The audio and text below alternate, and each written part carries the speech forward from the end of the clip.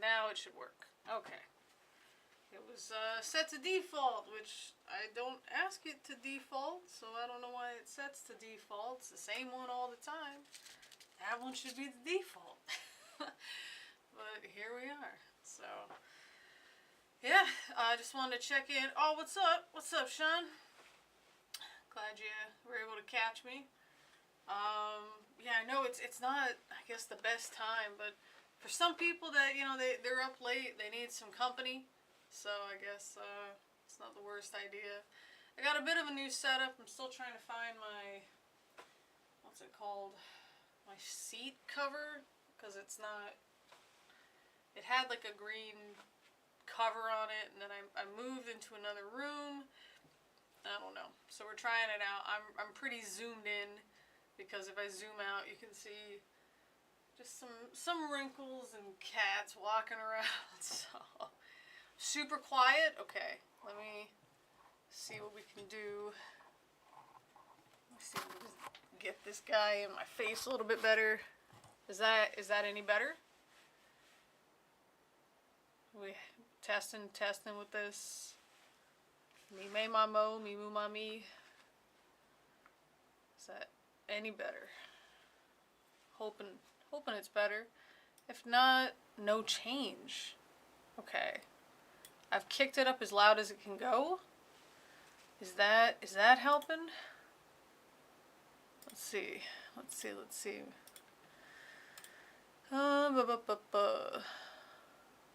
That's the wrong voice meter. That's the wrong one too. It should be this microphone.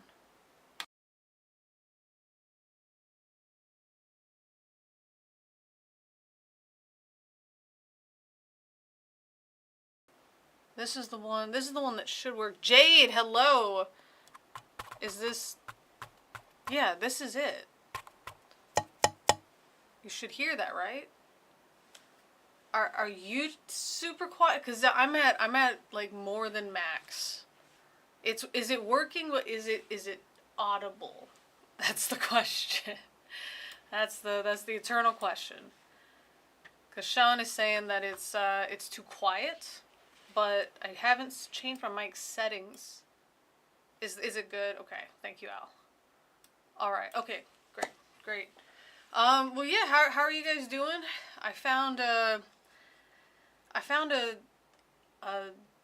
one of those, you know, those videos where it's like reading Reddit stuff, but one of them was about stupid parents at school, and I thought, oh, this will be fun for maybe a video, and then I thought maybe it'd be more fun for a live stream if anybody's up for it. Yeah, thank you, Jade. I know it's a rough one, and yeah, I saw you live once, and you definitely you got to learn how lonely it is. You just have to talk. That's I think where the benefit of being a teacher comes in, because they're in the class, but sometimes they just do not participate. So that is not good. Hello, Pragmatic. Thanks for joining us. All right, good. So Sean, it just might be your situation, or we may have gotten it fixed. So yeah, great. Loving it. Loving the lemon and the heart hands. Appreciate that. I've been kind of messing with some AI art, so I'm trying to think of some different stickers or something we can do. I made some different stuff in the Discord. They're in the class, but in lands far away. Right. They are... I don't know where they go. Usually to sleep, right? It's always the same handful of students, so you just get used to it. Sometimes as long as you turn in the homework, what can I say? The only problem is sometimes the homework requires that you turn in your lecture notes, and if you were absent from the class, you have to do the lecture notes a different way, and it's a little bit more annoying. But if you were present in the class, you do not get that opportunity. So if, we get 10 points from the notes, and then let's say 10 to 20 points from asking questions, so like a Q&A thing, you can miss half the points just by falling asleep in the class. And I set it up that way because we have this thing we have to do at the school. It's like participation points. And it's only 15% of the grade. So for some of the students, it's not that big of a deal. They just lose 1 point for sleeping. And then if they don't participate at all, they lose another point. So they could get 60% of the points for the 15% section. So it's, I mean, it doesn't kill their grade. And I wanted to make it affect their grade more without me giving detention. I don't think detention's helpful. I think sometimes it's required, but I don't think it's helpful in most cases, so I don't like to use it for classroom management. So I try to build it into the homework that, hey, you know, you should have paid attention. What's up, Nitty? So, what age group do I teach? I teach high school. Yeah, I love it. That's the best age. I've taught everything, including adults, and it's the best one.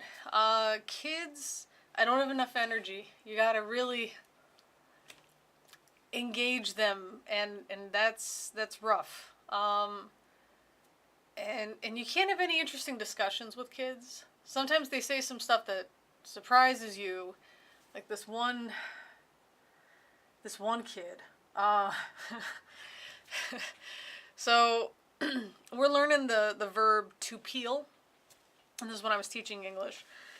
And I said, you know, peeling, it's like this motion like you would do with a banana, you know, sort of peeling this thing. And so I asked them, you know, so what other stuff can you peel? This way they can turn it into a sentence. I peel whatever. So, okay, I peel onion. Yeah, perfect, great. And I peel orange. Awesome, exactly. And this new kid says, I peel sausage. And I thought, I mean, I guess some of them have a casing, you know, but you're like a 4th grader. I don't, like, how much experience with that? And he says, no, teacher, my sausage. And he does that motion, that kind of V motion right on his crotch. And when kids do something like that, you make a note of it, but you can't overreact to it. You can't. That overreaction is what they want. It may encourage other kids to do it too, so you just can't. And I said, well, I don't recommend it, but I guess some doctors do it. So anyway, what else can we peel? You know, oh, I can peel this, I can peel this, and okay, great. And then the kid raised his hand again. I'm like, awesome. He's gonna say something. I said, yeah, buddy, what's up? And he said, eggs. Well, great. Yes, you can peel eggs. Absolutely. I thought, wow, I was thinking, great. He's got an answer. Yeah, hard-boiled eggs. You can peel eggs. But in Korean, bul-al is slang for balls. Bul is fire and al is eggs. So he said, no, teacher. And he does the motion again, my fire eggs. And I said, yeah, man, even the doctors won't touch that. So let's stay away from body mutilation for a while, all right? All right. So we go, and after all this is finished, I take him aside, and I take him to the, not a counselor, but it was a counselor. And I said, listen, don't yell at him. He's not in trouble, but he has to understand, like, he's new. That's already hard. And he's talking about his dick. And that ain't it, man. Like, he's already grossing out the kids. And ask him why he's talking about his dick, because this is a 4th grader, you know what I mean? This ain't normal. So apparently, so they talked to him about, like, there's a time to talk about your sausage and eggs, and there's a time when you don't, and if you do it in the time you shouldn't be talking about it, then you're not going to make friends. It turns out his older brother or older cousin had shown him some porn, which isn't great, but it's better than being molested. So it was like, yeah, maybe don't watch them, you know. What can we do, right? Because if we call the family, you know, we risk getting the kid beat up, and that just wasn't it. Yeah, so that was something. Yeah, 4th grade. No, this wasn't yet. No, it wasn't high school. No. Another weird one. No, this one. So we're just asking. This was like a 15-year-old, and he was. I'll just call him Captain Edgelord because That's what he was trying, and I think he thought he could rattle me. You can't. I was in the Marines, you know. I've heard way worse, and I've said way worse.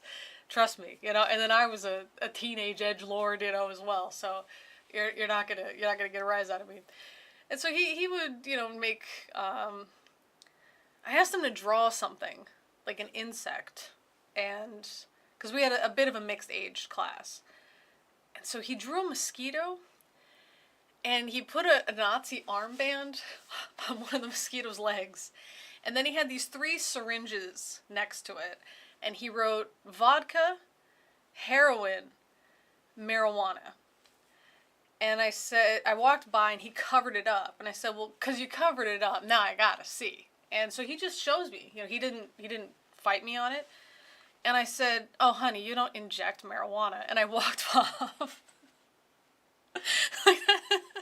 Because you can't give into it. But so he would do stuff like that, and once he found out, like, I knew stuff about military things. He liked World of Tanks was really big at the time, so he really was asking questions about that, and he knew some stuff about Vlad Tepes, like Dracula. So okay, so interesting. You know, we were talking about, like, he knew it used to be called Wallachia and stuff like that, and the Ottoman Empire. And so then I was just asking, you know, just, hey, we got some time to kill. Do you guys have any questions about anything at all? Just to encourage them to speak English. And he raises his hand.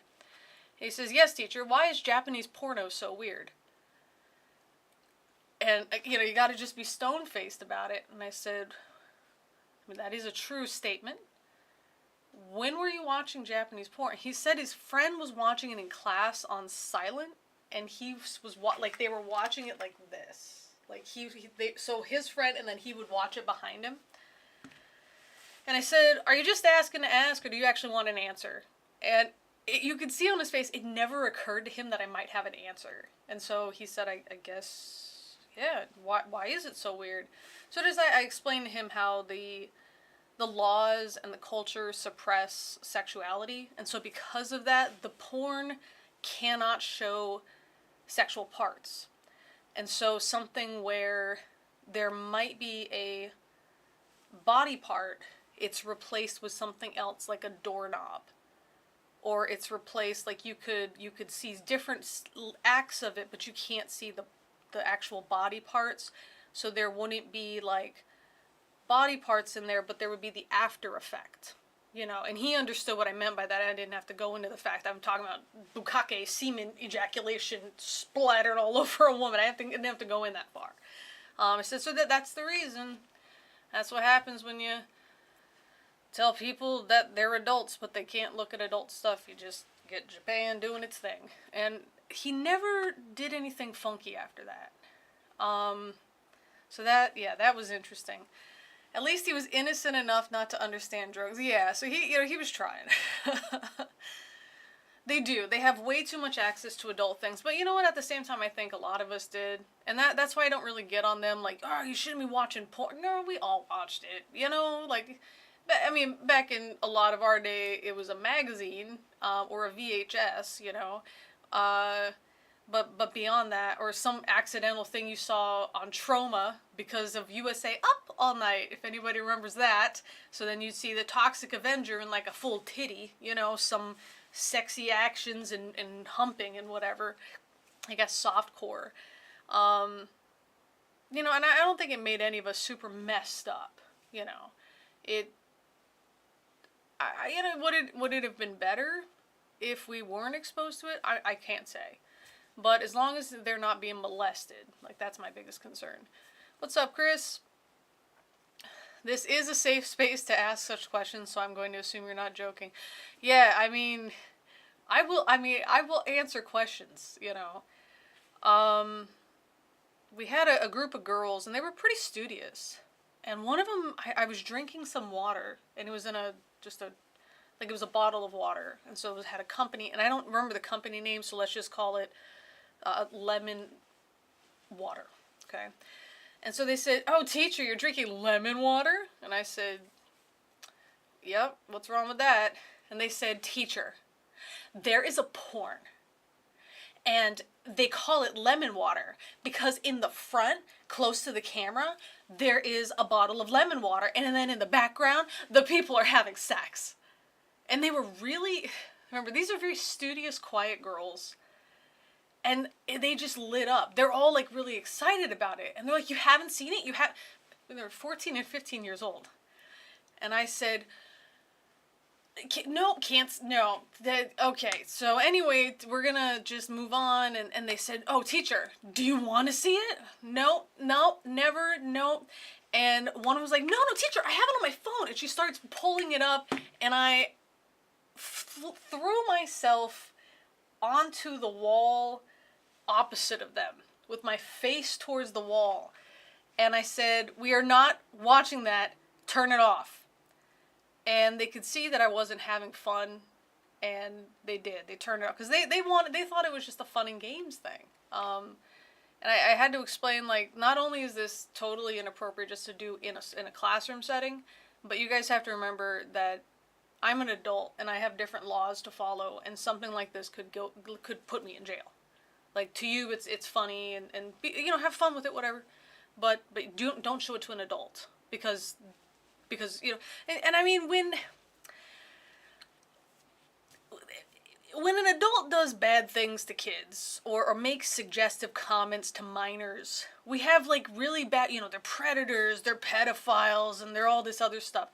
Is there a word for it when young people put us into these situations? Like, there was Lady Dimitrescu, I think it was on the Resident Evil. She's like a really tall, like, zombie queen. And I thought, okay, you know, a lot of people were saying that I looked like her. And she has a gown that is long sleeve, so it would cover my tattoos. And I thought, as long as I can make a higher neck on it, I could probably get away with this for a Halloween costume. Because it's just a dress, you know, of some red lipstick, really pale skin, a nice wide-brimmed hat. A lot of the students were really into it. So I thought, okay, cool. So this will be just a nice pop culture reference, whatever.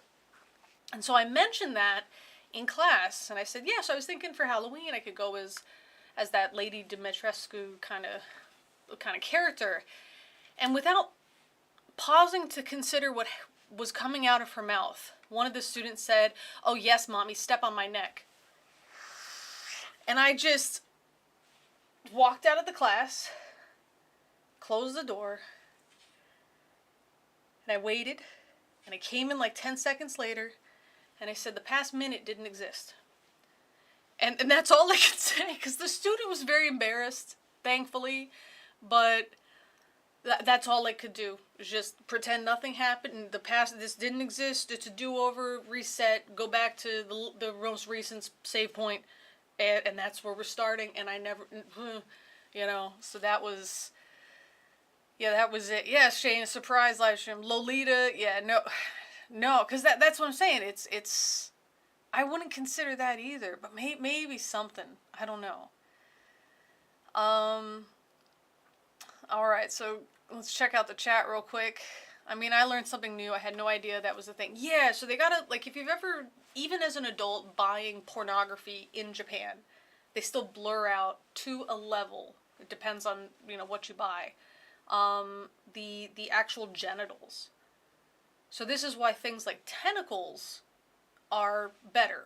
They've got a similar-ish shape, and there's you know, more movement and, you know, wiggling and appendages, and, you know, they can go into different places at the same time, you know, so it's very appealing as a sexual kind of thing, you know, if you're trying to make a sexy scene, you know, you can get one character, the tentacle monster, doing, you know, DP and all this other stuff, right? So, you know, it works in that way, but also you don't have to blur out the male appendage, because it's not a male appendage. This is where they get, like, adult toys that are shaped like corn, and it just stuff like that. It's or, you know, fruits, just actual fruits, not like an eggplant, you know, but like fruits and stuff. It's very interesting, yeah. Yeah, kids, man. Makes me wonder if the kid knew what he was saying. I feel like he did. He just, I think, he's just testing. He's 15. He was 15 in a group of students that just, you could tell he was like the loser. And I say that because I grew up as like the loser in middle school and high school and elementary school as well. So you can kind of, know how the other students look at that student or make a comment or something, and how he would sit so far away from them, didn't like working in teams, things like that. He just, so he was just trying to push buttons, but I mean, you could try to push the buttons, but they're all depressed. For Lady Demes, whatever, be careful with the gown. Look up the picture from her award ceremony. It's easy to understand why people like her. Yeah, the gown, like I said, I would have a very high neck. I would have a very high neck for that. It explains hentai. Recently, then that was a thing too. I didn't even know I was so sheltered. Yeah, I was so grateful for the internet. Oh my goodness, being a religious teen, just having that access to it. I don't want to match the color of the gown from the ceremony. It's just too close of a reference. I don't know what the ceremony is. I just know that white gown that she wears. You're in your 40s, yeah. So am I. But yeah, for you to find out hentai in your 40s, that's I think once you get to a certain age, you're not that interested in the different kinds of porn. Kitties, what are you doing? That's your father. Knock it off. That's your son. Knock it off. Yeet. Knock it off. I don't know why they're doing this. They're being bad. 15 and awkward, i.e. 15. Yeah, that's true. That is definitely true. Yeah, I don't know why those girls were so excited. They just thought it was fun? I don't know. It was, the only time that it really almost went sideways was when Edgelord said something. There was like a 12-year-old in the class, and he said something about hardcore, and I just looked at him, and I'm like, knock it off. So that interested the kid, and he said, what's hardcore? And I said, don't worry about it, just do your worksheet. And he looks at the other guy, and he's like, what's hardcore? And I said, don't you say anything. And so now the kid is more interested because he sees how serious I am. And he's like, teacher, I said, I was like, I'll tell you after you're done. Finish your thing first, and I'll let you know after, hoping he would just forget. And he's like, that's okay, teacher. I'll just look it up. Oh God. So I said, no, I'll just tell you. It's when you're really into something, like some people like baseball, but if you are able to name all the character or the players and like their different positions and stuff, you can say like you're a hardcore baseball fan, or if you like sushi, but there's some people that really, really are into it, and they pay a lot of money for it because they get like extra good stuff, or they fly to Japan to eat it, that kind of thing. They'd be a hardcore fan of sushi. And the kid's like, oh, okay.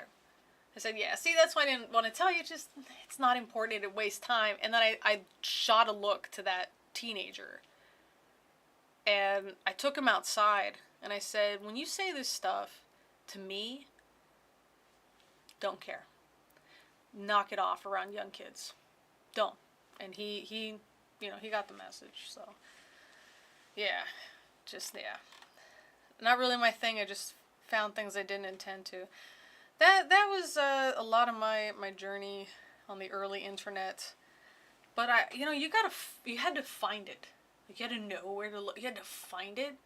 These days you could see horrible stuff on something like, hang on, he's stuck. No, baby. Why are you stuck? What did you do? Yeah, this is why you don't scratch at the thing. Stop. How'd you? There. Stupid. He got his claw stuck in the curtain, which he shouldn't be scratching anyway. Little shit. The story of the internet. Right. Like you had to know where to find it. Now it's like you could just see it on Twitter. There's just accounts that post just strange ways that people stop being alive. And you just scroll through and you're like, I didn't ask for this, and now I see it and it's burning in my memory. Thanks, you know. Same with, you know, porn. There's a lot of, a variety of things you can find on X. And sometimes it just kind of pops up, you know. Yeah, cats do what they want, not what you want. Absolutely. Absolutely. Where's he at? It's Chunk. He's very big. You can't control him. He just kind of, he does what he needs to do, you know. Hello, Wildcard.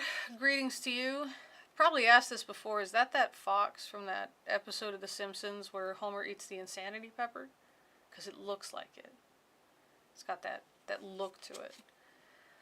I'm going to see if I can find the teachers thing from Reddit. All right. Switch from Twitter to Threads. Glad I did. Yeah. I think it's a little bit easier to scroll through Threads. And also Blue Sky. You know, Blue Sky as well. Oh, that's right. I should probably post on Threads, huh? That we're having a live stream. So let's do that. What's new? What's new is paste. Wow, can't even paste. Awesome. Now I gotta go back to here, copy the thing, community tab, edit, but don't edit. I need to just select all, discard, okay, upload. There we go. It's been a while. I know.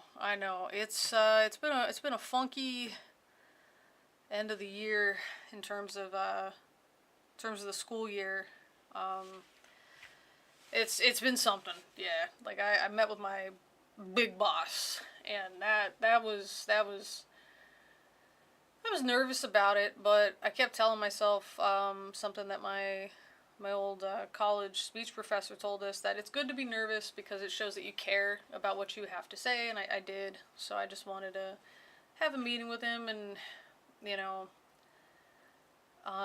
he tried to bring up, well, you know, this kind of thing is to be expected, and I said, I get that, but, you know, I've worked for you for 7 years, and this is the first time I've ever felt the need to have a sit down with you. So thankfully he's very easy to talk to. He explained his side, I explained my side. We found compromises for stuff, so that was it. Yeah, it went really well. I joked with him because I wanted to have like a meeting over coffee, you know, at a cafe.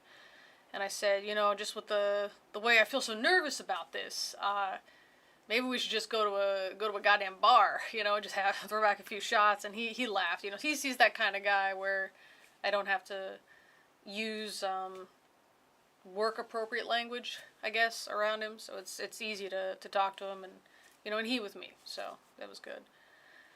Is it the school holiday for it? It's the school summer vacation. So yeah, and I won't be able to do much next month because my family's finally coming to visit me, which is great. I've been here 13 years, and it'll be their first visit. So we're going to be here, and then we're going to hit up, you know, probably just fly around a little bit, and I'm going to take them to the DMZ, which means I'm finally going to go to the DMZ, but I don't know if it's going to be open right now. Maybe you guys have heard about those poop balloons and stuff that have been sent over, so if you have any questions about those, let me know. So it'll be exciting, I think. I want to take the kids whitewater rafting. I love rafting, and I don't know if they've been rafting, but I think they will. The kids being, my sister passed, and my parents are taking care of her kids, so they're going to be coming over, and it's great. You know, I never got to visit a foreign country when I was their age, so I think it's a great opportunity. Seeing if there's a way that I can get them here maybe for like a year, just to let them go to school in a foreign country, so it'll be fun, I think. I think it'll be a good time. If you guys have, any questions about the poop balloons, North Korea situation, teaching, summer vacation, anything like that. No, the nibblings, yes. I thought you meant siblings, yeah. No siblings, but will be nibblings. But they're teenagers now, so that's exciting. They're teenagers. Isn't the DMZ a scary place? I think if you're trying to cross it, it is. But from what I've heard on our side of it, it's not. I had a coworker, and her husband worked in the military at the DMZ, and his job was just to be big. That was it. So they have these speakers, and they've since been turned off, but South Korea is threatening to turn them back on. They would have these speakers that blasted propaganda across the border from both ends.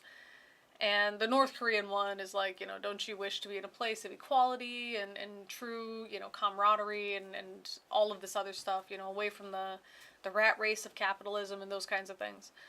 And the other one was like a woman's voice saying like, oh, hey, honey, don't you want to come meet me? Oh, you should totally defect and cross over the border. Oh my God, yeah, we all want to meet you. Oh, we love your uniforms, just like that. That kind. So it was bizarre. Like, one of them was actual legitimate attempts at propaganda, and the other one was just totally messing with them. And they would like show off their girlfriends and stuff, but they weren't real. So they would have these pictures that the North Korean soldiers would show of these just very sweet, classic looking kind of gals, sitting like this or something. Like, hey, this is the kind of high quality woman that we have here. Women are, they pull their weight, and you don't have to support them. Everyone is here is equal, and we all equally, work together, that kind of thing. And so this is my lovely lady that I have. And so they don't have exposure to like Britney Spears or Angelina Jolie. So the guys on the South Korean side would hold that and like have some super sexy picture of like Britney Spears and like, this is my woman. And the guys had no idea, so it was an interesting time. DMZ meets, don't you wish your girlfriend was hot like me? Yes, that would be exactly it. Yeah, it's nuts. It's so silly. Are the balloons human or livestock poop? I would guess human, only because they still use night soil. So there's, I guess, not enough. It's not cost efficient to rely on manure. So they use night soil, which, for those who don't know the phrase, it's human feces used as manure, which is why one of the guys that came over in 2017, he defected, and as he was running, he was shot, so they were having to operate on him, and the South Korean doctors were just shocked how many parasites, some of them, a foot long, or what is that, 30 something centimeters long, just like a big old parasite. Kimchi, any good? I like it. If you like sauerkraut, I would recommend it. I don't personally think it's spicy. There are some people that do make it a little spicier, but if you're just the type of person that can't handle anything, you should go for white kimchi. And there was some Korean restaurant receipt went viral because the people that ordered it, they ordered non-spicy, and so they put white, or like spice level is white, and they thought this was an insult to white people, but it's a reference to like if like the kimchi, if you don't cover it in this red pepper paste, it's white. So they have one called baek kimchi. Baek is white, so there's white kimchi. It's just kimchi with no spices added. It's all vinegar and fermentation.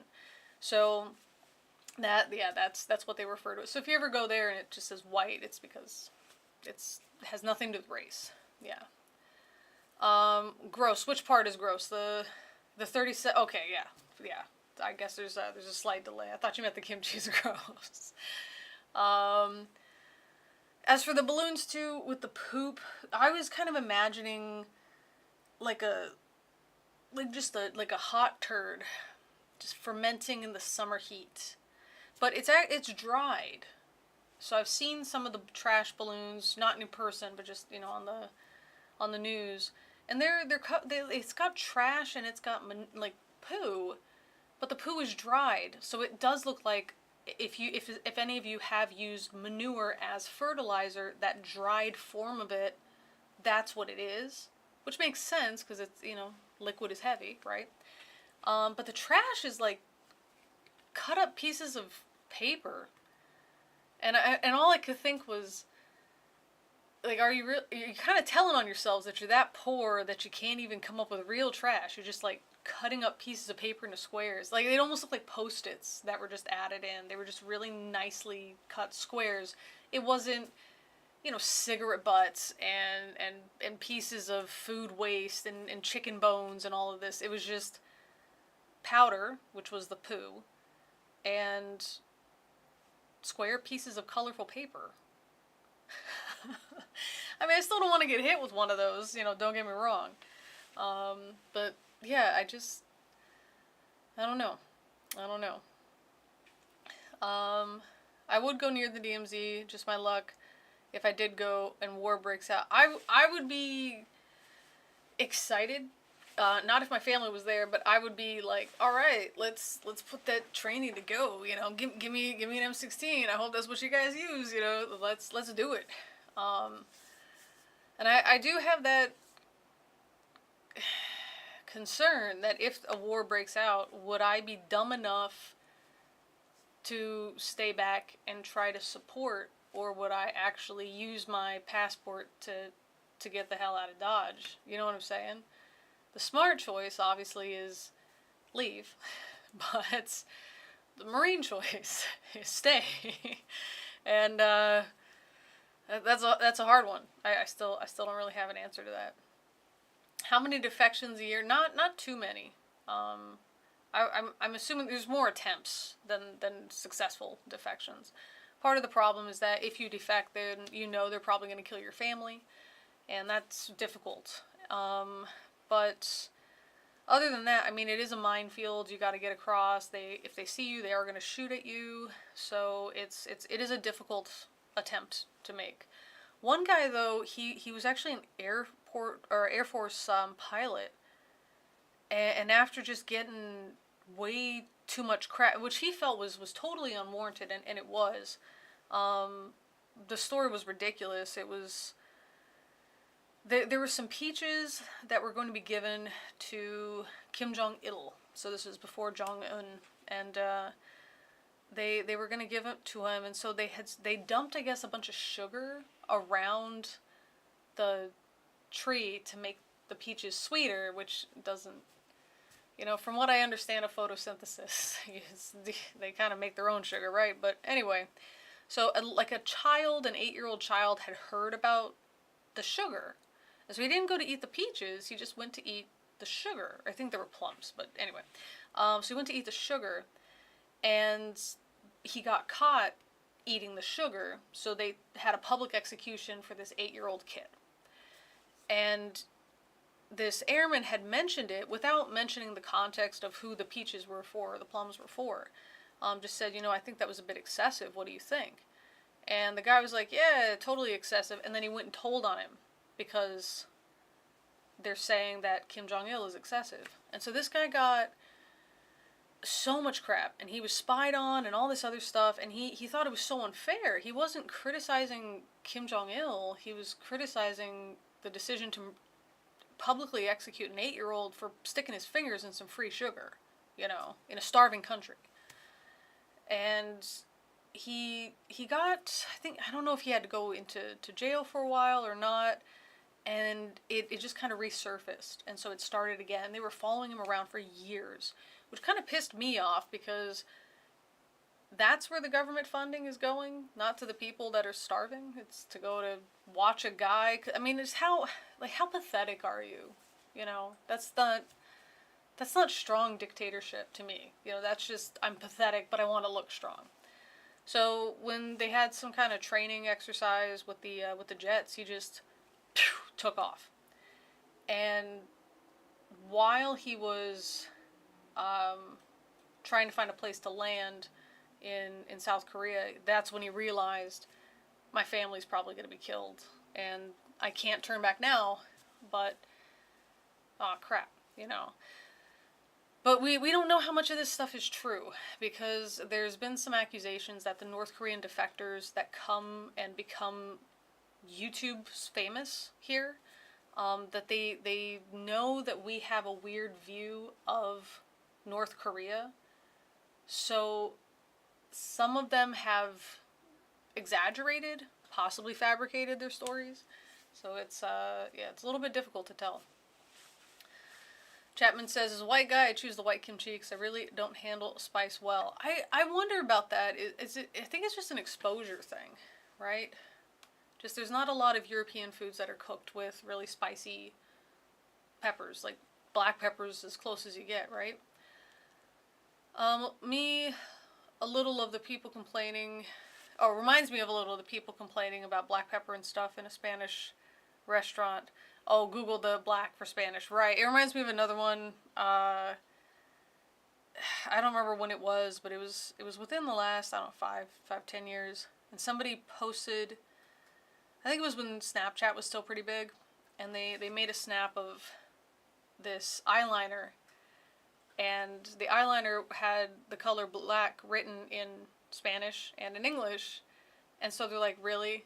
Like, seriously, do better, CoverGirl, or do better, Wet n Wild, or something like that. And everybody just said, this is... it. You can also see it says black, negro, and noir. Like, it also had to be written in French, you know. So, yeah.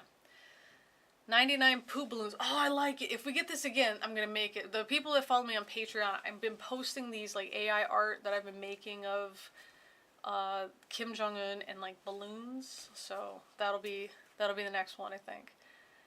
Just lost your appetite for the next 3 days. Well, you're welcome, I guess. Save you some money, you know. I get it, though. I'm not great with spice. One time I accidentally added a second pinch of black pepper to my craft dinner. Almost died. It was so spicy. Oh my goodness. Is ketchup spicy for you as well? I worry about nukes. I don't. I don't worry about nukes. I don't worry about nukes because... now, I mean, of course, things have probably changed in the past 20 years. But when I was in the military, I did work briefly in intelligence. And it wasn't anything super cool. It wasn't like CIA, NSA stuff. But we would get these, like a blotter, like a police blotter, where it tells you, here's some updates from the past, so many hours. And I couldn't talk about it at the time, but I can talk about it now because it's become public knowledge. But it was a bunch of stuff about other countries that were actually a threat.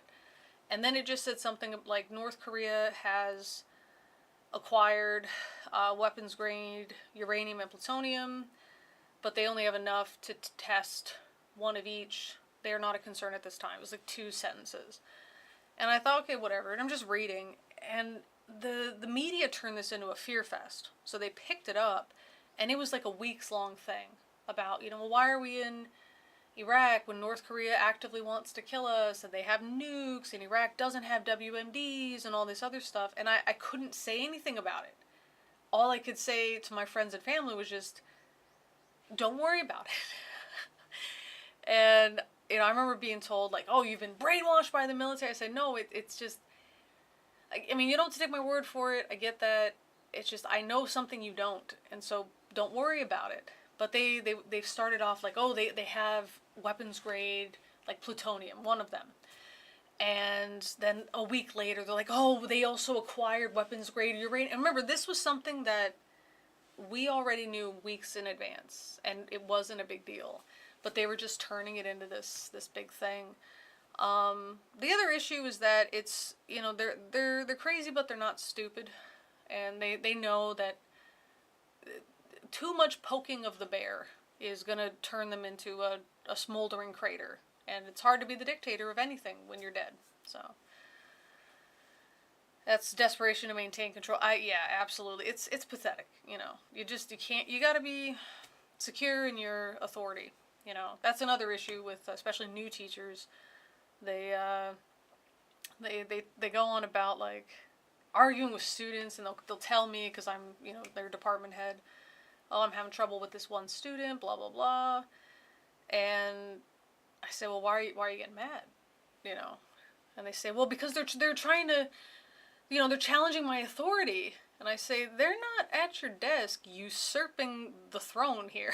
They're teenagers asking a question about why you're doing things in your classroom a certain way. And if you aren't willing to answer that question, then maybe you shouldn't be doing it that way, or take some time to reconsider another way to do it. I always have an answer for what I do, and I know my answer is not always the best, and I let them know that. I say, we're doing this because of this, and if you guys can think of a better way, let me know, we'll try it out. That's the best way to keep control, is to let them think that they have a level of control, and then they're more willing to go with you. When you're not nitpicky about everything, then they know that you're going to be picky about the stuff that matters, so they kind of trust your judgment that way. Did you hear about Travis King, the U.S. troop that defected to North Korea? If so, what do the South Koreans think of it? That was something that was, it was like a brief thing. Mostly the idea was just, it was weird, and he probably only did it because he wanted to be a celebrity somewhere, and he saw his chance. And he probably is regretting it because even the celebrities still have power outages in Pyongyang. So that was kind of it. Like, this guy just he thought he had a shot at being famous in some way. So, yeah. Cheap tomato soup, water down your ketchup. There you go. I mean, yeah, I guess you could use it as soap, but I knew what you meant by craft dinner. 100% agree about teens. Yeah, they're just asking questions. Did the North send him back? I don't know. Did they send him back? Like, okay, thanks, goodbye. My teen is an adult now, halfway across the country, and he calmed down from his power trippy ways. I guess we'll see how the other 4 turn out. They're not teens yet. Yeah, I don't have any parenting tips other than, like, be a parent. That's about it. That's the biggest problem that we got, are just parents who are really hands-off. They're very permissive. We had a situation that I don't want to go too into detail about because, like with HIPAA, you can talk about a patient as long as there's nothing super identifiable and you definitely don't give their name and stuff. I think in this case, the more I try to explain why it was such a bad situation, it could be found out. So we'll just say that this was a student who was a big guy, and knew how to throw a punch, and that he had targeted this other kid with like blackmail. So he caught the other kid smoking, and he recorded him. So he kind of held it over him, like, if you ever, you have to do this for me, otherwise I'll tell the school and I'll show them the video. And so eventually he punched him in the nose, and the kid starts bleeding and stuff. And what ended up happening was he didn't think it was a big deal, didn't take it seriously, didn't really care, because of when one of his parents called, the parent was just completely justifying everything. They were saying, oh, well, my son said if he was only trying to help the boy learn how to, like, defend himself, or teach him a couple punches or something like that.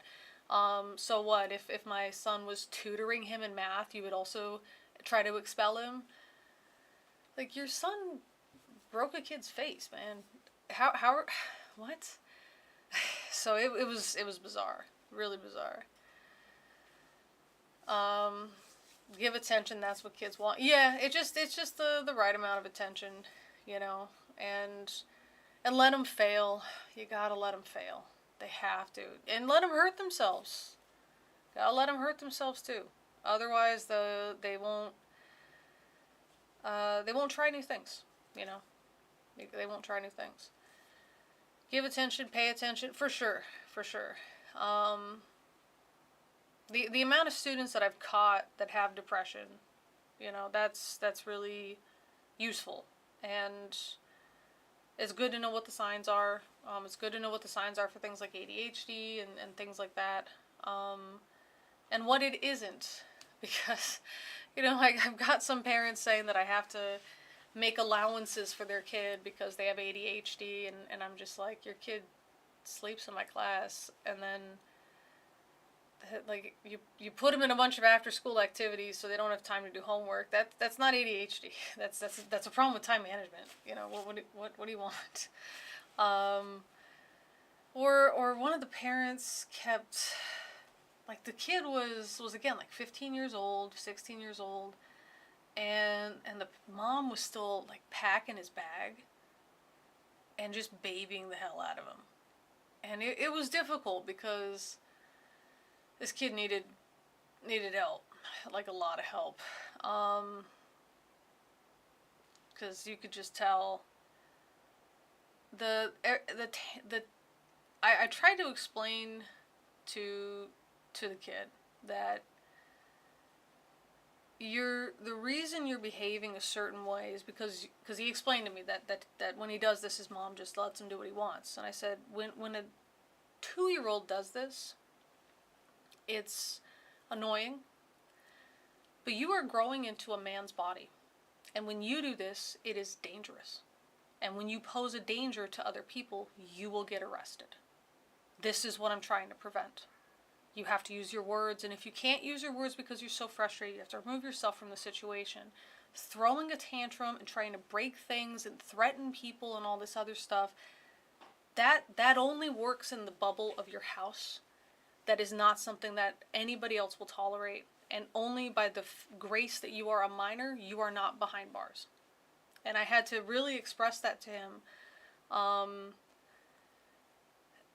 it just, you can't do much. You're a teacher. You interact with these kids, hour and a half a day, if that. When they go home and mommy's brushing their hair and cutting up their vegetables, they really don't understand how the world works, One of my employees has young kids. It's fascinating to see the ways they grow and how different they are despite being only 2 years apart. Oh, yes.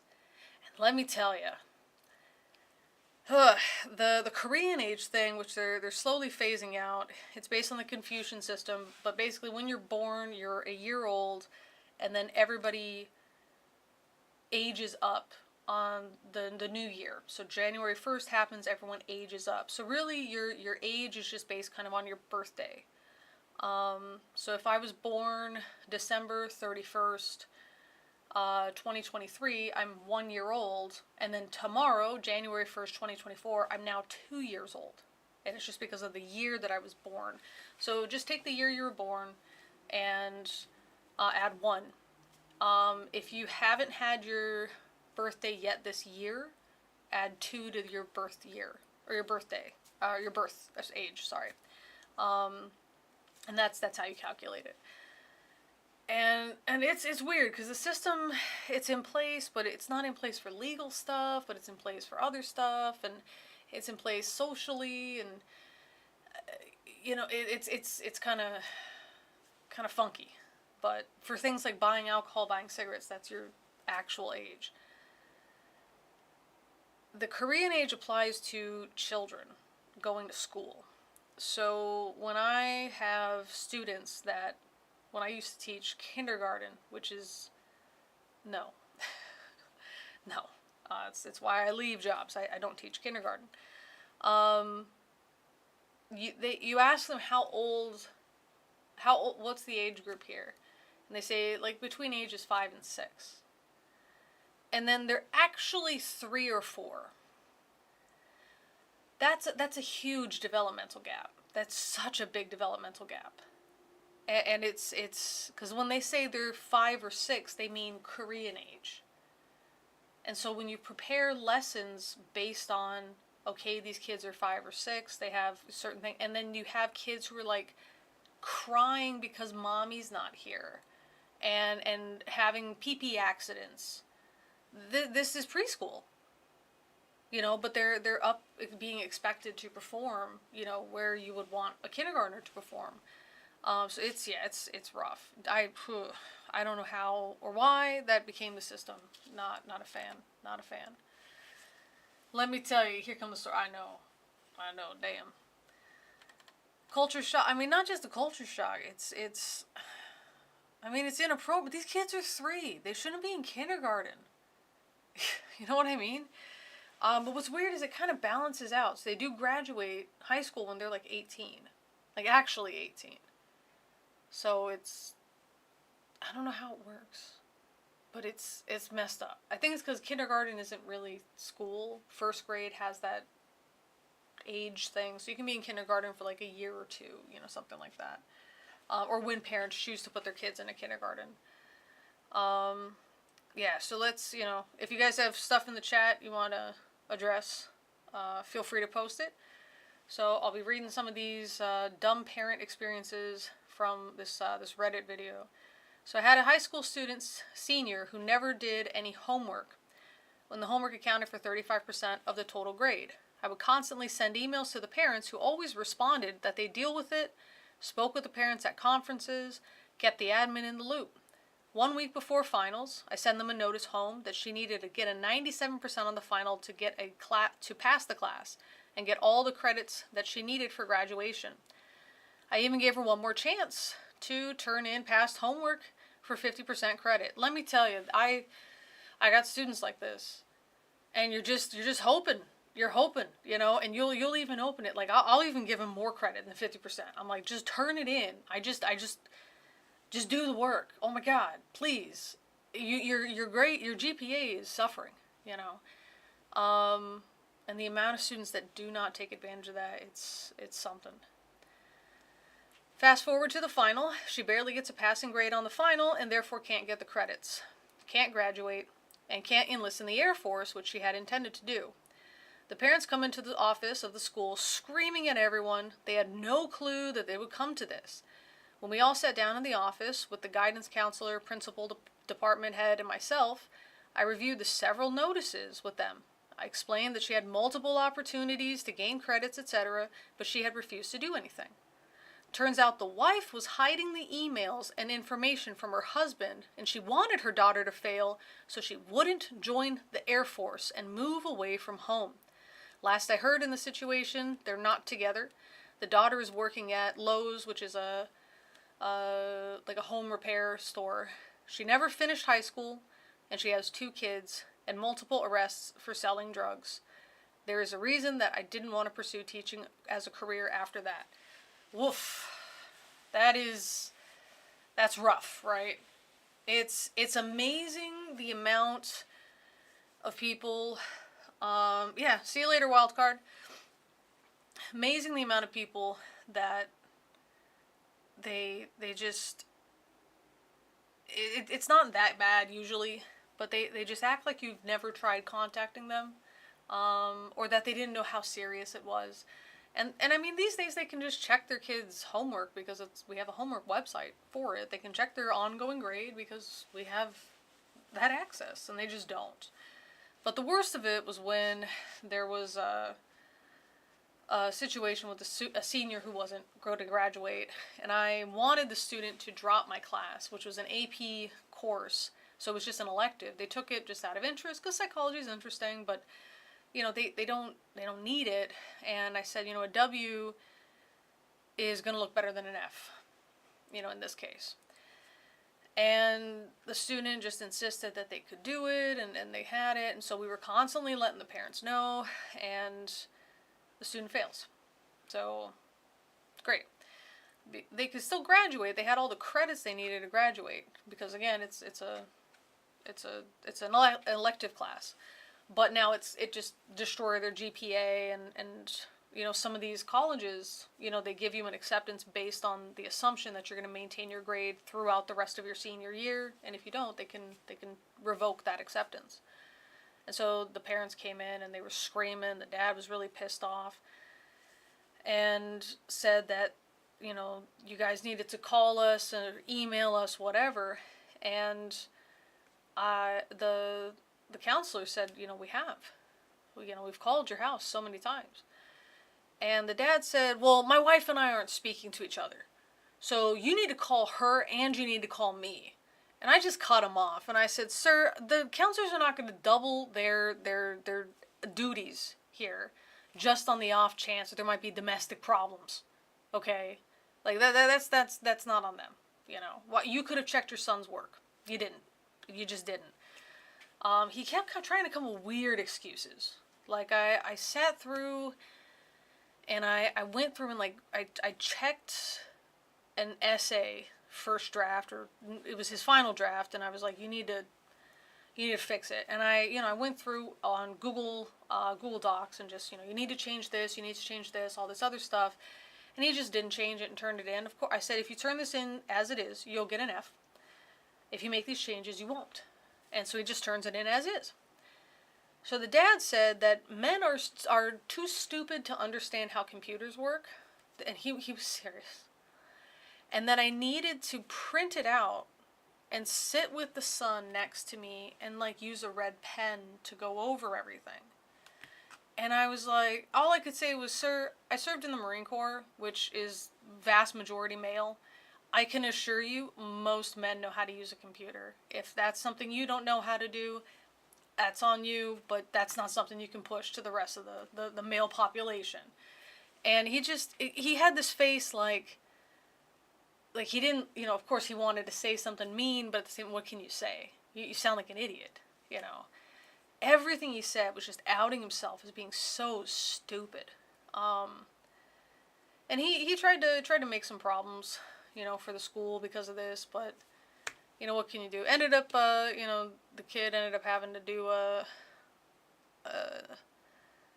like a summer course at the college, and if he passed that, then he could continue and go to the college. And he did, at the end. It wasn't a big deal, but this dad was livid. And it was just so bizarre that he expected us to know that he and his wife had problems. The son really hated his dad. Really did. I know that because some of the stuff he'd write about included his dad and just how much he hated him. That was something. Good night, Jade. Have fun. Take care of yourself, too. How is it not a criminal offense to deliberately sabotage your child's life? I don't know. I feel like in that kind of situation, well, I mean, at the same time, because I was going to say you could maybe give her a second chance, but at the same time, these are things that the student is notified of as well. We are not allowed to directly contact the parents. It has to do with parents trying to bribe teachers in the past, so we're not allowed to directly contact them. So I do send the student, and if I can, I'll CC the parent, but it's always to the student. So the student receives the information. The student knows they're failing.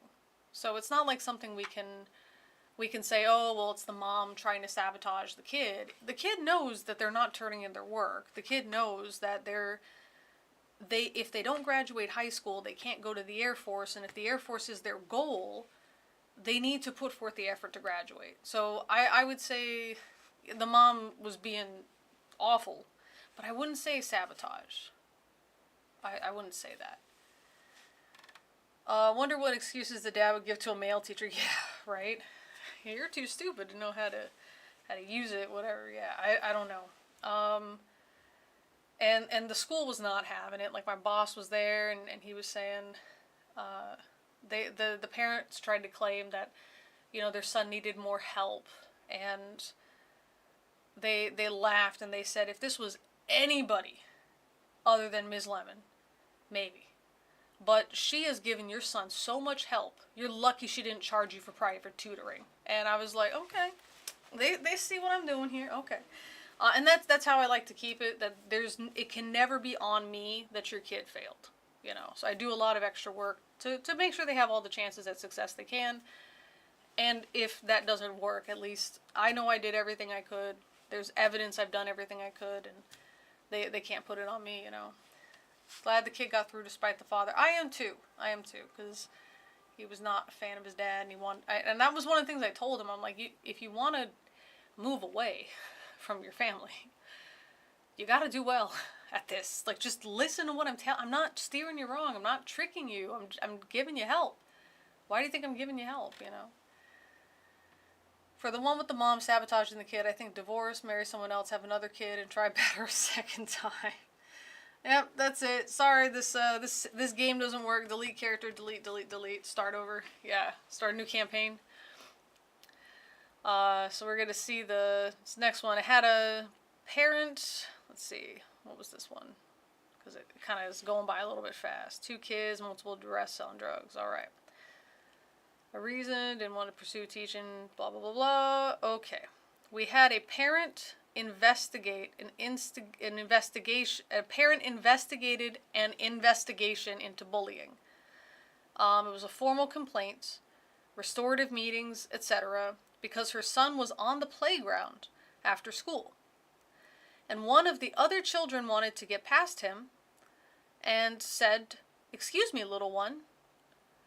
She said that because the mom said that because the other student did not use her son's name, the older child didn't know it. That's why the older child said, "Excuse me, little one."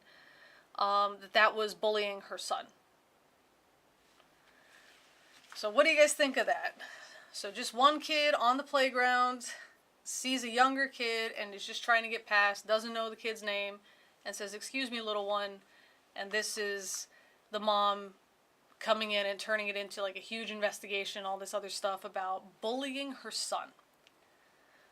What do we want? Time travel. When do we want it? Yes. Yeah, that's good. I like that.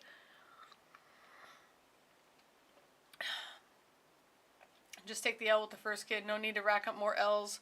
That's true. Yeah, they don't. It's like they don't balance out. You know.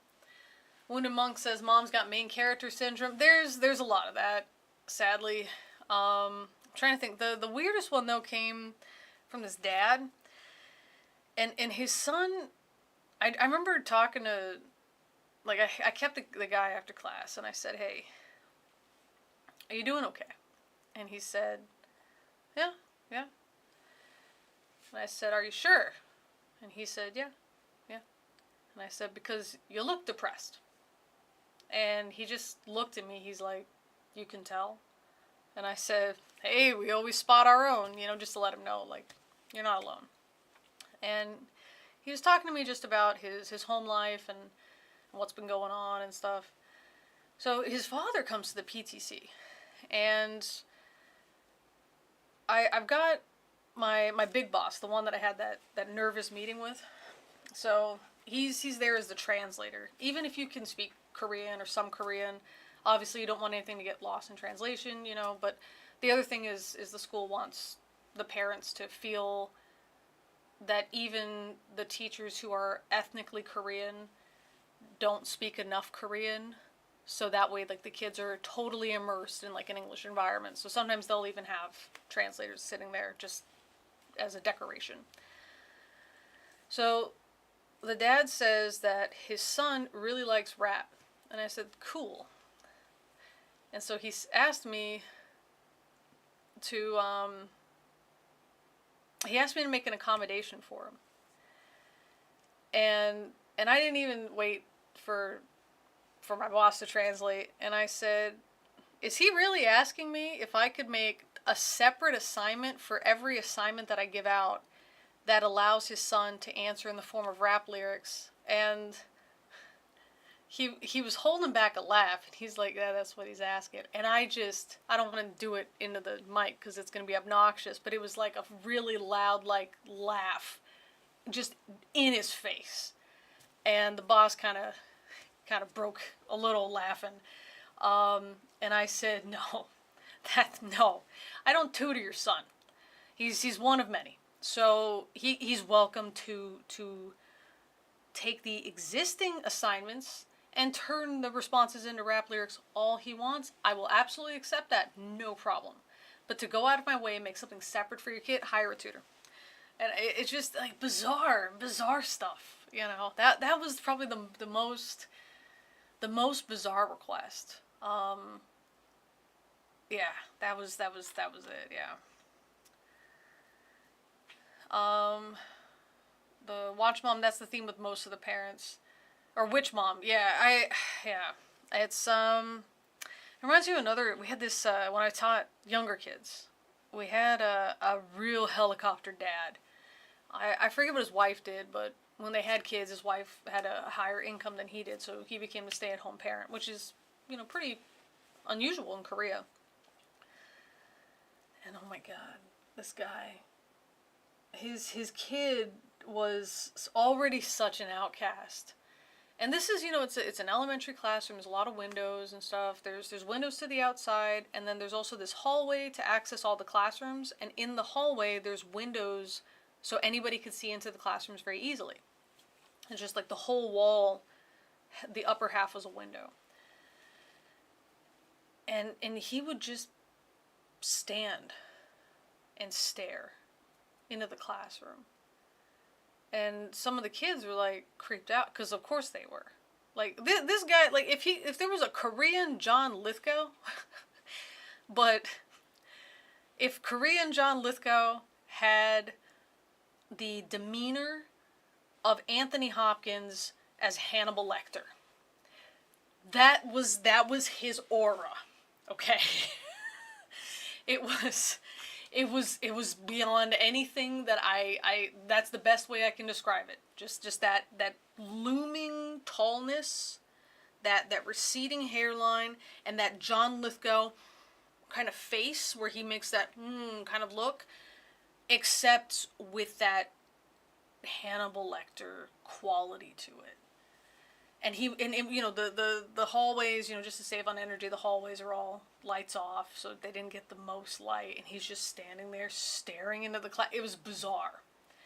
So I had to go and say, do you have a question? And he says, I'm here to watch my son. I said, that is not acceptable. You need to go. And he couldn't accept that he couldn't just stand there and watch his kid. And so we eventually kicked him out of the damn, and this was every day. And we had to kick him out of the hallway. But one day he had the brilliant idea to go around the courtyard, walk up through the bushes, and stare into the classroom from the outside windows. And so I'm up there teaching, and they're like, Miss Lemon, look. And I just look, and I'm like, no, like, what is wrong? And we had to explain to this guy, do you understand how creepy this is? Number one, like, you do, if any other parent was doing this, trying to like stare into a classroom, you would want us to get rid of them too, because this is creepy and this sets off a very strange and unsavory vibe to it, right? The other thing is your son is constantly made fun of because of you. He has no hope. All the kids call him like little boy, little baby, daddy's here looking at you, all of this, and which of course we have to stop. It's not like we allowed them to say these things to the son, right? But you can't stop the first statement, So it was stuff like, oh, here's your daddy, baby. Now, of course, you tell the kid, hey, knock it off, don't say that again. But you can't stop the first one that comes out of that kid's mouth. And he would just, this poor kid he would sink. He would sink. Occasionally he had gone like completely under the table trying to hide from his dad. It was awful. And every weekend his dad had him making PowerPoints. Kid's like 8 years old. And his dad has him making PowerPoints. And that's the way he spends his weekend. There was no homework. Not there wasn't a PowerPoint assignment, or there wasn't a speech assignment. There was no homework.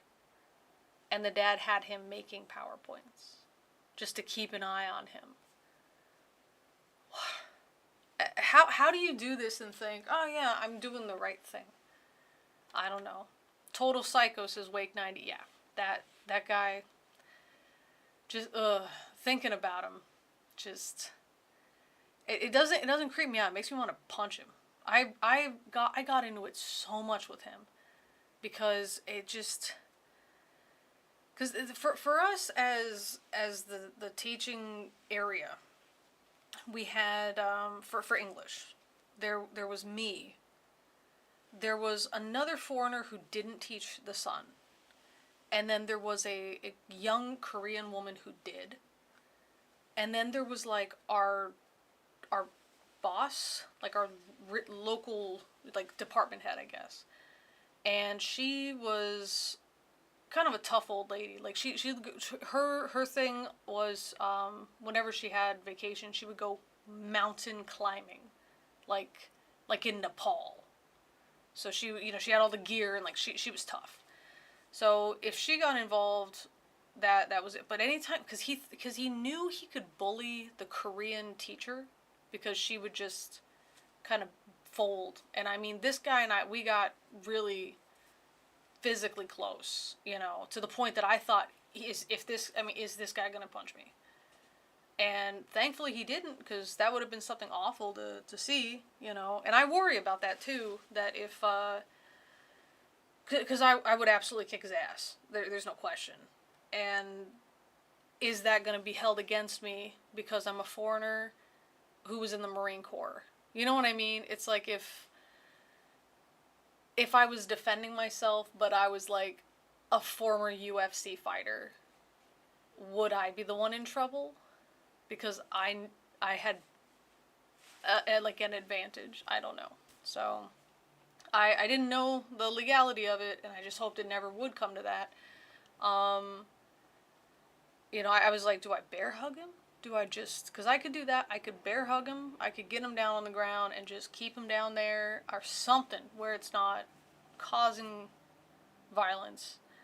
But even to have to consider that every time this kid is just trying to go to class. It's just, what's wrong with you, dude?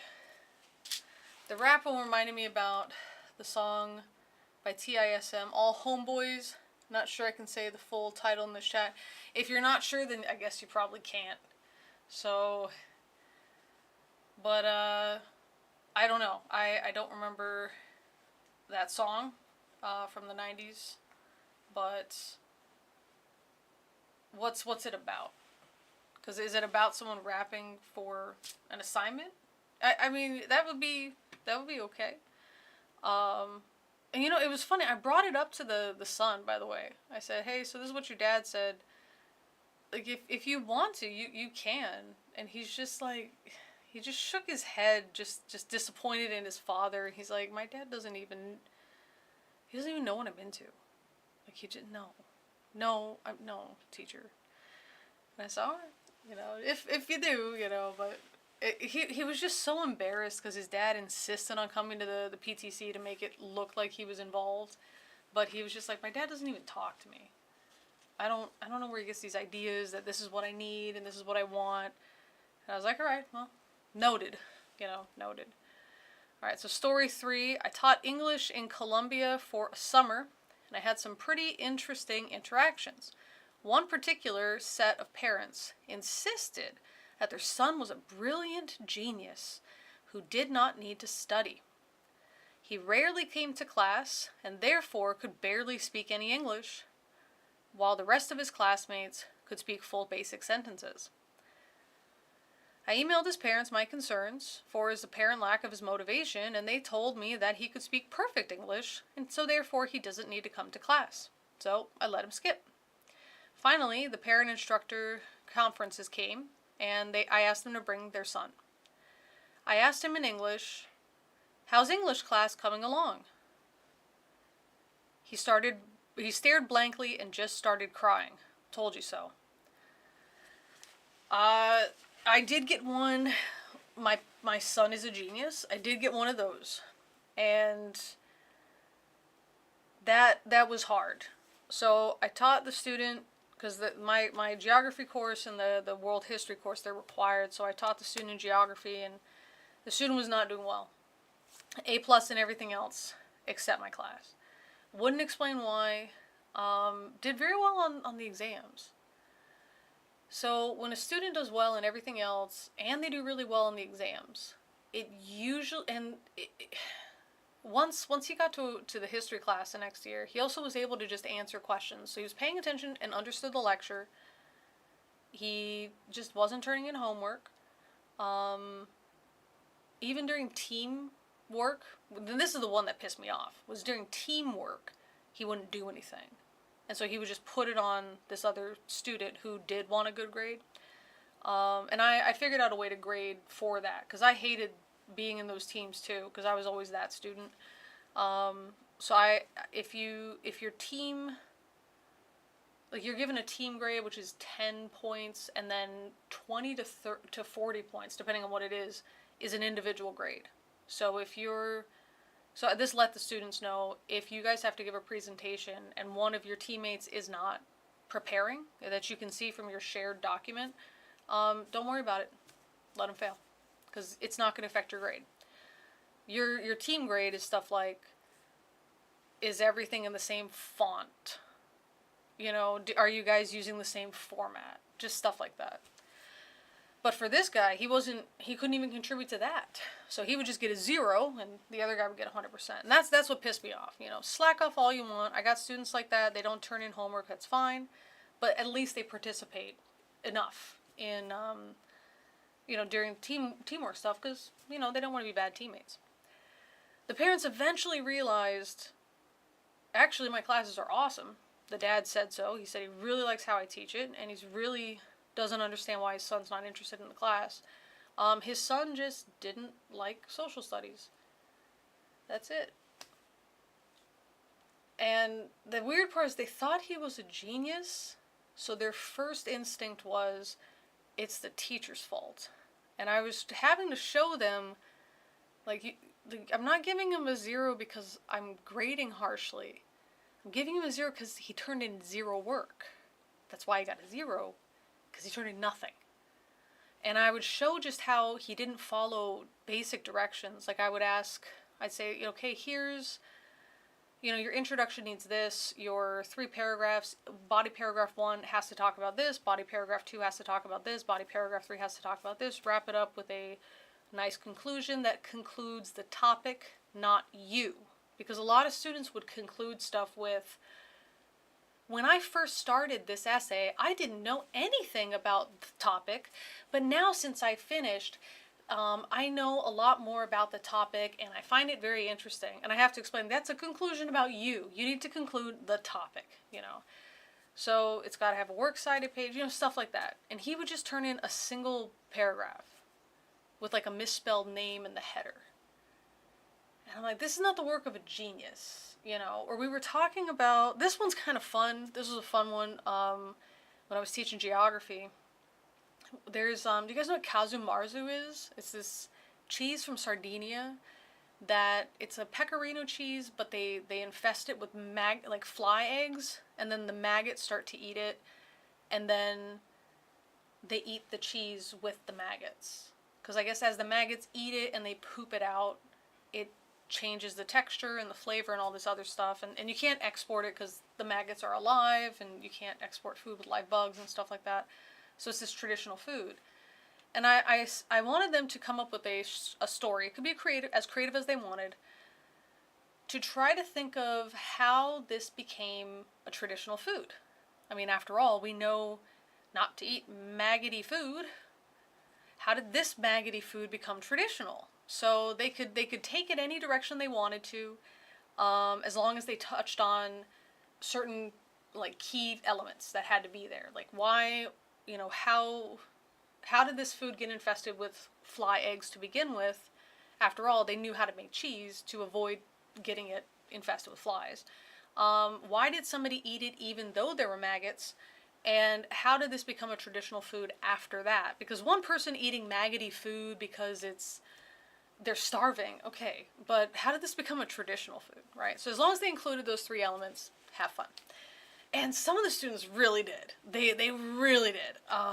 One of the students wrote about a new, like a new Hell's Kitchen or something, or a new Top Chef, hosted by Flyden Ramsey, you know, just stuff like that. That this was a punishment, and now it became the traditional punishment food or something for every loser that goes through the game. Okay, very cool, very wild, you know.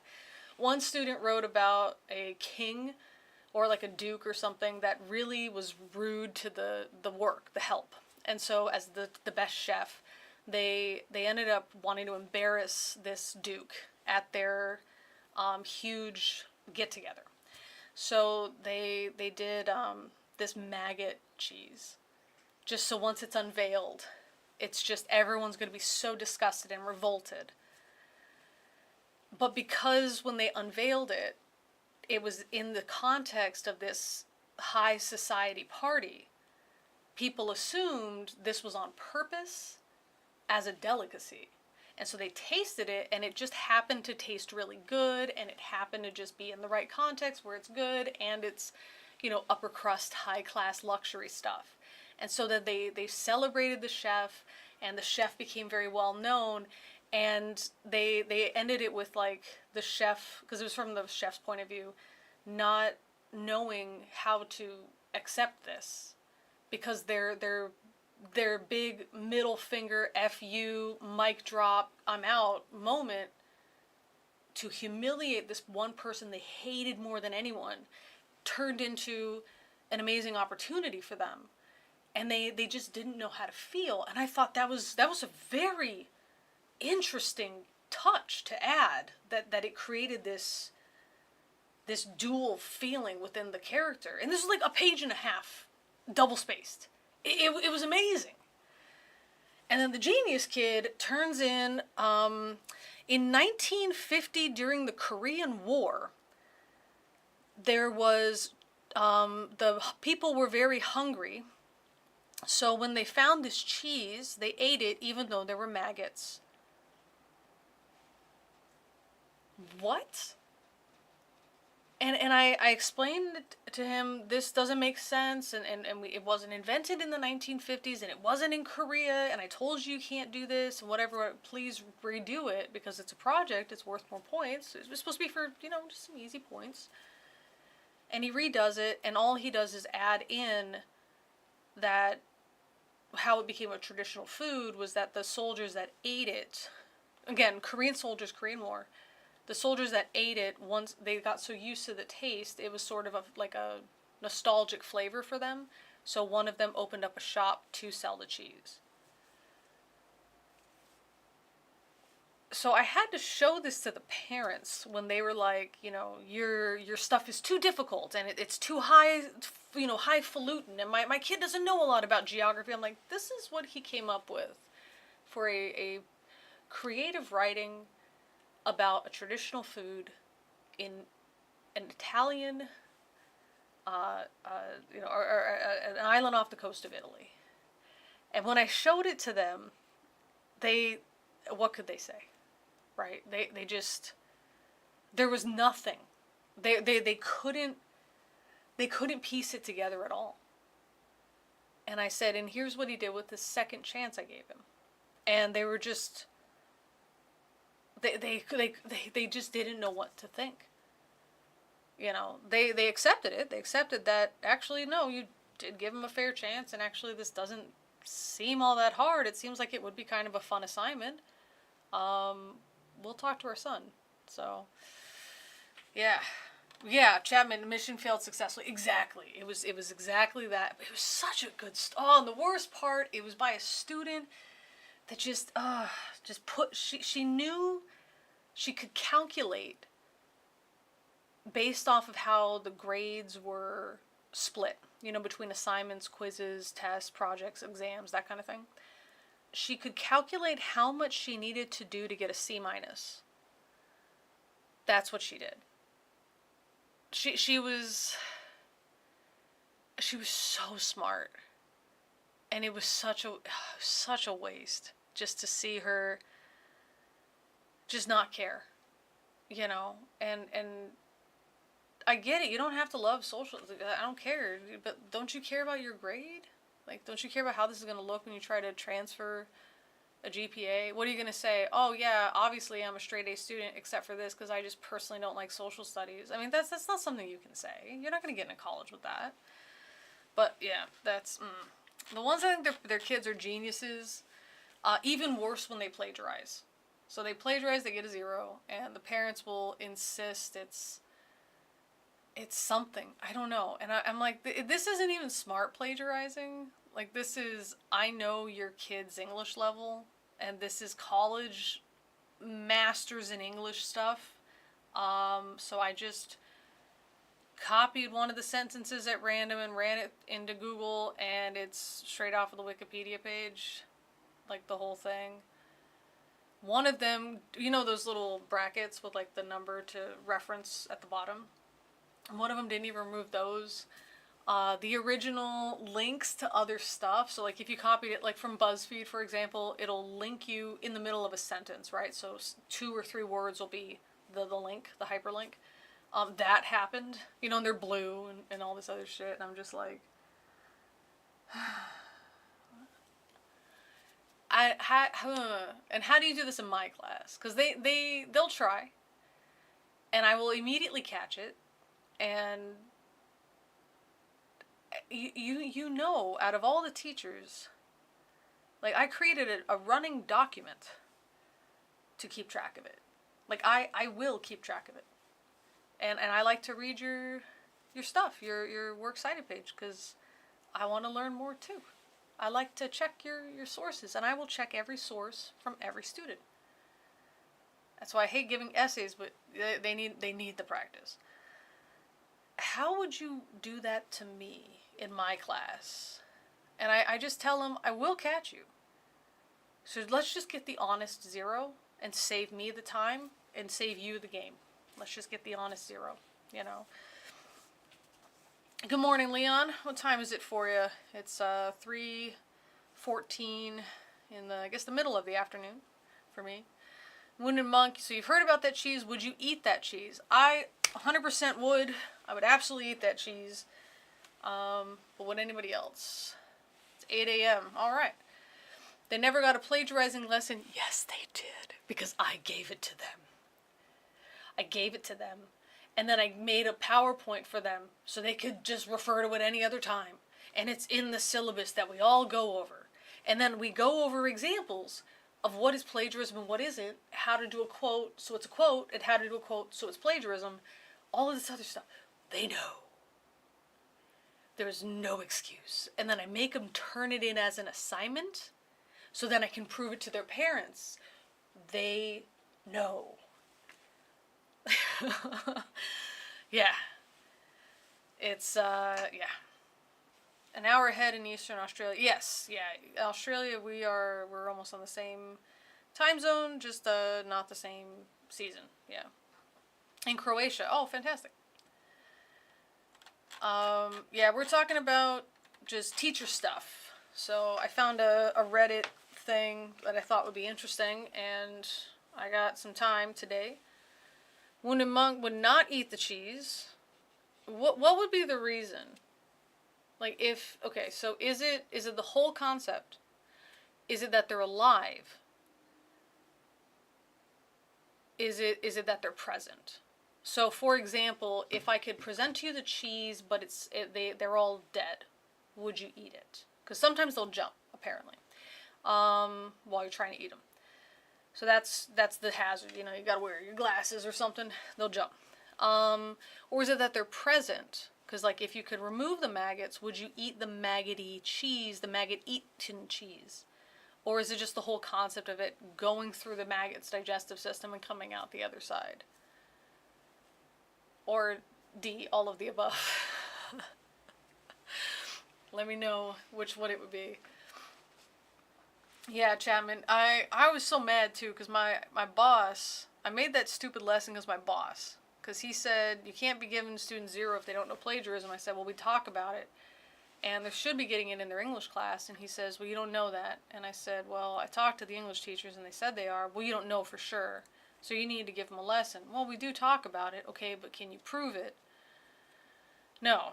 And my boss doesn't say that to be a dick. He's coming from like the parents, like I know what the parents are going to ask, you know. So now I have a lesson, like a day in the beginning of the year, and it is proven, and any students that join in the middle of the year, they got to stay after school, and they got to do this too. So, yeah. I might make myself try the cheese without the maggots. Any maggot creeps me out, dead or alive. I got you. I mean, maggots are interesting, I think, because I don't know, I think they're just interesting. Because we can use them, you know, to clean out, like, necrotic flesh and stuff. I think that's pretty cool. Chapman's very plain in the cheese tastes, so I would pass on it. I'm not. I am a big fan of all the cheeses, so. Just got here, but I can tell you're talking about the cheese from Sardinia. Yes, BTR. Yes, we are. Specifically, we're talking about just school stuff, because I'm a teacher.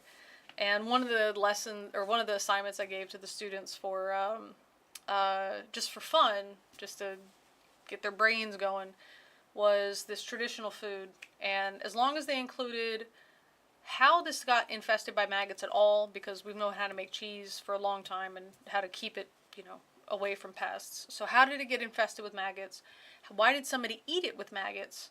And then even though one person ate it with maggots, how did everybody else get convinced and now it's a traditional food?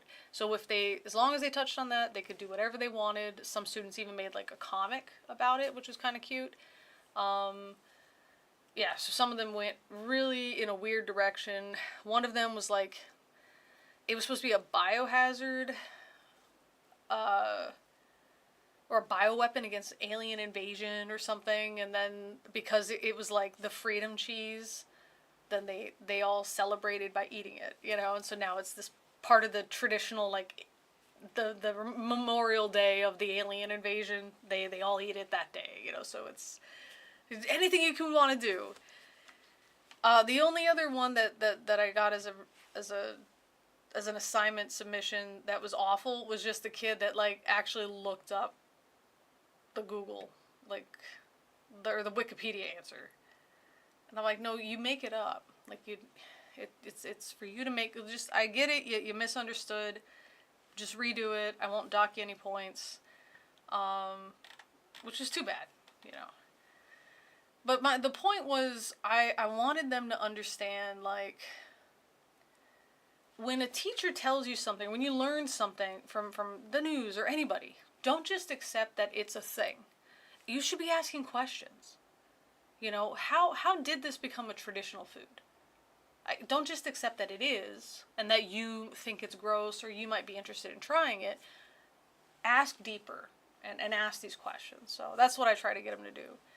French snails is a famous example of siege food. It's, you know what, they're just land clams. That's all. Glad you're making a video again. I am too. It's been a rough couple months. I actually have 2 videos. I haven't put them up. I haven't edited them. So, and then I'm in a different kind of setup. So I'm in the side room again, and it's doing okay, I think. I think I just need to set the...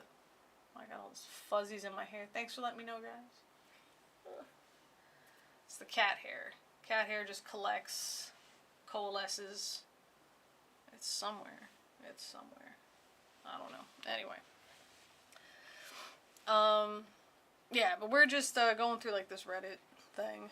So, let's see what the next story is. Story 4. Just before Christmas break, I had the students hand in a paper. One of the students was missing a page. So I pulled out the contact sheet that I had the students filled out at the beginning of the year and gave a call. The student's father picked up the line and said, "Thanks for calling. We'll definitely get that extra page into you." The next day, the student's mother comes in storming into the classroom. She happens to be an education assistant at the school. She demands to know where I got that number. I had to explain it that her son put it on the contact sheet. Apparently, the parents are separated. She proceeded to tell me that I had no right to call that number, and that when there were problems with her son, that she has the right to know, and only she has the right to know. Boy, I told her, okay, thanks. That's good to know. And that's when she dropped this bombshell, which is, if he hands in something that's incomplete, you fail him. You got that? Fail. Then she walked out of the classroom. This is coming from a person who's supposed to help children succeed. Oof. That's bad.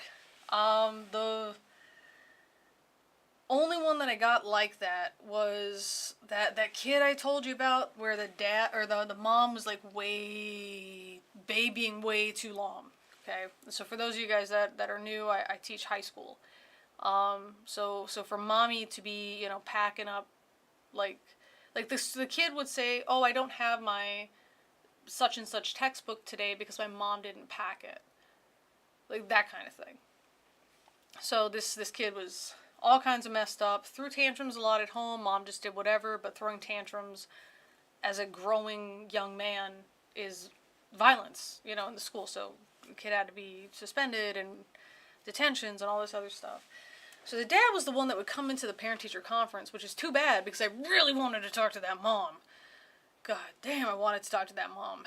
And the dad was like, so I heard you and this other teacher, because both of us were running detention, I heard you guys are being really hard on my son. And I said, well, I mean, we're trying to be fair. He says, no, I want you to do everything to him.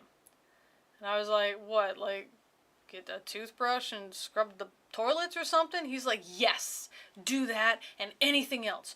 You got to be really hard on him. Blah, blah, blah, blah, blah, blah, blah. He's like telling me, and I assume he told the other teacher too, to just like be extra hard on his kid. And I said, well, I'll keep that in mind. So from your end, though, as his father, what are you doing? His whole face changed, because he was so excited to finally have somebody be a hard ass on his kid. Not even a hard ass, just consistent and not put up with his bullshit. And just when I was like, all right, cool, cool, thanks. And so for you as his father, what are you doing at home? And he wasn't angry that I said that. He was, you could tell he was frustrated at the situation, not at me. And he just said, it's constant with him and his wife, and she just keeps undermining everything, and he's doing what he can, and it's just not enough, and he gave up, and I said, you can't, you don't want me to give up on your kid, you can't give up on him, you just can't. So sounds like the kid would prefer to be with their dad. No, it sounds like the kid, with this kid in the story, oh yeah, for sure. For the student that I taught, no, just wanted to be with the mom, because the mom, I mean, it was too bad. Like, you could tell, and we knew because we were told, the kid had some stuff going on the spectrum and stuff, and you could just tell anyway. And this, I tried to give him some basic lessons on how to interact with people, and just one of them was just something he could always refer to. He can't see nuance at this stage. And so I remember trying to give him these lessons on, like, if you want to get to know someone, you have to let them talk. That was one. You have to, if somebody doesn't want you around them, then you have to respect that. And by forcing yourself around them and, like, looking at them from across the hall and stuff, that comes off as very creepy, and it can be coming off as intimidating. So knock it off. And another one was, so we did some role playing. Like, I would let them know if somebody's open and especially smiling at you when they're talking to you, they would like to continue to talk to you. But if somebody turns away from you and they just kind of go, that's them saying, I don't want to talk to you. So even if they don't verbalize, yes, I would like to continue this conversation, no, I would not like to continue this conversation, you have to understand that from these nonverbal types of communication. Which, it's one of those things where he got it, but he couldn't put it into practice. Because, if you know anything about being on the spectrum, it's not that you don't feel emotion, it's that you process it differently, and these emotions can feel really overwhelming and sudden.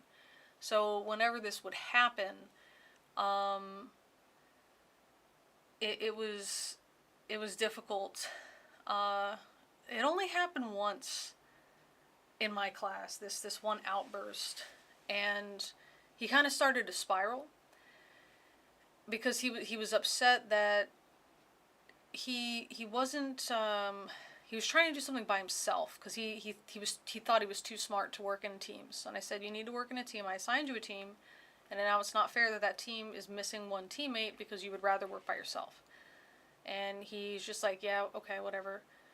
I'll get to it. All right. And, you know, I thought he was finishing a sentence or something, then he would go, and he didn't. And I said, okay, well, you're losing your participation point for today.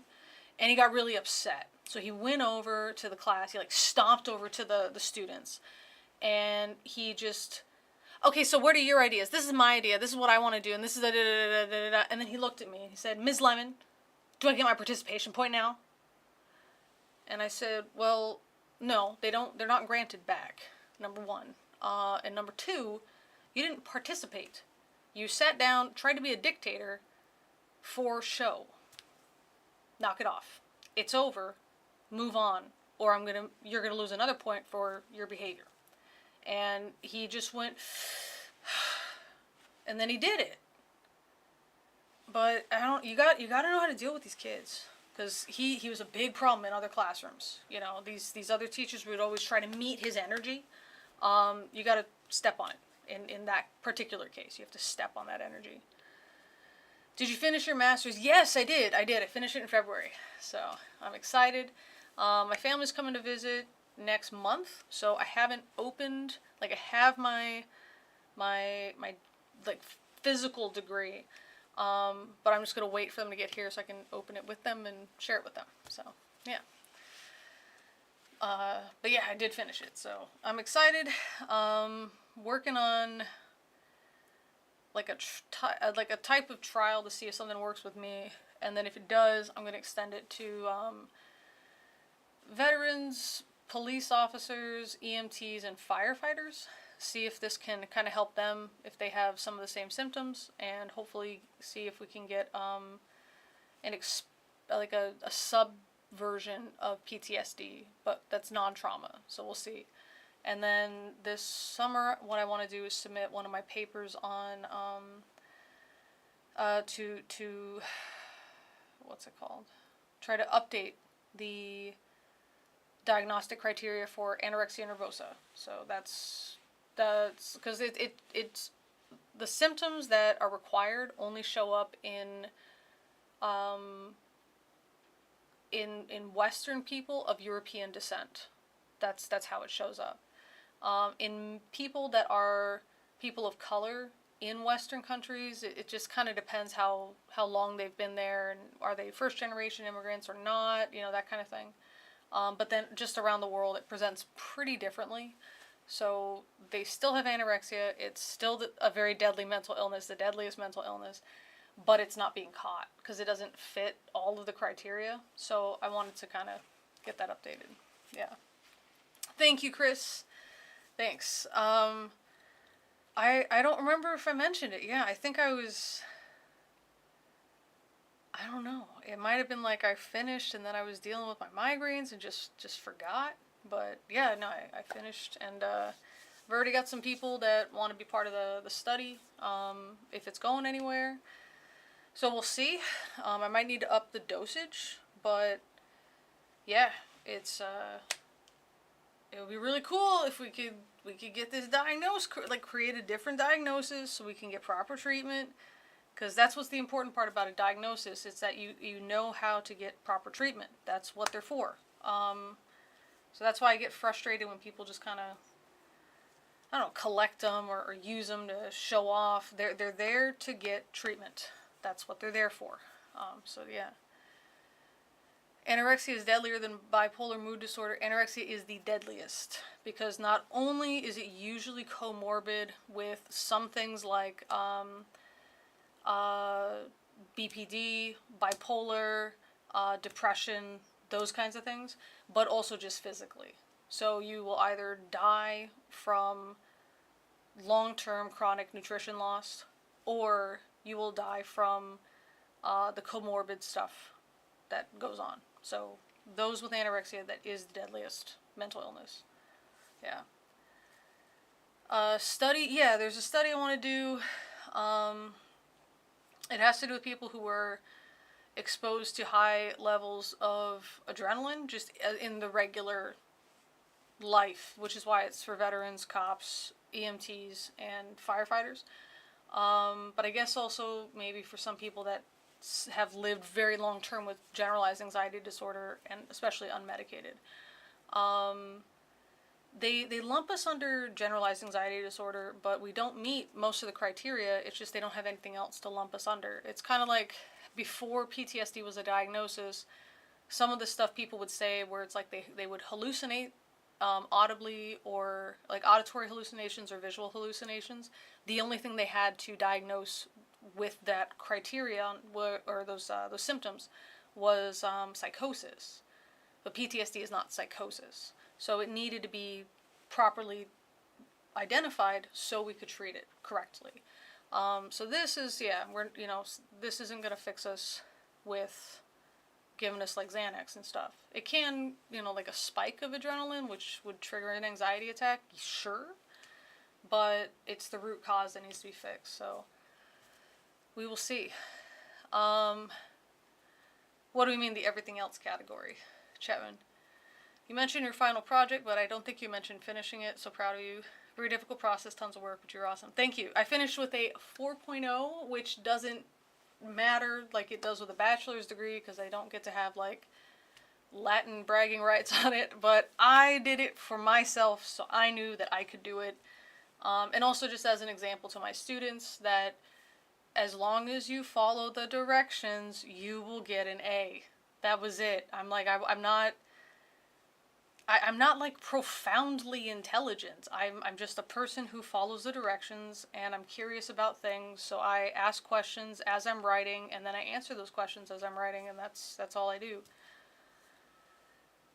Are they putting a number of things into a catch-all category? In which sense? Like generalized anxiety disorder, and that they're putting some other stuff into that, or which one? And then also, Chris, I wasn't sure if I actually had to take that last course again. I was so grateful to my professor. The school itself had we had the opportunity to do it again. Like if we made a mistake. It was, something was going on, and it was rough, and it was just a lot of physical stuff. Because as you know, I had that issue with my discs, and I was doing like physical therapy and shit, and I couldn't focus, and sometimes I would just really miss the mark on something, and it sucked, because you turn in your work and you're proud of your work, and then someone says, this is nothing that I asked for, and blah blah blah. And it stings a little bit, but you got to remember they're spelling it out so you can correct it, and I did, and yeah, I was able to finish it out with a 4.0, and I was really grateful for that professor for just like explaining, this is what you need to fix, resubmit it by this time. Cool, because if they just said you didn't meet the targets, that I wouldn't know what to do with that information. But since they broke it down the way I break it down for my students, it just made it really easy for me to fix it. So yeah. So psychosis is the god of the gaps. No, okay, I see what you mean. No. It was that the diagnosis for PTSD did not exist. It didn't exist.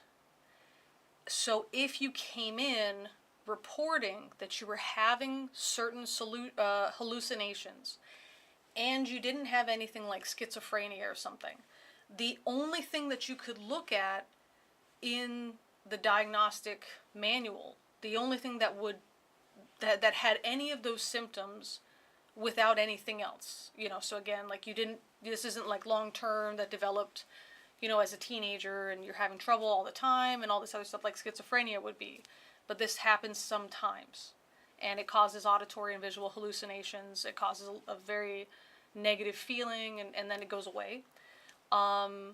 This could only be diagnosed as psychosis because there was no other diagnosis that it could fall under.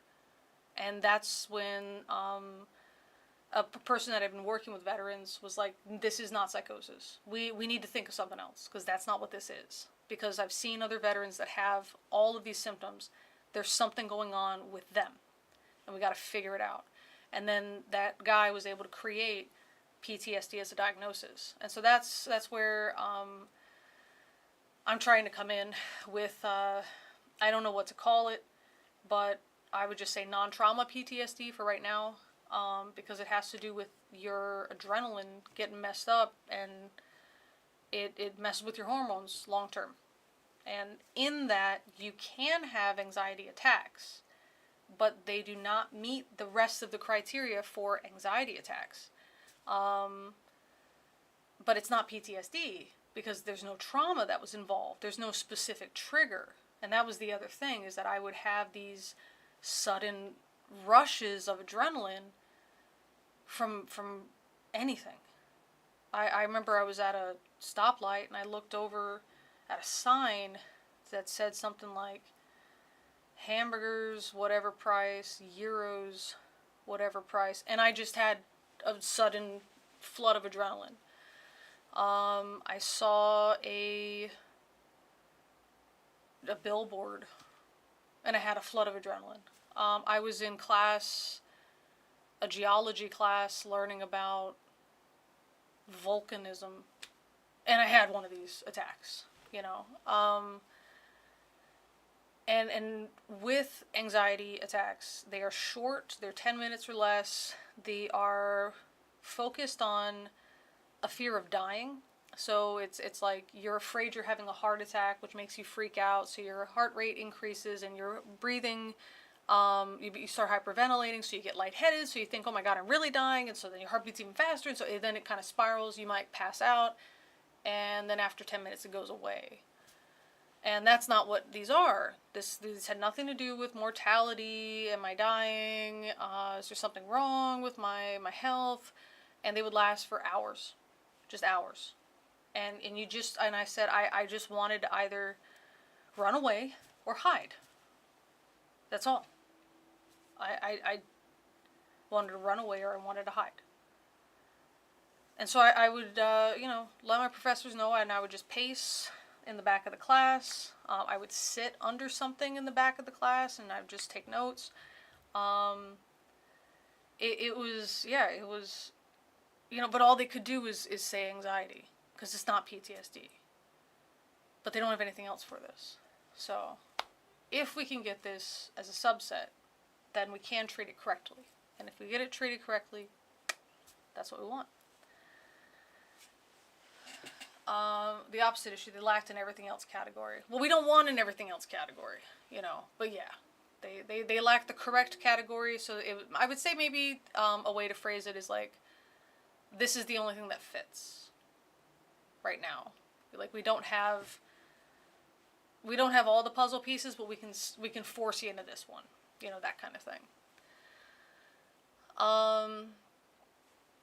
Yeah. So, have you ever considered attending an Ivy for your PhD?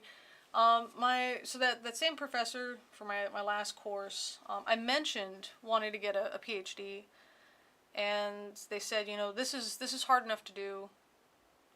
Your master's, working full time. A PhD is full time. You need to take time off of work to do this. But since all you want to do is research, you do not need a PhD to do research. So my professor discouraged me from it. They said, if this is something you want to pursue later, you have to quit work for a while. And if you're okay with that, do your PhD. But you can absolutely do perfectly fine research without it. Okay, so a lack of specificity leading to suboptimal outcomes. Basically. It's with MRIs, they could see inside my head. But if we didn't have that, when I would come in the first time this happened, and I was complaining of a lot of stuff that was symptomatic or sounded like the symptoms of a stroke, they would have treated me for a stroke, even though I was having a migraine. So without like that proper ability to diagnose what it is, I would not be getting the right treatment. So that's kind of the idea, yeah. I suppose mine can be generalized anxiety or PTSD. I'm not sure, but that's how it came on. And there, of course, PTSD will also come with anxiety and depression. That's a big one, is the depression. Alex says, my memory's awful. I turned the live stream on, and because it wasn't making sounds immediately, I tuned out and spent time catching up. No worries, no worries. Hey, better late than never, right? And then anybody can catch us on the replay, you know. That's it too.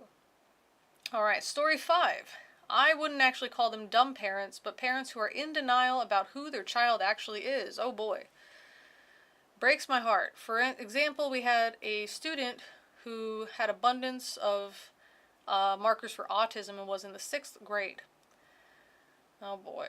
All the teachers on the student's team agreed and thought to tell the parents to their concerns and suggest the student be tested, so we could offer more resources for the student.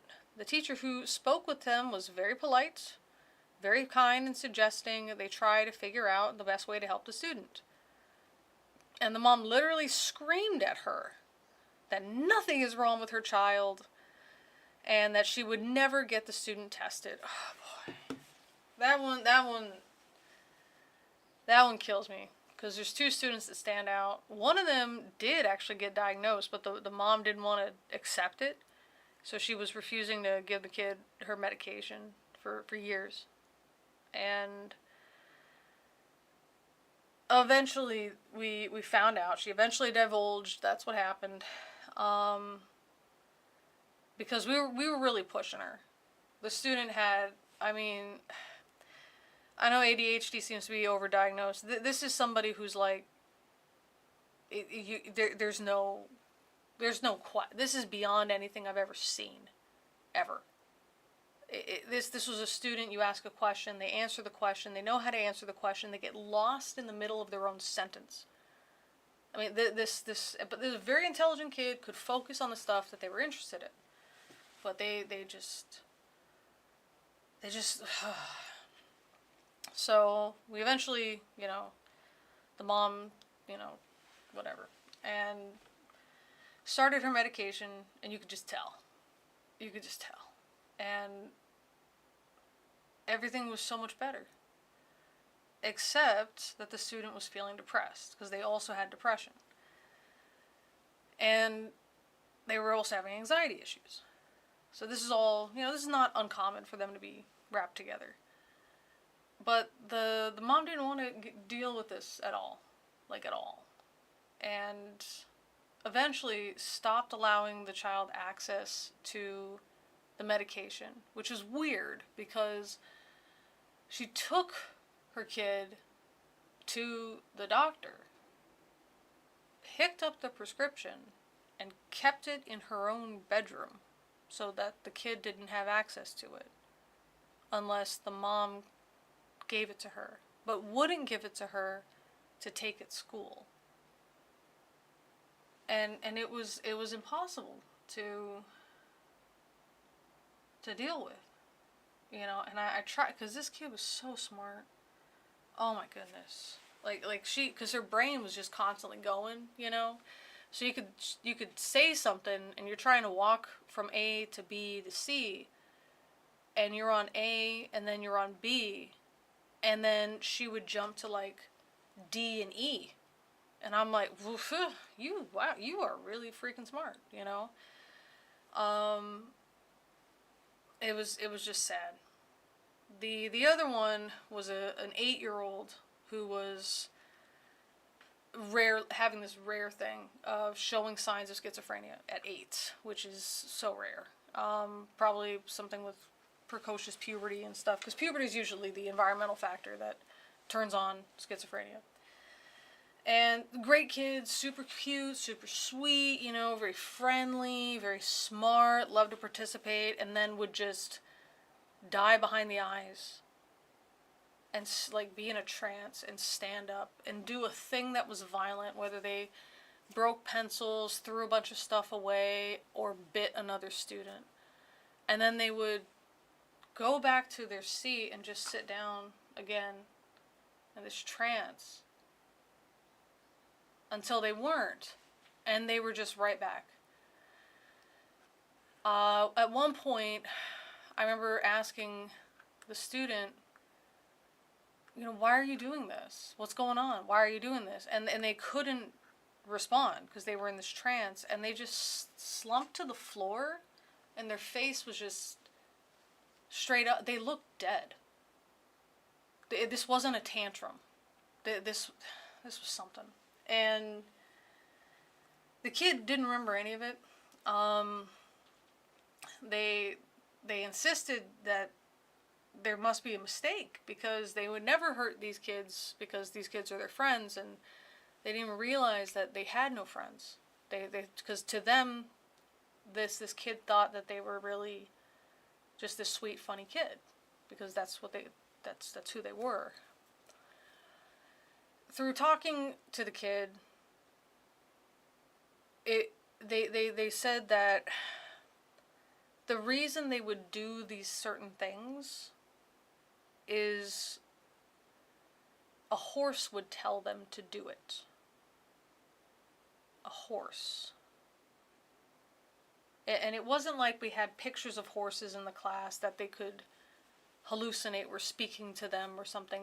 There was nothing. There would be a horse outside, they thought, or a horse that walked into the classroom and told them things, or a horse image on a screen that was off that would tell them to do these things.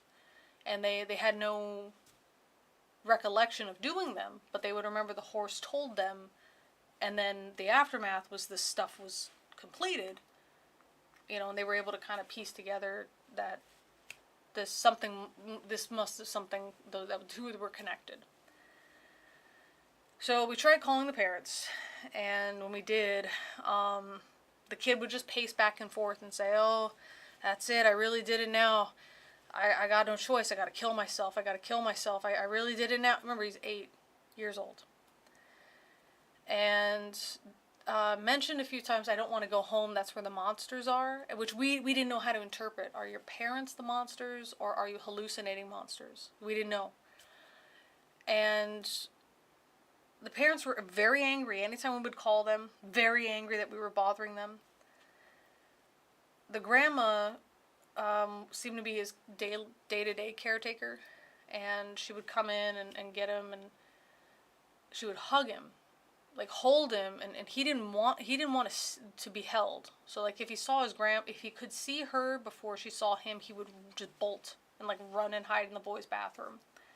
So when he was in the room and then the grandma would come in the room, he had no way around it, and she would just come and hold him really tightly, and like hugging him really tightly, and say to me and to my department head, if my grandson kills himself, it is your fault for not hugging him enough.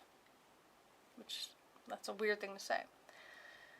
And I got tired of this. I got tired of this shit. And so I called the police. Contacted the police. And I said that I would like to report something. And I said I'd like to report something happened to a child. And they said, okay, if you have them, if you can send us pictures of the bruises or the scratches or whatever. And I said, no, I'm not reporting abuse, I'm reporting neglect. Neglect for like mental health care. And they said, oh, that's not against the law.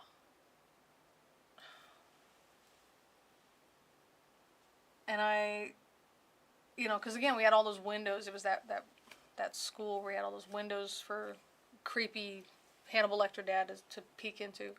I didn't want my students to see me, so I crawled under my desk and I just started crying.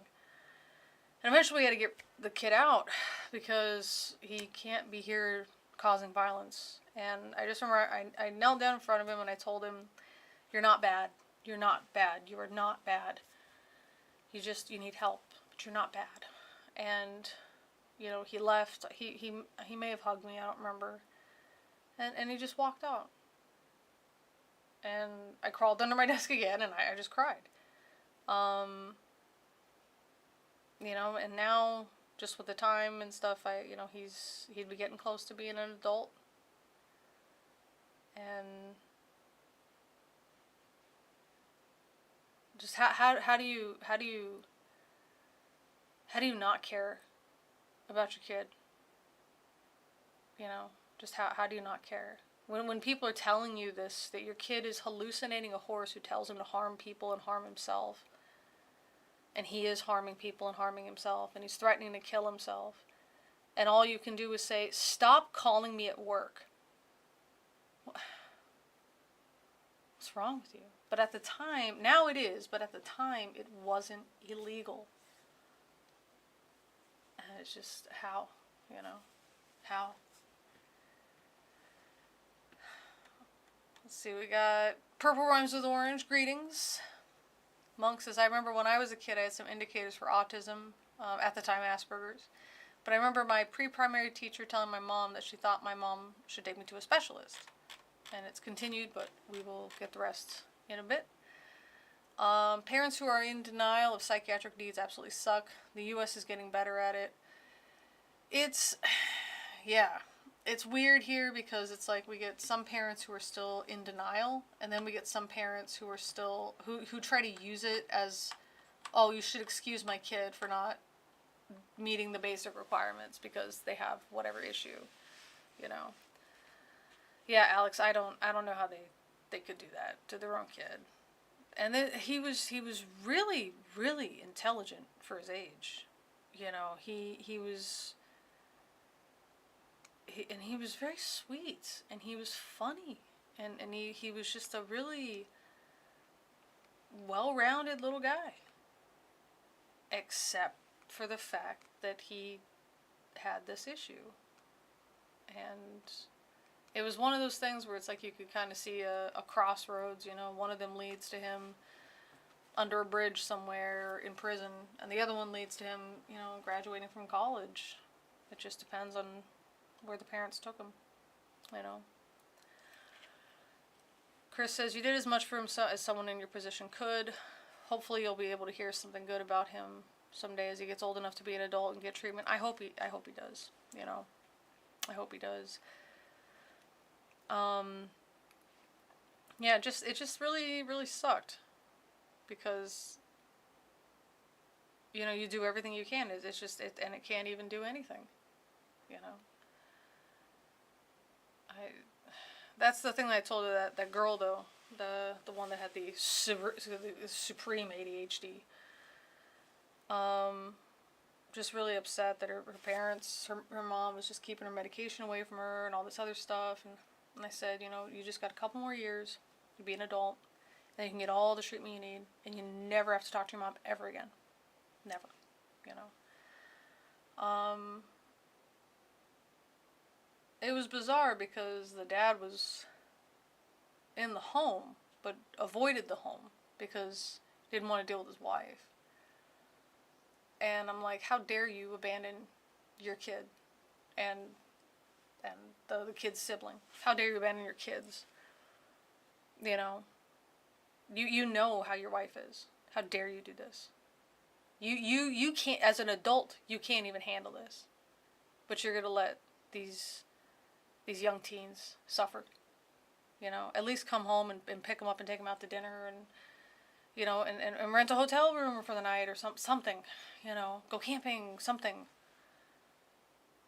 But that's the part that really pissed me off, because you know, you can't really help if you got one shitty person. You know, they're not going to get treatment, whatever. But if you had, it was the dad. The dad. When I found out about the dad, I lost it. I was so mad. I was so angry.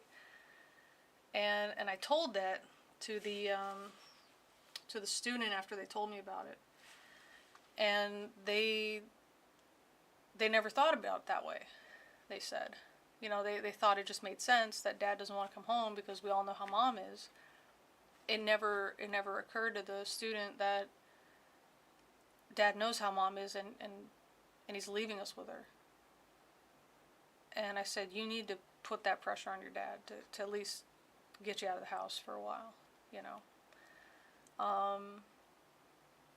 It was, yeah, it was rough. It was rough, you know. So I don't know. I don't know how that kid's doing. I don't know. It's rough. Let's see. Alex says, I find no matter the age, when you go through trauma like that, you have to grow up and quit. Yeah. When I was growing up, barely anyone was aware of autism. I'm fairly sure that I'm autistic, but because of my age, the likelihood of a diagnosis is not likely. That's true, and it's also like, well, what's it gonna do for you? You know, if you've made, I think once you get to a certain age, if you make you're kind of used to making so many accommodations and finding some fixes that function, that it's like, what's the point, you know? Chris says he had a lot of periods of mental clarity and correctness, and that can be enough to get him to arrange for the care. That would be the hope, you know? Especially with this desire to, like, bolt. I hope he did run away. I hope he ran away and got treatment. That's what I hope.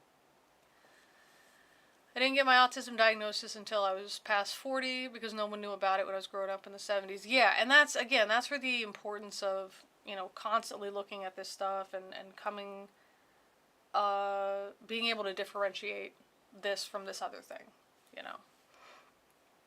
Max says, I worked in childcare for 10 years all throughout college. I would see neglect like this all the time. It's one of the toughest parts of this field of work. Absolutely.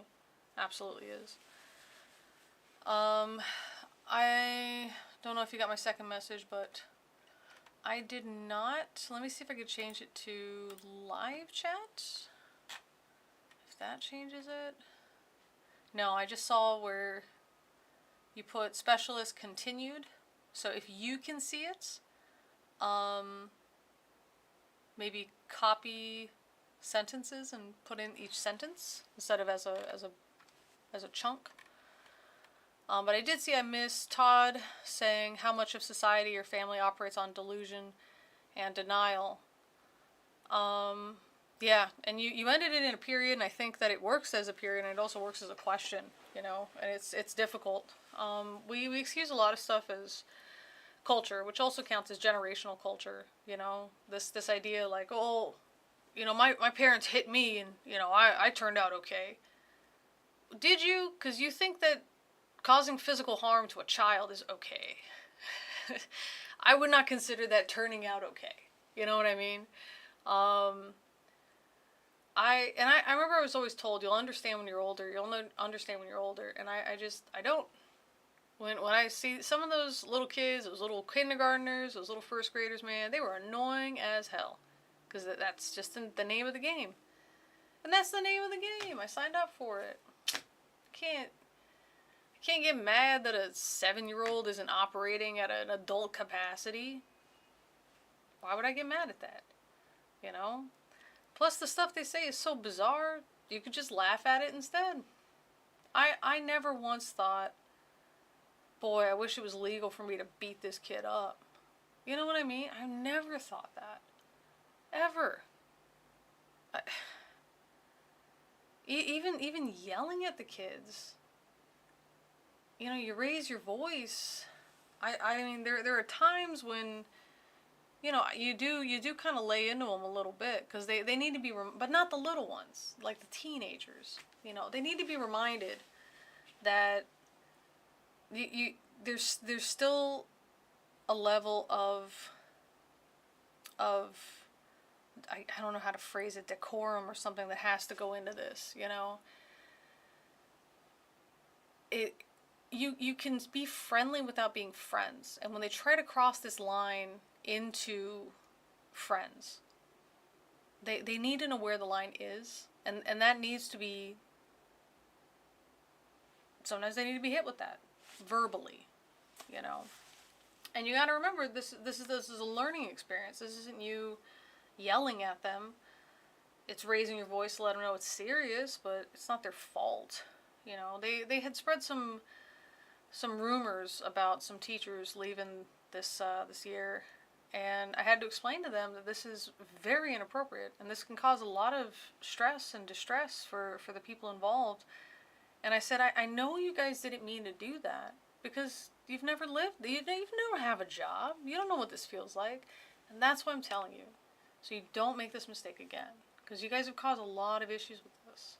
Please never do this again. It is wildly inappropriate. And now you know it's wildly inappropriate. The end. You know. But yeah, there are times when the kids just, they get too rowdy, you know. And I don't like to yell. I like to joke with them more than anything. Especially if I get to use like their younger Gen Z or Gen Alpha, I guess now sometimes. Slang, because I know a lot of it. And so they think it's very funny. You know, we have a good time. But, yeah, sometimes you do need to rein them in, and you do it verbally. And it's to teach them. It's not to berate them, it's to teach them. You know, you don't berate kids. Because why? Why would you do that? So I don't know. I just... I don't know. I don't know with some people. Let's see. My family operates on if we don't talk about it, then it never happened.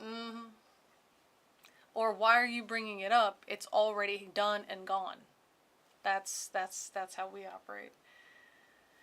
Yoga Girl says, saying I was diagnosed fairly recently. I just turned 50. I'm glad as I end up needing proper accommodations with medical recently. Great. Yeah, absolutely. And if you need those accommodations, it's so good to have that. Absolutely is. Yeah. But I think that a lot of people in our age groups, they don't, like I would say what, maybe from millennial, Gen X, and boomer, I guess, this generational chunk. I think a lot of people are just at the point where it's like, well, you know, unless it becomes a problem, it's already being somewhat managed, that kind of thing.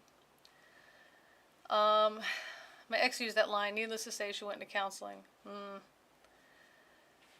So they thought that you were, that might be the word that was blocked. Yeah. So they thought you were, I mean, we can use that word in a medical sense, and that's an interesting one to have to tell the students, that there is an IQ level that shows slowness, and the word for slow is retard. That's what it is. Or to be retarded. I mean, anybody who plays, was in band in school, you know that if you ever got, some music from like Italy or something, it says retard. It means to slow down, So there is, there's a phrase for that within this context, yeah, for sure. But I think you probably meant the derogatory kind of, let's not label this kid any more than he's already got to be labeled, It is belittling, the way that I describe people that are slow to learn is that they're slow to learn. That's it. And I'm not saying you are, just some people are, And we talk about Down syndrome, for example, in the AP psychology class, and I say, well, how many of you are have a subject you struggle with? And all the students raise their hand. So I ask them to name it. It's math, it's science, it's whatever. And I say, okay, does that make you incapable of doing it, or you just need to study a little bit longer? And they say, well, I just study longer. Right, you still get A's and stuff. I've seen your grades. You guys still get A's and stuff, right? Right, okay. That's what it is with Down syndrome. It's that, but it's for every subject. That's all. And once it's explained to them that way, then they get it. And I let them know the biggest problem with Down syndrome is everybody else. If you're seen as incapable, you will be treated as incapable, so you will not become capable because you will never learn how to be capable. And that's where the problem comes in. It's okay, Alex. I understand what you meant. You need to rein them in and make them aware of when something's unacceptable in society. Yes. Purple Rhymes with Orange. I told a story before you came in of a student, 4th grader, who would not stop talking about his dick and balls. And obviously that's not the kid being a little pervert, There's something going on. So we had to explain. Because when you tell them don't do it, it makes them want to do it. So you just explain, like, if you're going to see your doctor, feel free to talk about your sausage and eggs, all right? But outside of that, if you say it at school, nobody wants to be your friend. So that's what happens. So don't do it. If you want friends, right? And the kid was like, yeah, all right, then don't do it, And then we had to find out why, and it turned out some older male influence, like his cousin or brother, like a teenager, was showing him porn. And that's where, yeah, the problem was. Which isn't great, but I mean, at least he wasn't being molested, right? When amongst us, her reasoning was that I didn't talk to the other kids. From what I remember, I was just more comfortable observing the other kids. Well, yeah, because everybody else is weird. They do weird stuff. Just say I'm preparing for psychology later. Yoga Girl said, my mom insisted you couldn't raise a child properly without spanking them and whatnot, but I know that my daughters turn out just fine, and even better for not being spanked. They're still little people. Why is it okay in the slightest to hit those that are smaller than us? Yeah, exactly. Exactly. And it's not. It's like, if you can't control your anger, that's a you problem. You need to deal with that, you know. I'm reminded of divine command theory, where the authority is allowed to use whatever force they want, and that slipping into parenting styles. Yeah, just, it's unacceptable, you know. They are separate human beings that you are charged with. You know, it's like if you saw your little kid hitting the family dog, you would get so angry, right? And you'd punish the child. But then you hit the child? You know, this dog is innocent. And it's little, and it's weaker than us. And so we know that if we hit the dog on his sensitive little nose, that is a cruel action. Even if the dog did something that we didn't like pee on the floor or something, right? And we say, well, it's because the dog doesn't understand it's wrong, and so it's wrong for us to try to punish the dog. We're sure we can train the dog, though. And we understand we can train them a certain way that doesn't involve physical discipline. So why do we think that a 7-year-old child is mentally where an adult is? You know, that they might steal something from the store because they don't know any better. Or they don't realize how bad this implication is if it's carried out in the long term without being addressed. You know, they don't see that. We have to explain that to them. They don't know any better. Why would that require physical punishment? And of course, all the research on it just shows kids who are physically punished, they just learn to be better liars. You know, that's it. I may or may not be a boomer dispensing, or depending on what year it cuts off at. Where do you feel you socially fit in? You know? Because on those cusps, you know what I mean? On those cusps. Let's see. It's unrealistic for grown adults to expect little kids to act like adults. I heard stuff like that all the time growing up. It's absurd. Yeah, it is absurd. We had a student who was big.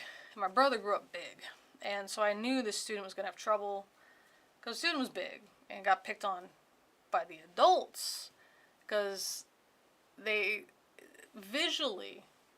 expected him to behave as if he was an adult, and they would go off about how, well, we don't know why this guy isn't doing whatever, and I had to keep saying, because he's 15. Like, why are you forgetting that he's 15? You know, and the same thing happened to my brother. I mean, he had a giant beard, you know, when he was 16. He could buy vodka without getting carded, you know. He looked like an adult man. But he was a 16-year-old boy.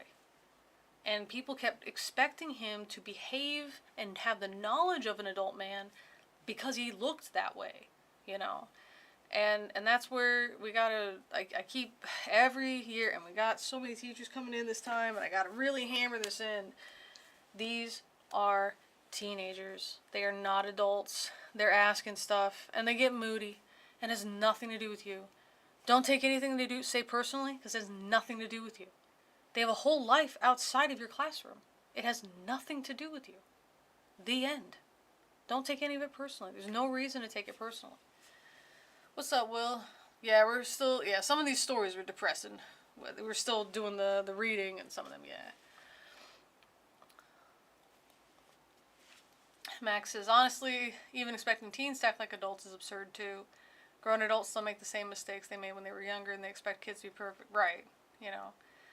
And I think it's just this idea that it's our own ego, you know. Oh, I told you, and you didn't. therefore you're defying me. No, like I tell myself, you know, don't buy a bunch of damn candy, and then I do. You know what I mean? I'm not defying me, I'm just being a person. You know what I mean? It's the same thing. You tell them don't sleep in the class, and then they fall asleep. They're not doing it to spite me. They're tired. You know?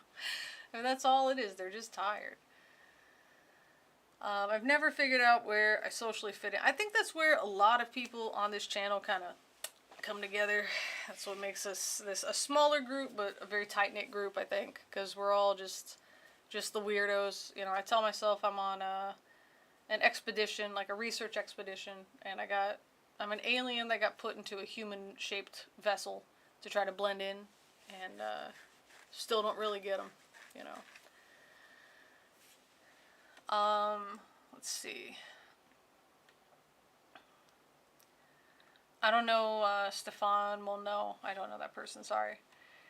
Wounded Monk says, my mom felt good when it turned out that I got 99.7 on an IQ test. I was used for entrance for the school's gifted program. They worded it differently, I presume, to not make kids or parents feel bad. But having done IQ tests, it was definitely an IQ test. It did lead to some unfair pressure. Oh yeah, definitely. Particularly when various mental illnesses presented themselves, things like went downhill from there. It's, yeah, there's a meme now about, like I wish I could be the person that the gifted school program thought that I was gonna be, or something like that. The burnout is real, the pressure is real, and I think a lot of it, you know, just does have to do with the fact that some students just pick things up faster in terms of learning or academics. It just makes more sense to them, and then they get put in this gifted program. It would almost be like some kids are just genetically faster, like they've just got the build and the musculature and everything. They're just and the posture and all of that. They're just better runners than some other kids. We don't take the top 5 runners in the school and put them in a separate gym classes and expect them to get up to an Olympic level. You know what I mean? We just say, oh, okay, you're the top of your class at this speed. So why do we do that with kids that are just naturally gravitating towards reading instead of socializing? It's the same thing. It's not that, oh, we're going to be like, you should expect us to be this thing. It's this, you're just better at it than some other kids, that's all. Just better than average. Doesn't make you awesome, it just makes you better than average at this particular thing in this particular moment. You know what I mean? And so, yeah, having like a gifted program and all this other stuff, I feel like that's more for the teachers than anybody else, you know? Because having a teacher with like a kid who's an academic rock star in class with students that are average and some below average, that's frustrating for a teacher. Because that's one hard thing about a teacher, is having different academic levels mixed in the same class. So you just deal with it. You just compensate. I teach to the middle. I slow it down for the ones that need it slowed down. And I add in extra jokes and extra credit for the ones that I know are going to have fun with it. You know what I mean? That you just have to work harder as a teacher. You know, you don't separate these kids into gifted classes. You know, just doesn't help anybody. What would benign neglect look like? Benign in which sense? Like the parents don't mean to do it, or it's not violent? Or benign in like it has no negative effect on the child? What do you mean specifically, Todd? I find it odd that people are upset by newborns crying. Yeah, no shit, right? Everything happening to them is new. This is the most devastating thing that happened to them this far. Of course they're gonna cry. I had a friend who joked that maybe oxygen is the loudest thing in the world, and that's why babies cry, and then we just tune it out when we get older. And, you know, it's one of those things that's just funny, but it's also one of those things like, well, you know, what if? You know, what if? And it makes you think just a little bit differently, you know. See you later, Chris. Have a good one. Chaotic evil. I teach high schoolers, so grades 9 through 12. If you are not in a place that has that structure, ages 14 to 18 or 19. Let's see. Have you heard about star seeds? I have. I love conspiracies, except when I have to explain them in class. Like when I have to explain, no, these are not ancient trees that were cut down by ancient giant humans. They're old magma chambers. Here's how it happens. That's the part that kind of, no, the pyramids were not built a million bajillion years ago. The part around the Sphinx that looks as if it could be rain is floodwaters, which we know happens with the Nile, and we know the Nile was closer. This used to be on in the floodplain of the Nile. And so, because if it was rain from the time when the Sahara was a lot more green, we would see the rain damage or the rain erosion on the Sphinx too. We see it on the enclosure going down into it because it was flooded. What a surprise. So yeah, it's fun. But around Halloween, we do that on purpose. I have like a Halloween lesson where we basically just watch ghosts, like ghost videos, and that are caught on camera, and then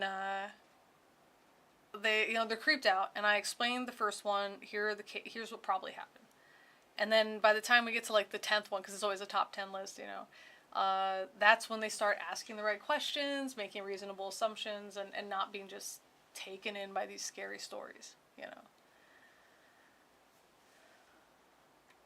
That's that's it.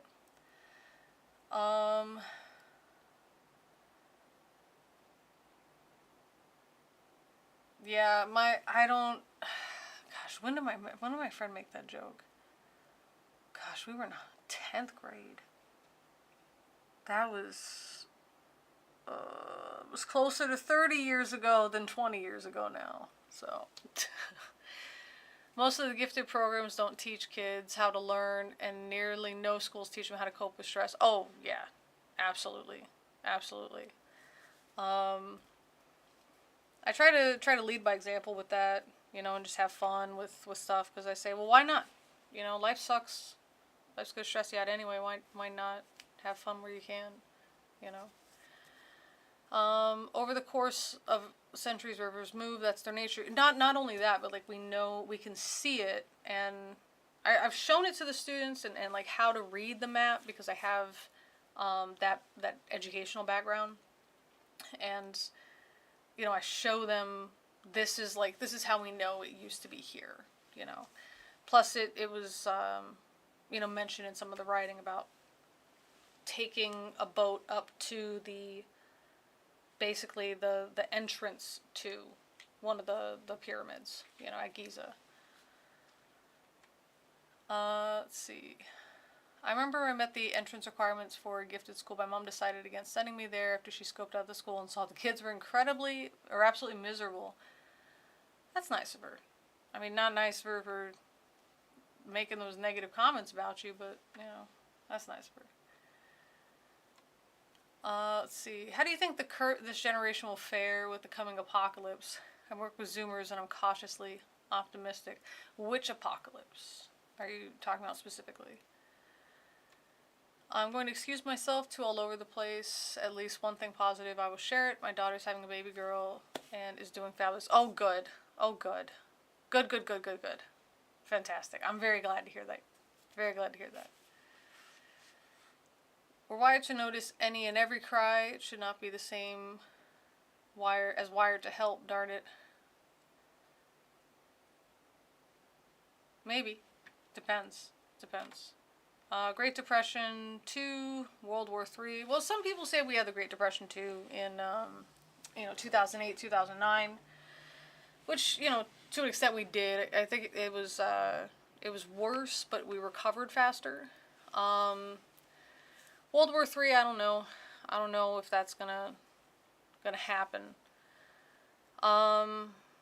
If we're talking war specifically, one of the issues when I was in the Marines was that they were worried about if we did ever have a big war that required a draft, because the obesity rate was rising, so we can't just like bring people in, train them, and send them out because they're just too fat. And that's only gotten worse, you know, since in the past 20 years. So that would be an issue, I think. Great Depression 2, or I guess Great Depression 3, people just make do. That's just it. I don't think that this generation is necessarily going to have any easier or harder time. We just get used to it, you know? I mean, look what happened with COVID. It was such a sudden change. Oh my God, everybody's scared. And then we just got annoyed, you know? We just got annoyed with it. And then we got used to it. And it just sucked, but it is what it is, and whatever, you know? So yeah, I think it's not to say that there weren't any long-term, you know, repercussions, especially from young kids that had trouble with socializing, but even my students had issues with that as well, kind of readjusting to socializing on campus. And, you know, they said that they felt like they missed out on 2 years, and so, yeah, we're 16, but we still feel like we're 14. We still interact like we're 14. And I said, yeah, I think that's a very, you know, smart observation. But, you know, overall, they're functioning, you know? So it's I don't think that they would be any worse off, necessarily. Because when I think, you know, of a question like that in the apocalypse, I'm thinking, you know, fighting back against governments and stuff like that. But just coming from, like, a history teacher, it's such a... We just put up with a lot of shit, and then sometimes it gets so shitty we just don't. And that's it. And then we go back to putting up with somebody else's shit. Most people are not the cool people you read about in the history books. Most people are just trying to go to work, trying to graduate, trying to have enough food for their family, and just doesn't matter who's in charge. Doesn't matter what the economy looks like. It's, alright, you know, yeah, there's a war. Anyway, you know, like on AliExpress, there's a freaking war in the Ukraine. And there's still people on AliExpress from the Ukraine, because it shows the little flags next to your name, leaving reviews for just mundane products. You know, oh, I bought this dress and it works. Oh, you know, this, yeah, the customer service is fast and reliable.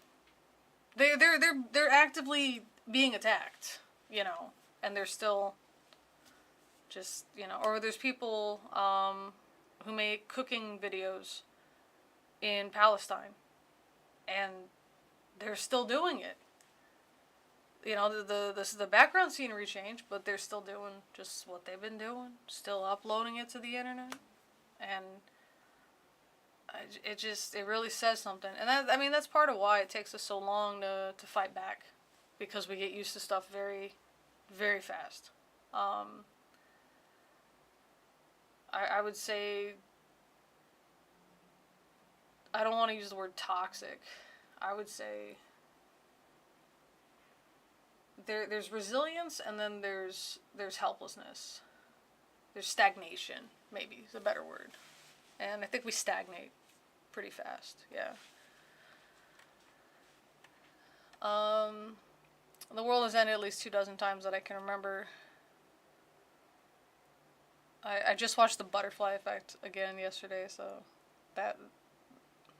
Do you have a bunch of journals that you read? Minutemen is some fun debunking vids for archaeology, conspiracy. I'll have to... Is it Minuteman? Alright, I'll check that out. Let me put it up real quick. I got my Judge Judy.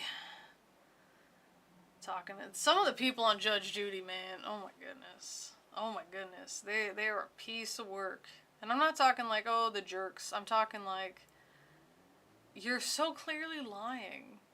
How did you think this was okay? You know? And then sometimes it's in the comments. There was somebody who, she had her, her teeth, minute man. So she had her teeth busted out by this boyfriend, and he did 3 years for domestic violence, no contact order, but she violated this and goes to see him, and he's married, and so she's sleeping in the basement, and the wife finds out that she's staying there and attacks her. You know, and so she's bleeding and stuff, and so the boyfriend wife, or the boyfriend husband, he takes the girlfriend upstairs to clean her up because she's bleeding. And so while they're upstairs and cleaning her off in the bathroom, in the basement, the wife just gets pissed at this woman, you know, and so she starts taking her stuff. And one of the things she takes is this woman's teeth. Because, again, he busted her teeth out, and she needed this, you know, like some kind of, doesn't say how many, like what extent the dentures are, is it a crown, what is it, you know, is it removable, but it's removable, but how much of it is it, right? And so she has trouble with some words, and she says stuff like teeth, and things like that, as she's talking, because you can tell, just by how her mouth is kind of folding in, she doesn't have those teeth back, because they're expensive. And it seems that they were never returned to her, and she hasn't been able to afford another set. And in the comments, people are just making fun of her. Ha ha ha, took her teeth, ha ha ha ha. What? You know, oh, she said not teeth, ha ha, she said teeth. Ha ha ha, how uneducated. Maybe, but she also doesn't have, I mean, she's going to have trouble with the sound. You know what I'm saying? Like, this come on.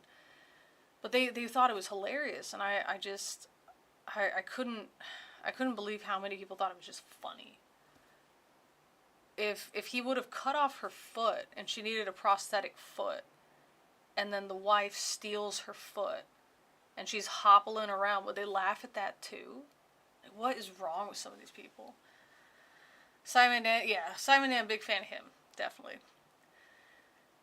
He's also where I hear some of the new conspiracies from, because they keep coming up with new ones. I don't know how.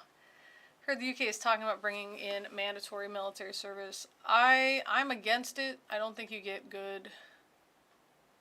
I don't think you get good training, because it's got to be for everybody. I don't think you get proper training.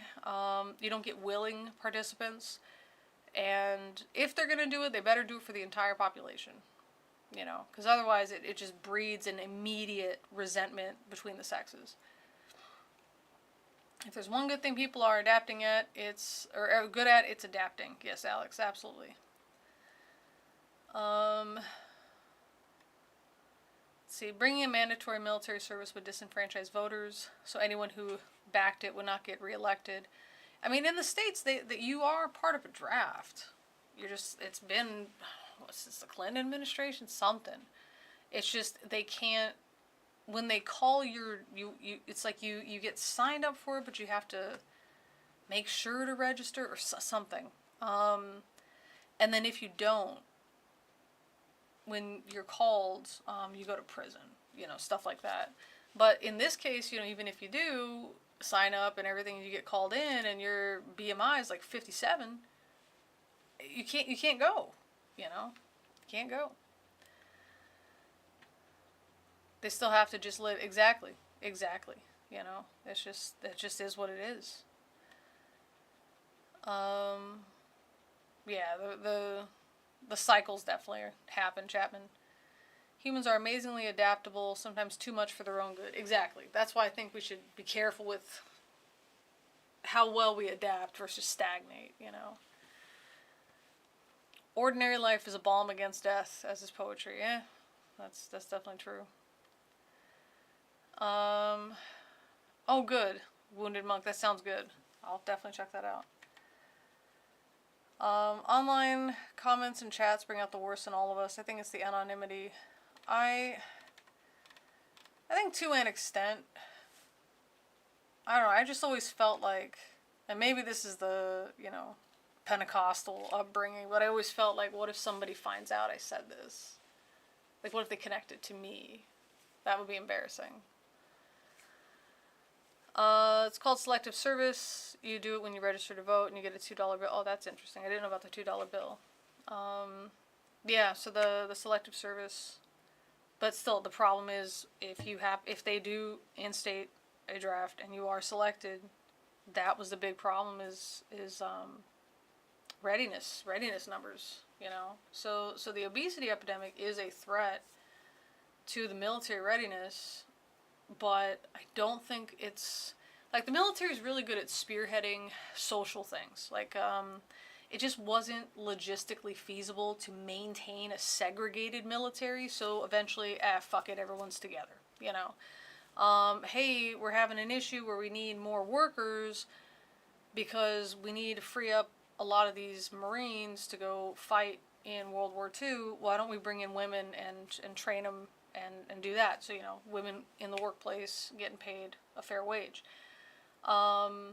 Even with things like marriage equality, because some of the states allowed it, they had to honor it in the military because of spousal benefits.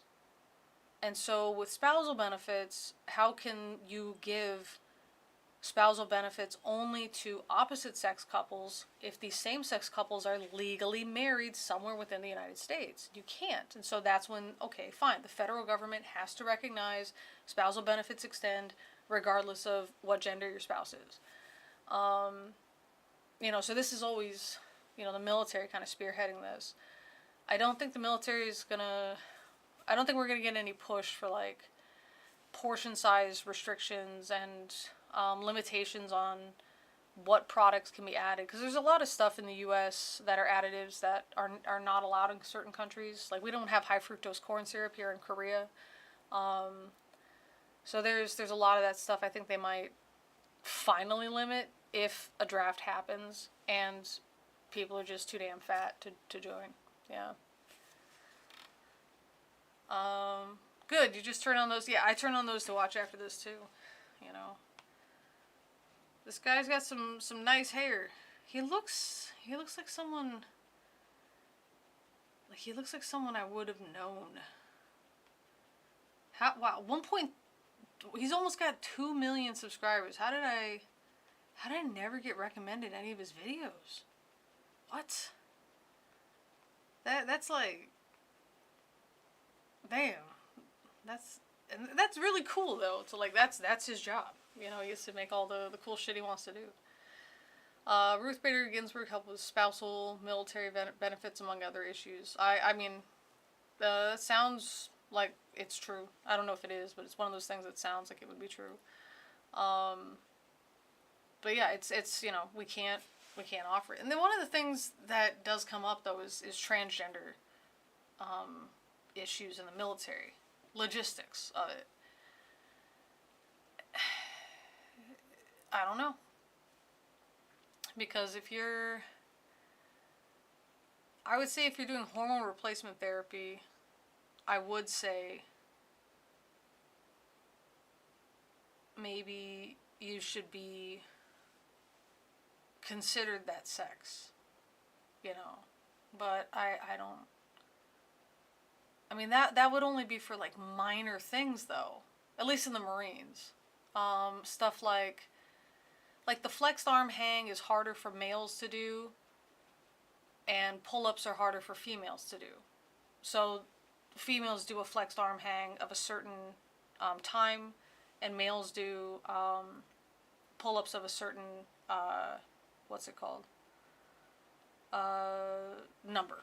And that doesn't mean that you can't learn to do a flexed arm hang as a guy. And I mean, I was doing pull-ups when I was in the military. But that's kind of where it would end. The only thing that I could think of might be boot camp, because of the shared shower situation. I don't know. I think there would need to be more research on it. But at the same time, obesity, that's a threat to numbers. Transgender people, it's not a big, it's not 75-80% of the country. You know what I mean? So it's like one of those things, is this worth considering? You know? So, yeah.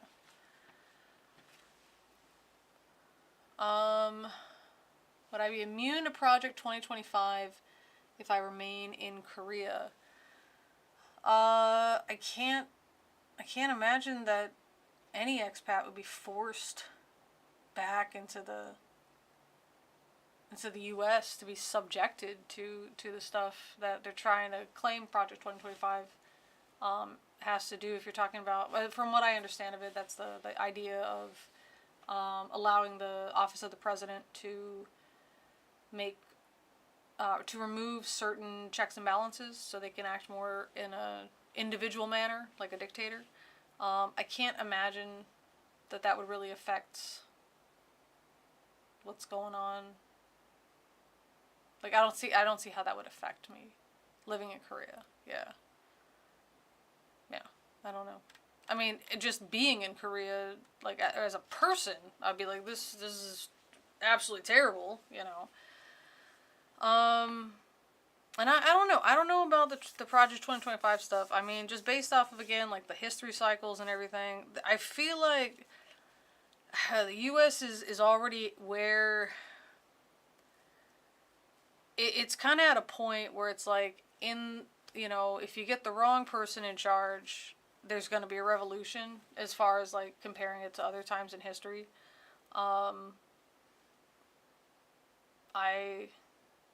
I don't see this ending well.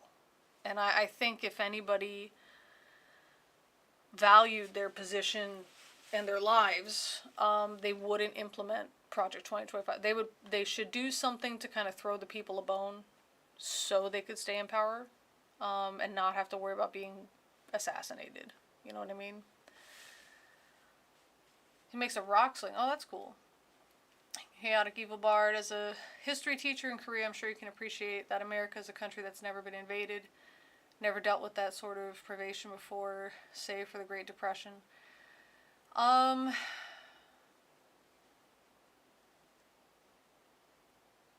Yeah, yes and no. Because then it turns it into a situation where you have to explain, why is the U.S. getting involved? You know, like with World War I, why did the U.S. get involved, right? And that's where it becomes a different thing to have to explain.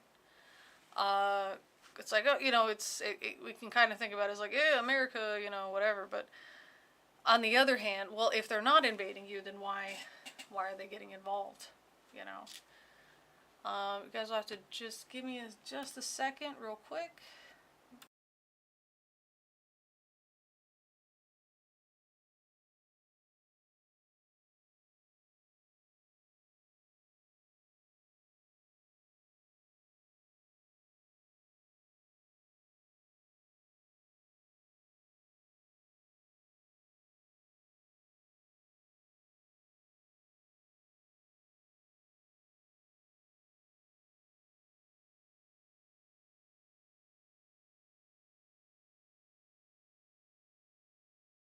Audio. Okay, we're back. Sorry, I just had a phone call and then coughing up my lung butter. So I have some expectorants, which is good. Just some OTC stuff. Yeah, so it's, it is interesting because the U.S., there's a lot of uniqueness to it, and it becomes hard to explain. I think that growing up in the U.S. and being taught in the U.S., we just sort of take it for granted that it is. And that's our normal. But then outside, and you have to explain why, and why are, why do certain things happen? Why, like, why are there so many, like, school shootings? The students ask. And it's just, You know, that to us is like whatever. You know, now these days too, there's a lot of videos on the fentanyl zombies. You know, in different cities, and there's just for some reason a lot of those videos are on Korean YouTube channels, just talking about the fentanyl crisis in the United States. And so the students see that, and it's just like, you know, when you go there, I remember I visited last year, and they had decriminalized the shoplifting unless you steal a certain amount of money. And my sister and I went to Ulta, and it's this makeup store. They sell different companies' makeup. And there was a security guard there, and he was kind of, you know, he had like a bulletproof vest and whatever. He looked really like a cop. And I said, hey, so, you know, what do you do here? And he just says he works as a deterrent. And I said, yeah, but to who? The people that are going to steal are, they're going to know you can't stop them. So, and he says, yeah, there's not, it's just, you're just here. And I said, yep, seems like it. And I asked, because the homelessness had also gotten very out of control, a lot of these tent cities and stuff. And so I asked him, and I asked my sister, I said, at what point did you guys realize that this is really fucked? And they both said, it just happened so gradually, it's just a thing now. Like, they never realized how bad it is, because it just happened so gradually. Whereas for me, I hadn't been back to the U.S. since before COVID, so it'd been a few years. And to remember prices a certain way, and to see things double the price, you know, and they just keep, and I ask why, and they say inflation. I said, inflation from what? And they don't know, you know, it just is. The prices just are going up because they say so. And I think enough people are going to, especially if you put in a government that's going to try to rule with an iron fist, historically that doesn't go well. It just doesn't. Yeah. There are more trans people in the military than the general population, because for some joining the military is the only way they can get health benefits to cover it. Transgender people are at most 4% of the general population. Yeah, no, I've known people that did have surgeries covered by the Veterans Hospital. They weren't, I mean, they may have changed it now, but at the time they didn't officially perform bottom surgery, and so someone I know had basically a penis ensmallment. That's how they listed it. You know, it was your penis is too big, so we got to make it smaller, you know. So the docs, you know, helped him out with that. Yeah, more than half of the people I know that are trans are in the military, or were in the military. But they're older. They're like baby boomer generation. Yeah. It'd be difficult to force U.S. citizens back, which is great because it'd be a disaster. Yeah, that's true. It's a 1,500-page manifesto about how they plan to dismantle the government and erase most of the constitutional guarantees. I didn't know it was that long. Now I feel like I have to read it. Trump, master of empty, stupid threats. See, and that's the thing. I feel like if that happened, at least we would have a civil war. At most, I feel like it would fracture the country. And I don't mean like socially. I mean it would, like, we would have people fighting to remove themselves and become an independent nation. Texas definitely. California probably. Florida, nobody wants it anyway, you know. But I feel like that would be the case, yeah. Hope it was good news. Yeah, it was about my visa, actually. I had to deal with my visa this morning, and yeah, this is good. How are the migraines lately? Hope they're not too bad. I did have an especially bad one so week before exams, so 3 weeks ago, Like, I was shaking. I was vomiting. My coworkers were like, go home. And it's hard to explain this to people. If I go home, I'm just this at home. Like, it doesn't make it better. I'm in so much pain I can't rest. You know what I mean? And there's nothing, this doesn't make it better, you know. At least if I'm here, I can answer my students' questions about the study guide. That's it, you know. And I make my pay. So I could be this at home, not helping my students and losing a day's pay. Or I could be here with my pay, helping my students, and also being miserable, but also helping. And the other part is you don't know when a migraine's going to end. So for all I know, I could go home, and when I get home, that's when the migraine ends. But now it's going to take too long to go back to work and all this other stuff, and you know what I mean? So you just kind of just deal with it. So I'd been puking up all my medication, and one of my coworkers offered to drive me to a clinic so I can get a shot of painkillers, and it was... So I wanted her there because I wasn't sure how well I could just speak, verbalize, because I was shaky, and talking just increased my desire to vomit. And so I was like, yeah, you can come in with me to the doctor's room, right?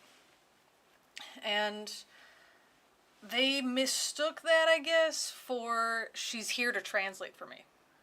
And that was annoying because I had to, like, she didn't know any of this stuff that was happening. She was just there if I needed help because I couldn't talk. And so she could explain, like, oh yeah, you know, she came to work, she's been vomiting, she has a migraine, she wants a shot, right? But the doctor asked me, and I just said, I have a really bad migraine. I took my medication. And I puked it up. I need a shot. And he turns to my coworker, and he starts to tell her, oh, well, there's some medication I can prescribe specifically for migraines. And I said, no. I have it. I took it.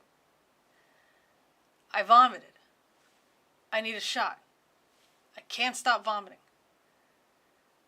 And so he turns to her again and says, so we have this one, it's called Natamig. And I just cut him off. And I said, I took Natamig. I have it. I can't swallow and keep down medicine. I need a shot. And then he's like, oh. Jesus. Anyway, he got it. So I got a shot, which didn't help, unfortunately. There's a migraine medication you can get a shot for, but they only have it at some places. In the U.S., you can get it as a home kit, like an EpiPen, like just like twist it, stab yourself. So it's just that same concept, but it's sumatriptan instead of epinephrine. That's great. It's really painful. It feels like it's burning all the end of your nerve endings, and then you pass out for an hour, and then you come back, and you're usually better. But they didn't have that. They just had a painkiller, and that just didn't help. So I slept during lunch, which the time passed so bizarrely. It was like it was as if 5 hours had passed in the most painful way possible, and it was awful. But then at the end of third period, I started feeling okay. And then the end of fourth period, I was feeling okay. Which is why, again, you know, that's why you don't go home. Otherwise, it's just been, you know, annoying stuff. Mostly because we're getting the monsoon wind season coming up. And so we get a lot of changes in the air pressure and the humidity. And for anybody that's got chronic pain and stuff, you know that affects your pain. So that sucks. But other than that, been, you know, still trying to exercise. Carried a bunch of shit home today because I had some gift cards that I never get to use because I don't live near this place, but it was near, kind of on the way to or all the way back from immigration. So I stopped and I just bought a bunch of shit. And I was like, all right, let's, and I'm glad I brought a backpack. And so Yeah, my back's a little bit sore, but I don't think it's going to turn into a migraine, so. And then the stuff I've been taking to try to treat the, I don't know, pseudo-PTSD, we'll call it for right now. The non-trauma PTSD. It's been helpful just trying to keep me awake, you know, so that's good. Yeah.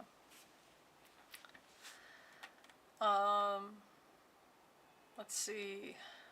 I had fentanyl in hospital, really weird dreams. Man, I believe it. U.S. got a few land wars on its territory. Oh, for sure. For sure. Trans but never been in the military. You didn't miss out on anything. So in the past, because I guess, you know, now being trans, you can talk about covering the military stuff. In the past, trans people would join and gay people would join, sort of as it was like a beard for your queerness. So if you were a male to female transgender, you were trying to like toughen yourself, like man up, you know, by joining a manly thing. And then if you're female to male transgender, this was an outlet for you to be as butch and masculine as possible. And everyone's like, oh, what a hero, you know. Instead of like, oh, gross, queer, you know. Instead of that, it was like, oh, amazing, yes, oh, we love to see it, you know. So that's why a lot of trans people in the past had joined, yeah. And then same with lesbians and gay people. Just to, you know, there was just certain ways that they thought they could hide better in the military. And they did, you know, honestly. When they talk about the early 21st century and 500 years, if anything, it's going to be 9/11 then COVID, how America lost the petrodollar and devolved into a Mad Max hellscape. Yeah, 21st century, probably electric vehicles, probably AI, I think would show up there. Hopefully they would teach the issues with AI and the problems with AI, like the social issues, people getting scammed and stuff by like those e-girl streamers, you know, that are actually just like dudes. Hopefully they'll talk about that kind of interesting stuff. You know, 9/11, I mean, they probably also would bring up, depending on how it turns out, Israel-Palestine. Again, depending on how it turns out, Russia-Ukraine. It just depends on how it turns out. You know, because if Russia invades Ukraine and then Ukraine fights it back, it probably isn't going to get too much attention in history because there's no like borders that were redrawn. You know. And it's still like an invasion. It's not an occupation per se. They're not controlling Ukraine. So like Japan did with so much of this side of the world. Yeah.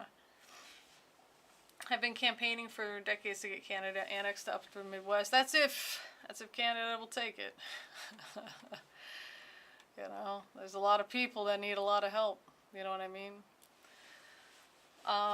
Jumping to conclusions, humanity's most regular form of exercise. Oh yes, yeah, mental gymnastics, that's another one. I get a bit of it. Air pressure and humidity mess with my sinuses, give me major headaches. Yeah, for sure. And it's just like, that's like the dumb power, isn't it? That's a dumb superpower. I tell people I'm reverse Storm, you know, Storm from the X-Men. She controls the weather controls me. That's about it. Dealing with migraines is very tough, but dealing with that on top of a difficult job like teaching has to be hard. I feel for you. You know, my students are pretty good about it. They know when I get a migraine, I'm gonna be quieter, and they're good about it. You know, there's a student who's a bit hard of hearing, so the student will ask like, "What was that? What was that? What was that?" And I always just repeat myself louder.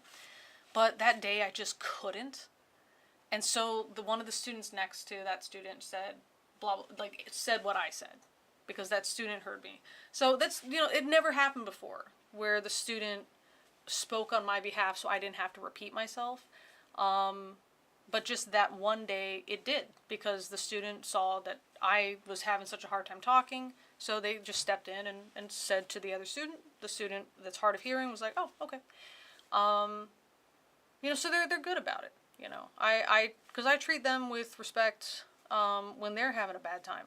If they're having they're feeling sick or they've got a migraine or something, I let them know, as long as you don't snore, you can put your head down. I hope you would take notes, but you don't have to, and we'll figure out a way to compensate for that later, but if you're not going to go home, if you refuse to go home for whatever reason, put your head down and we'll figure something out, So I always try to give them that respect. So they extend it back to me, and that's all it is. Just treat them like people, and making sure it's fair. Students are not allowed to eat or drink in the classrooms, but teachers can. It's not fair. They're not babies, and I just tell them if I see a mess, you don't get to eat for nobody gets to eat for a month. The end. Okay, but I provide drinks. I provide snacks for my students because I eat and drink in class. They need caffeine to stay awake too, so why wouldn't I, So they're good about it. For the little kids, when I taught little kids, it's hard because they feel sympathy, but they're kids and they just get really excited about stuff, and then they start yelling and screaming and everything and just being kids, So I told them the way that I would manage the class for that is I told them teacher's very sick, and teacher needs you guys to be quiet, and if you're quiet, I will give you candy at the end of the class. If you're loud, I will put a line on the board, and if you have 3 lines, no candy. So the first time they get kind of loud, I say, and I grab the board marker and they quiet down. The second time, I just go put the mark on the board. So this way they know I mean business, right? The second one, so they'll always get up till 2. They always did. Because the third one, you just threaten it.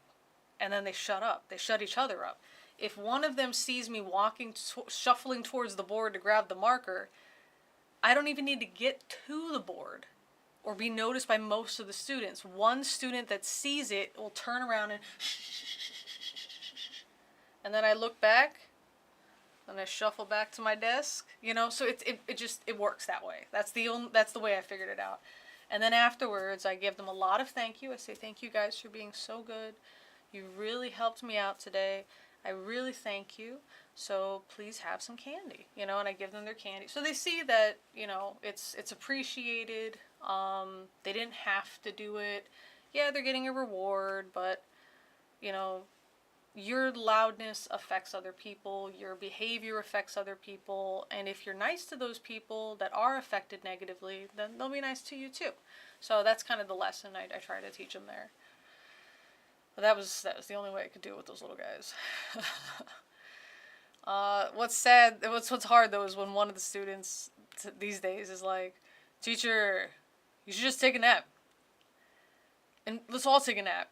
And I always say, if it wasn't for the security cameras in this class, we can do it though. It's only, however long the class period is at that point. We only got an hour, guys. We got this. We got this, And then they see that I'm dealing with it, which also inspires them to deal with it too. So it's, as shitty as migraines are, it's actually, I think, really good for teachable concepts.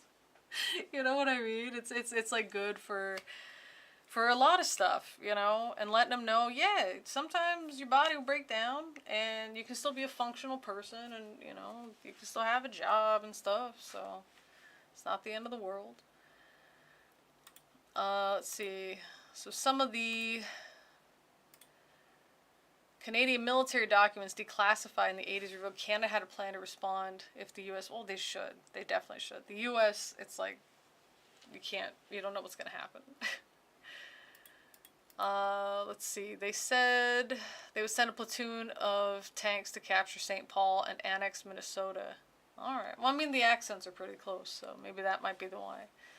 Fentanyl dreams including a Nazi hospital starship with aliens and time funkiness, and that's one of the easier ones to explain.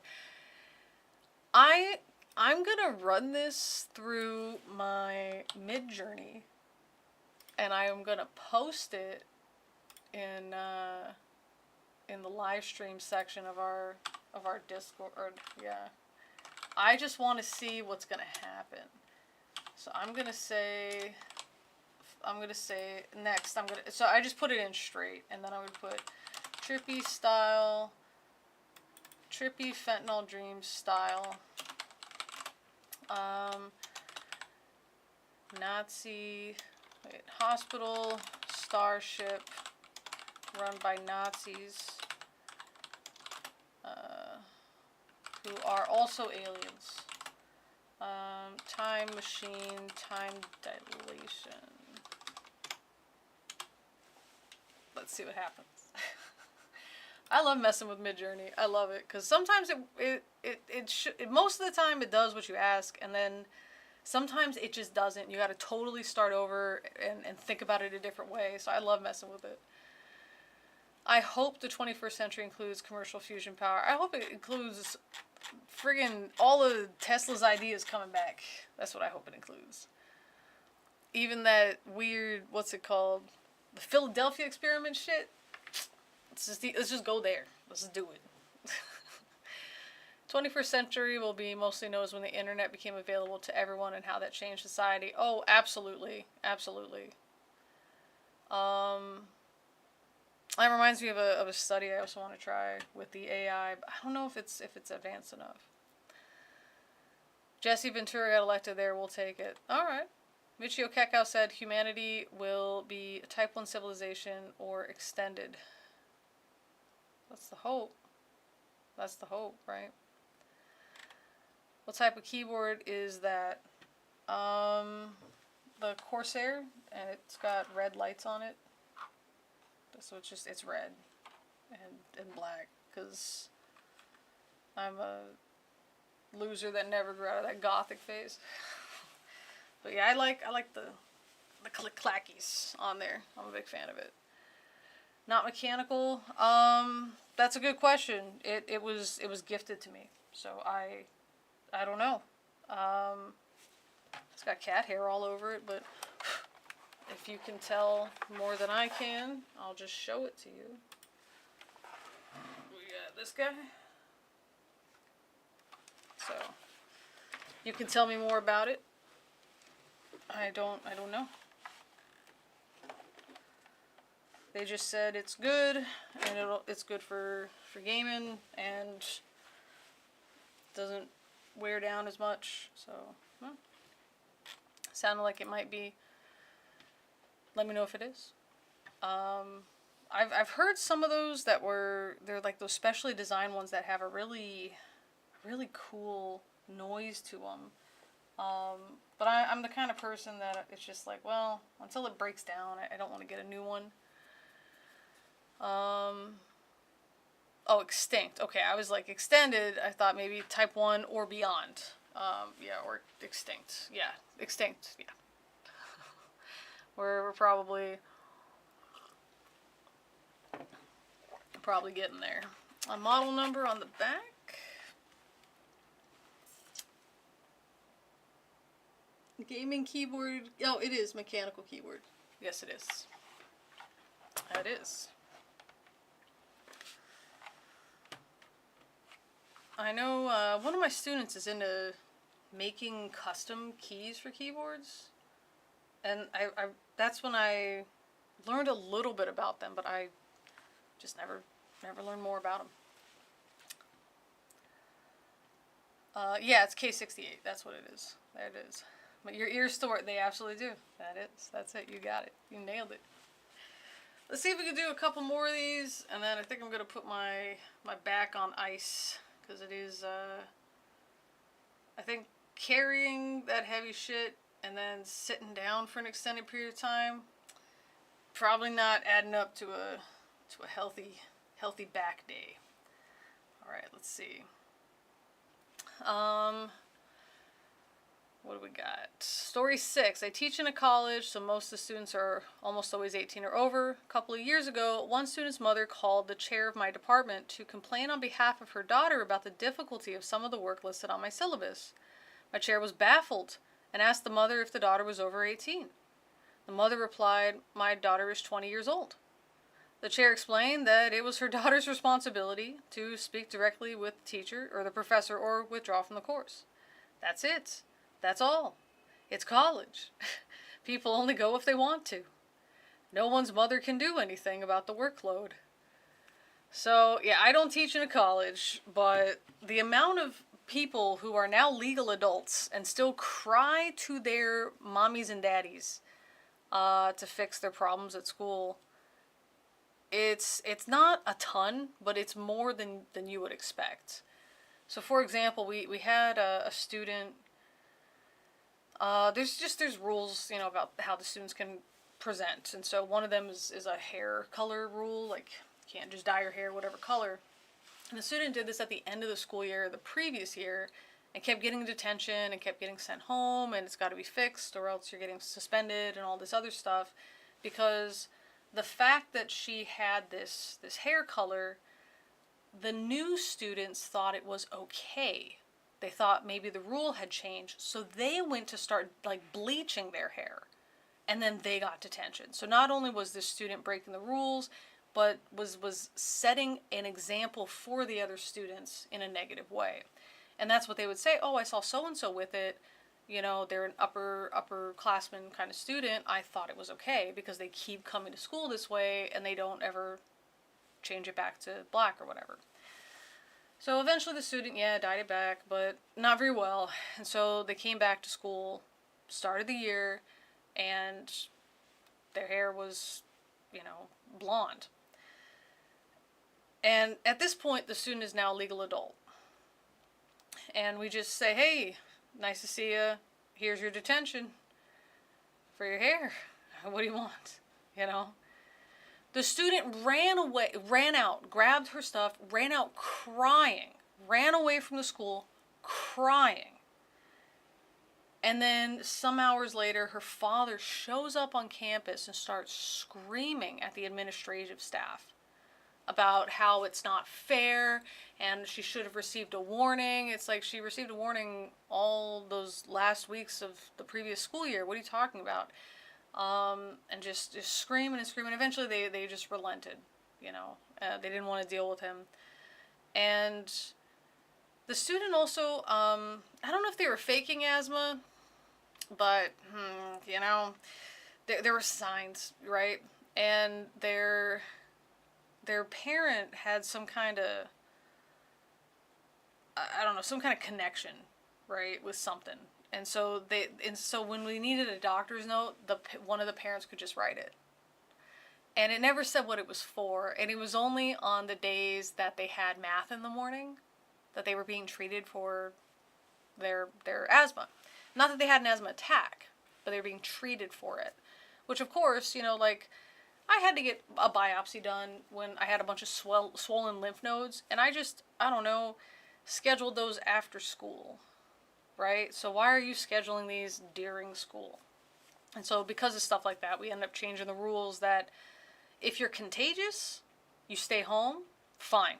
That you get a doctor's note, the end, that is excused. If you missed, you can't lose your participation points and stuff, and you're allowed to make up the homework, whatever. But if you're just like, "Oh, I have a tummy ache, and that's why I stayed home, and I got some, Tums or whatever," okay, it's excused because we know where you are, but you don't get those points back, So we had to change it because of students like this. And I remember she was in detention, and I was making her do this physical detention. And she's doing it, and then eventually she just gets tired of it, and she says, "Teacher, excuse me, I have asthma." And I said, "Oh, okay. What do you need?" And she's like, "I need my inhaler. I'm having an attack." I said, you're having an attack? Yes, because I have asthma. Where's your inhaler? It's upstairs in my locker. I can go get it. No, I'll send a student to go get it for you. And the student tried to like well up some tears. And I said, if you knew that you have asthma, and you knew we have a physical punishment, why didn't you tell me in advance? Oh, I thought I could do it. Okay. And again, the student is not panicking. They're not wheezing. They're not gasping for air. They're not doing any of this. And I said, you know, I said something, because you can't say it, but you can imply something. And I said, it's going to be really hard for you when next year in college, when you don't have your mom to write these notes and your dad to come yell. It's going to be very hard for you to adjust. So I recommend notifying people in advance and maybe carrying your inhaler on you and perhaps scheduling your asthma consultations after school, because you're going to have a hard time adjusting. And I don't know if she took the hint, because she wasn't one of my students. She's just one of the students at school. I saw her because of detention. I was doing detention for some years. And yeah, but I wanted to say, what do? Cry about it? So your daddy could come pick you up and take you home as a full-grown adult? You know, of course you can't do that, right? But at the same time, it's like, is it her fault? She's an adult, technically, but it's not really her fault, you know?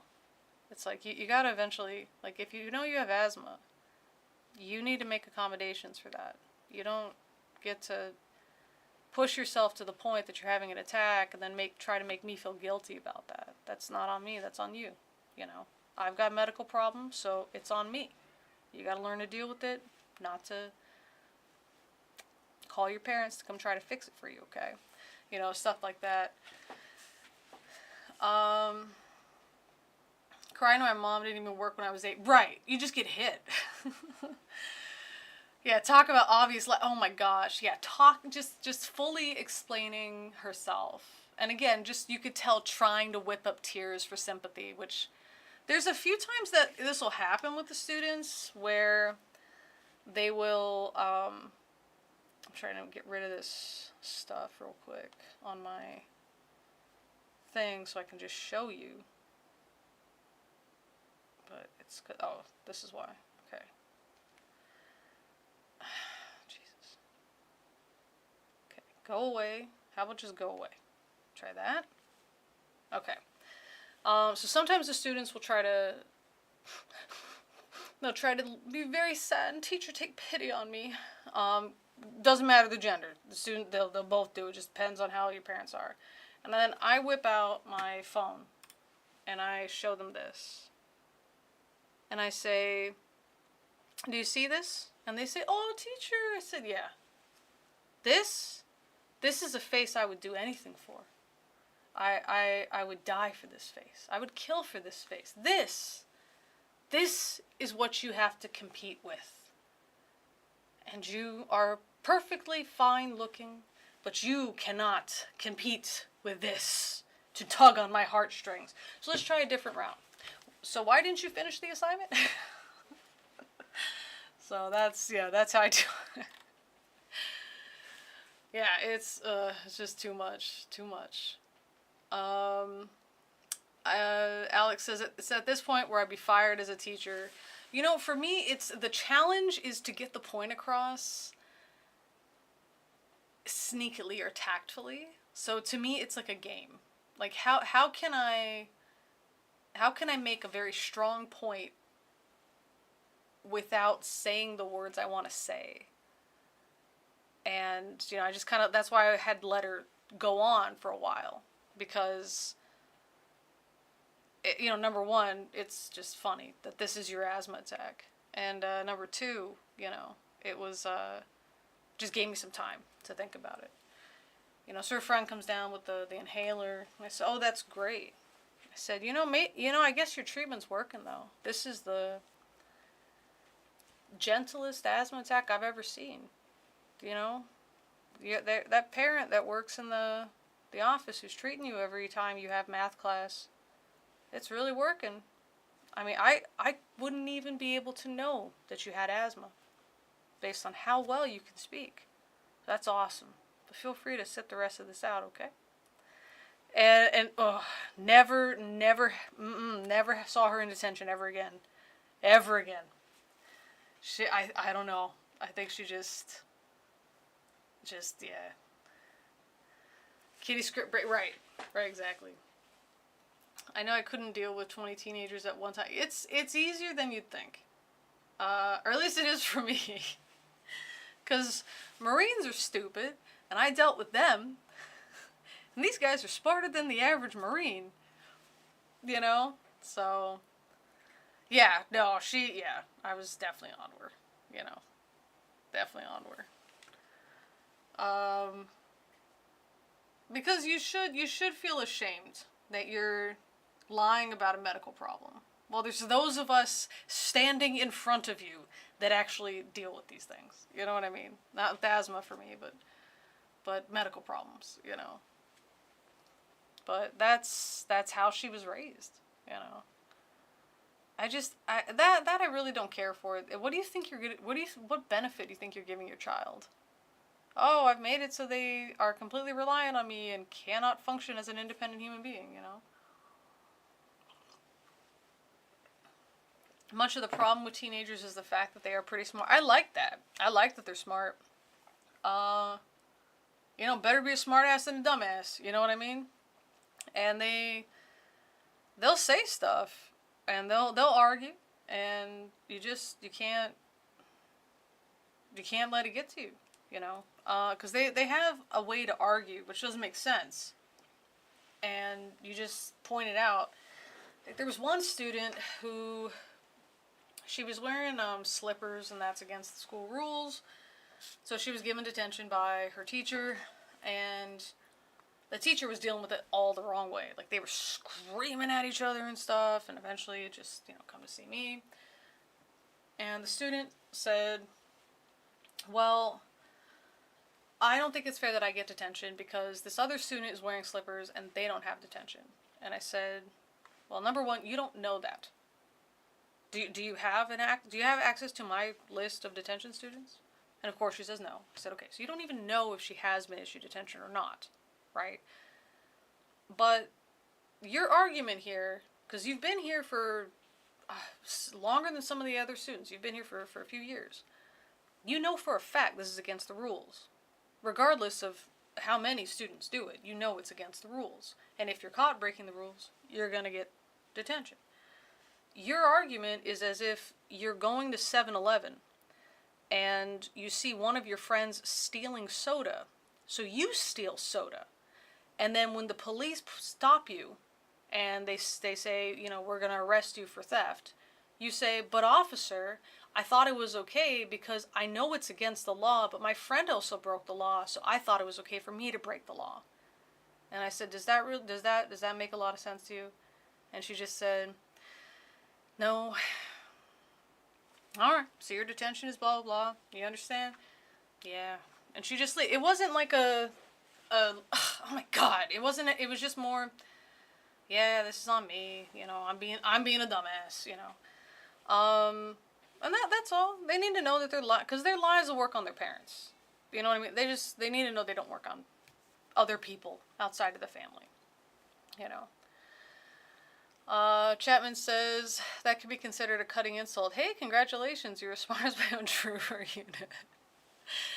Oh, no, because that might be too much to say. Usually the insults I give to students are based off of something that their friends would joke with them, only if I have that rapport. And it's even better if I get to use their Gen Alpha slang. So there was one time when student A said something to student B about student C. And student B said, you're just jealous. You're just jelly that student C is the ultimate Riz god. And this was like right as class would start, like the bell rang. And I stand there looking at them, just like very plain. And they never know what's going to come out of it. They don't know if I'm just going to look at them and just turn and start taking attendance. They don't know if I'm going to just tell them knock it off. They don't know if I'm going to make a joke. And so all 3 students were in the class. And I said, first of all, I'm angry about the fact that I understood everything that you said. The second, I mean, let's be honest here. You know, student C has a very Chad jawline, but you know their speech. I said something about their speech because they're very hesitant with their talking. Something about like, you know, their speech ain't 100. No amount of mewing can change that. And the students are just like, oh, teacher. So I love messing with them like that. So I don't ever insult their intelligence, except for one student that I did have to explain that on purpose because the student was such a condescending prick that thought they were more intelligent than everybody else. And I had to explain that in psychology we define intelligence as a certain way. And I said, according to that, you are not intelligent because you cannot learn from your mistakes.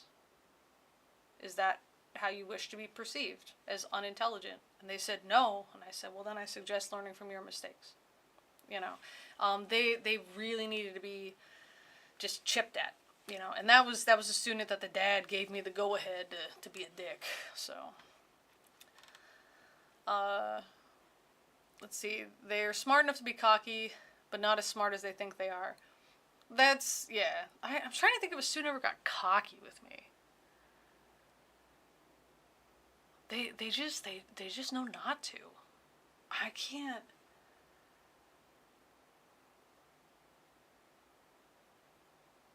I don't think they've ever gotten cocky with me.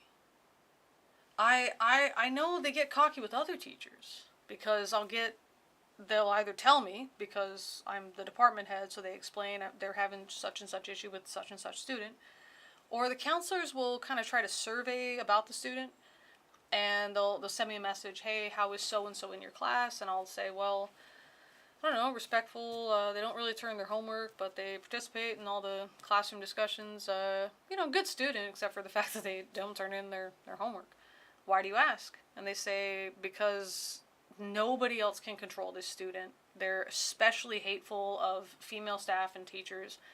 And I say, I can't say I have that problem in my class. You know, I just... Because that student tried it once when they first started the school. And they got detention. I gave them detention. It was for something, I don't know, speaking Korean or something like that. And so we're right in front of the office, so I take him into the office, and so I need a detention slip to fill out. And I say, all right, so, you know, here's what it is, whatever. And the student just starts going, and I say, I don't want to be loud, so I'll turn the sound down a little bit to compensate, because I'll be loud. And I said, hey, you knock that attitude off.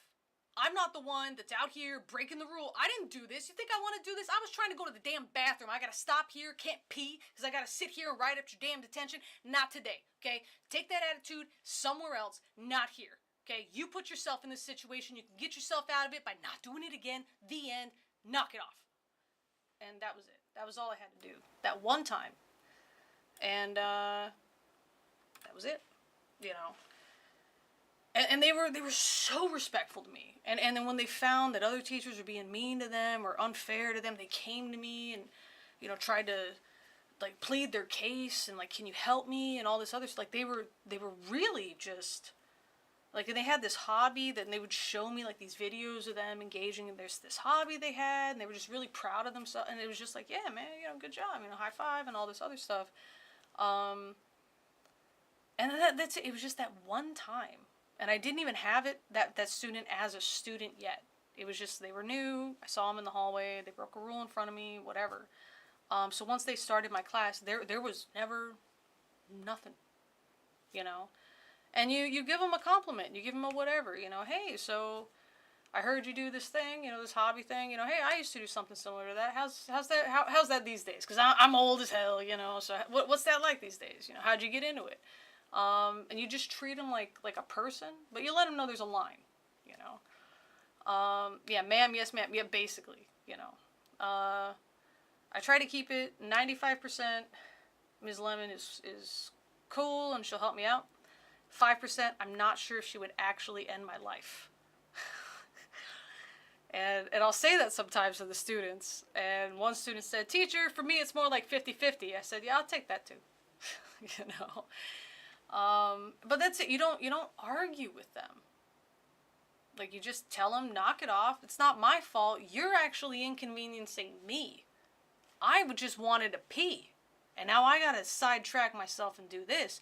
You're making everybody's life miserable. Knock it off. And then we won't have this problem, you know.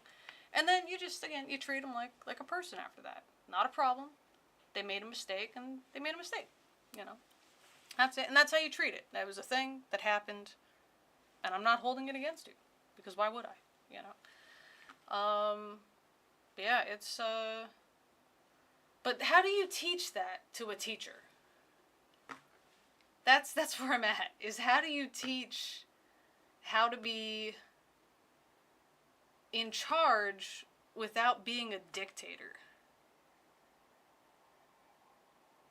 Because I gotta do that in a couple months with this intake of new teachers.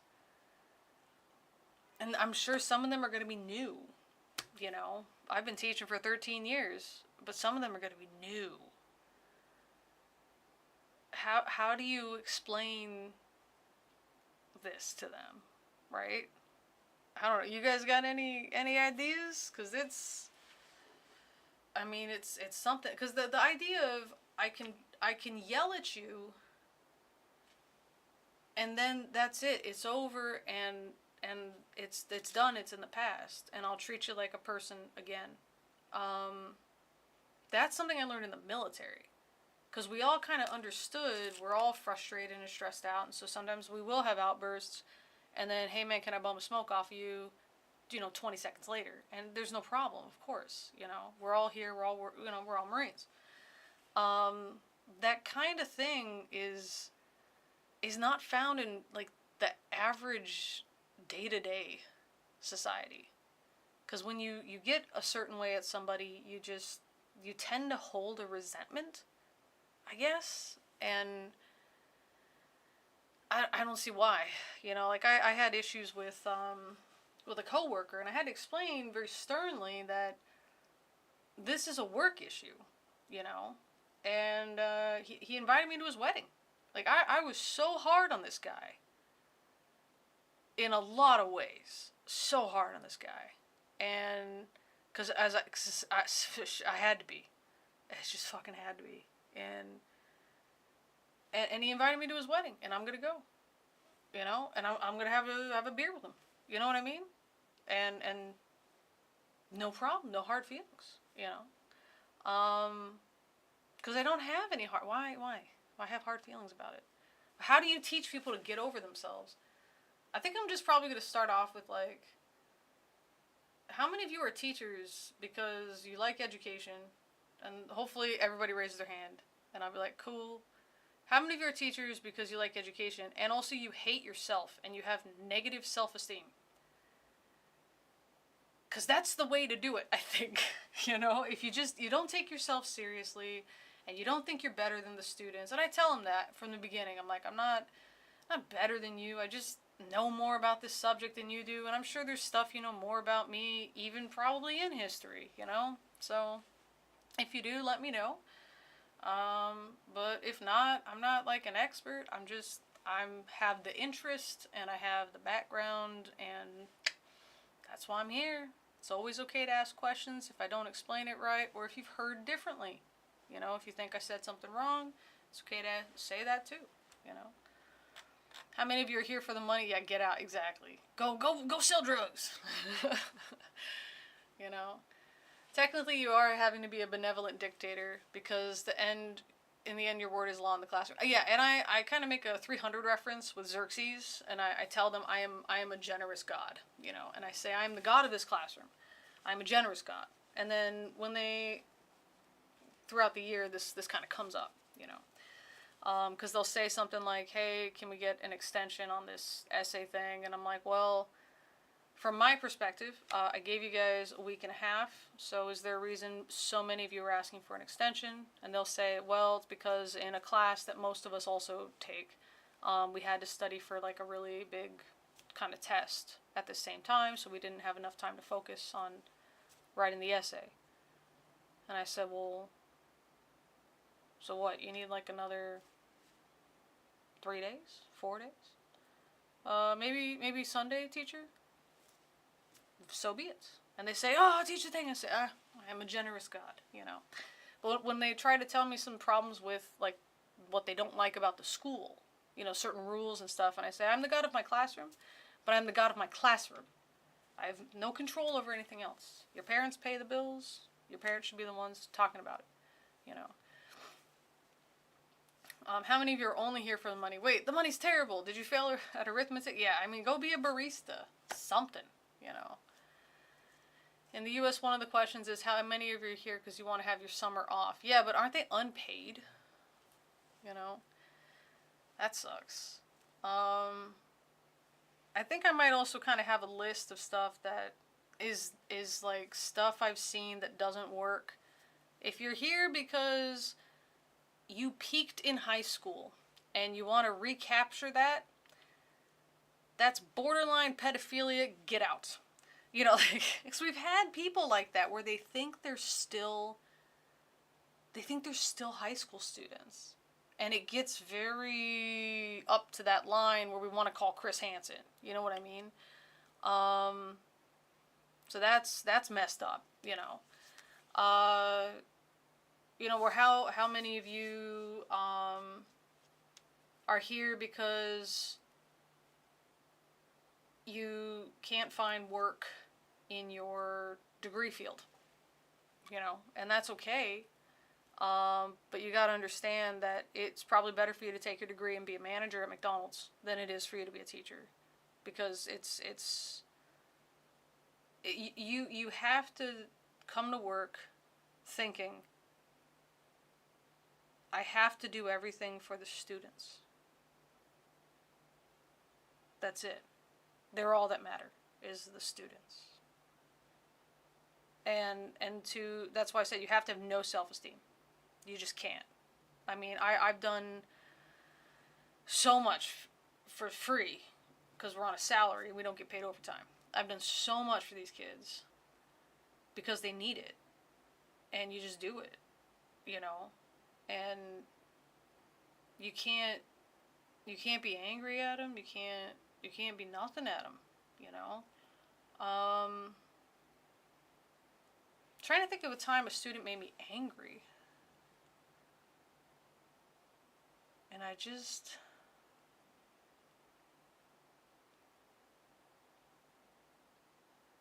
mean, other than if they're hurting other kids, you know, there's no, I mean, they don't, it's gonna sound dismissive and I don't mean it to, but they don't, we don't have that kind of relationship where their words affect me like that. You know, as a human being, if something happens and they're sad, yeah, it breaks my heart. But if they say something or they roll their eyes, you know, because I've had that too. You know, and you just make a joke around when they do that, you know. Like, hey, I need you to do this, and they roll their eyes. So, well, if you roll your eyes, it's harder to see the lecture. You can't take the notes, get a 0 on the homework. I don't know what to do. You can roll your eyes all you want, but it's not going to get you any closer to where you want to be. So, you know, whatever you want to do, but do the thing that gets you out of my class. Because the more you do that, the more you don't do well. the more you have to see me again. So, you know, or when I try to encourage students, like, I like you, but not enough to want to see you take this class again next year. So how about we work a little bit harder, you know, stuff like that. Yeah. Being a teacher is the only job where you steal office supplies from home to bring to work. Oh, yes. Yes. You know, buying stuff that you think the students will enjoy, you know. Things like that for sure. Is this the same coworker you said deserved to be fired, the one who needed validation from the other students?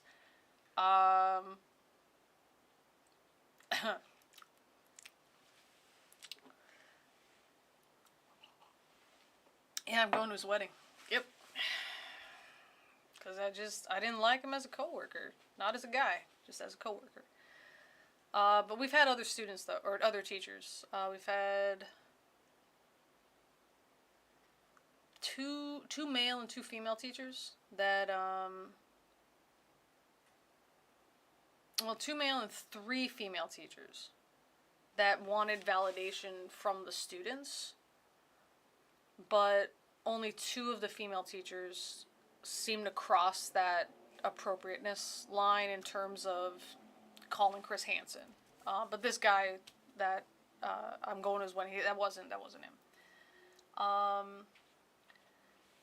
Well, I don't know. This might be. Well, wait a minute, because Max, you've been around for a while. It might be a different guy. So this guy wanted the students to like him, but there was another guy who, like, it was a while ago. I would never go to his wedding. No, I would sooner. I would go to his I would go to his suicide, but I wouldn't go to his wedding. He was a bad dude. Like a bad dude. A really bad dude. He's a bad dude. Just in all respects. Bad dude. A dude that we thought if we saw him later in a Netflix true crime special about serial killers, we wouldn't be surprised. He's that kind of guy. So that's why when I say I would you know, attend his suicide, that's the kind of person I'm talking about. Not this guy that I'm going to his wedding. Yeah. So there was a guy from this year, and then there was a guy who needed validation from the students, but that was so right before and right when COVID happened that year. Yeah, 2019, 2020. So that guy was a piece of work. Piece of fucking work, man. Instead of doing his work, he spent time stalking some of the teachers. Like, it was fucked. And then he would confront the students, and he would say stuff like, sometimes I forget they're not adults. And after he said that the second time, I said, I hate that I have to ask this, but you can't date your students, right? And he said, oh yeah, of course. And I said, do you know why? And he said, because it's illegal. And I screams, no, because they're less than half your age. Like, I was just like, I couldn't believe that was his reason. Oh, it's illegal. Oh my God. You know, we're old enough to be their parents. What the fuck? You know? Would you help arrange his resignation from living, you know, catering for the party? I would cater the party, yes. I would set up the cameras and cater the party. Maybe no cameras. You don't want to film something that could come back at you. But, yeah, no, I mean, yeah, cater a watch party, you know, which is just me with a bucket of popcorn. Hot Cheetos or something. Yeah, I would. He's a guy that if I saw him getting beat up on the street, I would join in. And then say, sorry, I got confused as to who was who. I thought I was helping the guy in self-defense or something like that, you know what I mean? He's just it's like, you know, I mean, how bad would you feel if, you know, if Jeffrey Dahmer you know, if to make a joke about him ending his life, you know. I'd attend his suicide too. Damn. That's my rule of thumb. I can't date anyone who's closer to my eldest daughter's age than to my... Yeah, that's a good rule of thumb. But geez, that was his excuse. Oh, because it's illegal. The female teacher who didn't get creepy in, like, perverted sense, but got creepy in every other sense, was really short and was just really into being chit-chatty, gossipy with 7th graders. And they made, like, a group chat with the teacher, and the teacher would participate in talking about all the other loser 7th graders with them. So it's like, oh, isn't so-and-so so ugly? And the teacher would be like, yeah, they're so gross. And, oh my god. What's wrong with you? And this person was in their 30s. Like, jeez. 7th graders, man. 7th graders. They're what, 12? 13? She was more than double their age, participating in baby gossip. What the fuck? And then the other 3, so the other male teacher and 2 other female teachers, they were like, we need to call Chris Hansen maybe tomorrow, you know. It was one that one of the female teachers had to have it explained, because they tried to write it off like it's not a big deal, and the head teacher had to explain.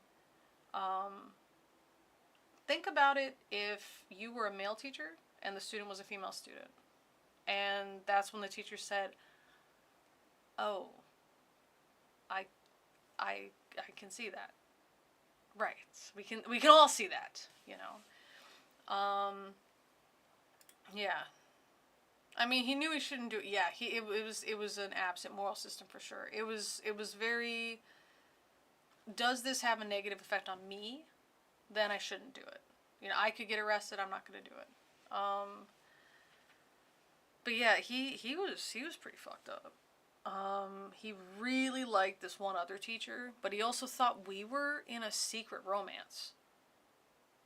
And I made it very clear that the only reason I'm bothering to talk to him at all is because he's such a bad teacher that he's going to hurt the students' GPAs. And if there's anything I can do to prevent that, then I will. But, and I would tell him, just to his face, I think you're a piece of shit. And if you fucking died tomorrow, I would have a party. Like, I would just say stuff like that to him. Because he was just... He needed to know. Because he would say... I was trying to teach him something. And he was sitting down, like, in the student's desk. So he was watching me... Like, we were role-playing, right? And after a while, he kind of gave me this, like... smile. And he kind of, like... touched his hair a little bit, and he said, "Why are you being so nice to me?" And he gave me that look, and that's when I had to say that, just so he just fucking knew, like, you know, 'cause no. And I remember I said something, because all the teachers and stuff here, we have this, well, everybody here, we have this thing called Cacao Talk. And it's just a messenger system, but it's pretty cool, but won't go into that. So you've got your profile picture and like not a bio, but like a message you can put. And he said something in that message. Because sometimes you have to click on it to see who you're talking to. If it's in the big group chat, and you don't, then they have a name that's different than you know, it's hard to know who it is. So you have to click on it, and you can kind of scroll through their profile pictures and see who it is, right? So that's when I saw this thing that he wrote. And it was, I don't know, I mentioned it before I really knew how bad he was. And I kind of mentioned it. It was some kind of Bible verse. And I had to check something later, and I noticed that he changed the Bible verse. And it wasn't one that I couldn't, it wasn't like John 3:16, so I had to look it up.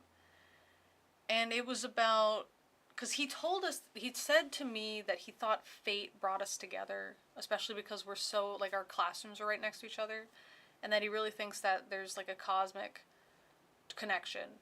And I was like, there was an open classroom, and we needed a teacher. It was stuff like that. Like, hey, come on. So he would say those kinds of things. And so when I looked up this thing, and he hadn't changed it for a long time until I made a mention that let him know that I saw that Bible verse, then he changed it. And it was about how God will give so-and-so, it's like how God will give you the wife that you need, and he will place her in your life and all this stuff. And I was like, oh my God. Oh my God. Like, he thought I was a gift from God to him. And throughout the year, it just got worse and worse, and it's just worse, just so much worse. And he ended up really creeping out this other teacher, which I wish she would have said something earlier, but she just didn't. She had her reasons. And apparently he cornered her in her classroom, and her desk was all the way at the back. So, like, you walk into the door, and then all the way at the back, that's where her desk was. So when he walked in, he shut the door, and so she can't get around him to get out. And she said, I need you to get out of here, because he was harassing her, following her, just all this weird shit. And eventually, he got closer and closer to her desk. And she said, if you don't leave now, I'm going to call the police. And he said, call them. Oh my God. And she's just like, what do you do? And she felt so alone. And he did something that was beyond. It was one of those things that it was like, we're not going to renew his contract to he needs to be fired. It was one of those lines that got crossed. So I said, listen, I'm going to go tell the boss about this, and if you want, you can come with me and tell your side of what's been happening. I can tell what has happened from you or not, but I am going to tell what happened with me, so you can do it or not. And it was something he did in front, and it scared the students, and that's where it crossed the line. If you want to be a weirdo around me, fuck you, but whatever, I'll deal with it until you're gone. The students know, and so that's when I had to go explain this. And so I told her, later, I said, hey, everything went well, the boss took it very seriously, so if you are inspired by that at all, because now you'll be taken seriously, you should probably, now would be a good time to say something. So she did, and he was let go. And he was banned from, it was weird because he didn't want to accept it. And he faked getting COVID. Or he faked having a high temperature. And we knew this because all the classes have security cameras. And he had this hot coffee. And it was at that time we were doing like the temperature checks, so we would do that digital one that like scans your forehead, whatever. And we could tell that he just didn't want to, whatever. So he took his hot coffee cup and he just rolled it all over his face. And again, we could see this on the CCTV. And he rolls it, and he rolls it, and he rolls it, and he rolls it, and rolls it, rolls it, rolls it, rolls it, rolls it, rolls it. And then he goes to get his temperature checked by the guy that checked it. And it pings that it wasn't high, it was just across the, into the, hey, if you go beyond this temperature, you have to go get checked. And so he didn't come checking with anybody, which he should have done. And instead, he's like, oh no, I might have COVID. And he was freaking out, and he grabbed the guy's hands and said, please pray for me. And then he leaves, which the guy didn't know the context. And so he's like, this guy might have COVID. And he's like touching my hands and shit. What the fuck? So he goes, and then the boss sends this thing about, don't come back to work tomorrow until after a certain time.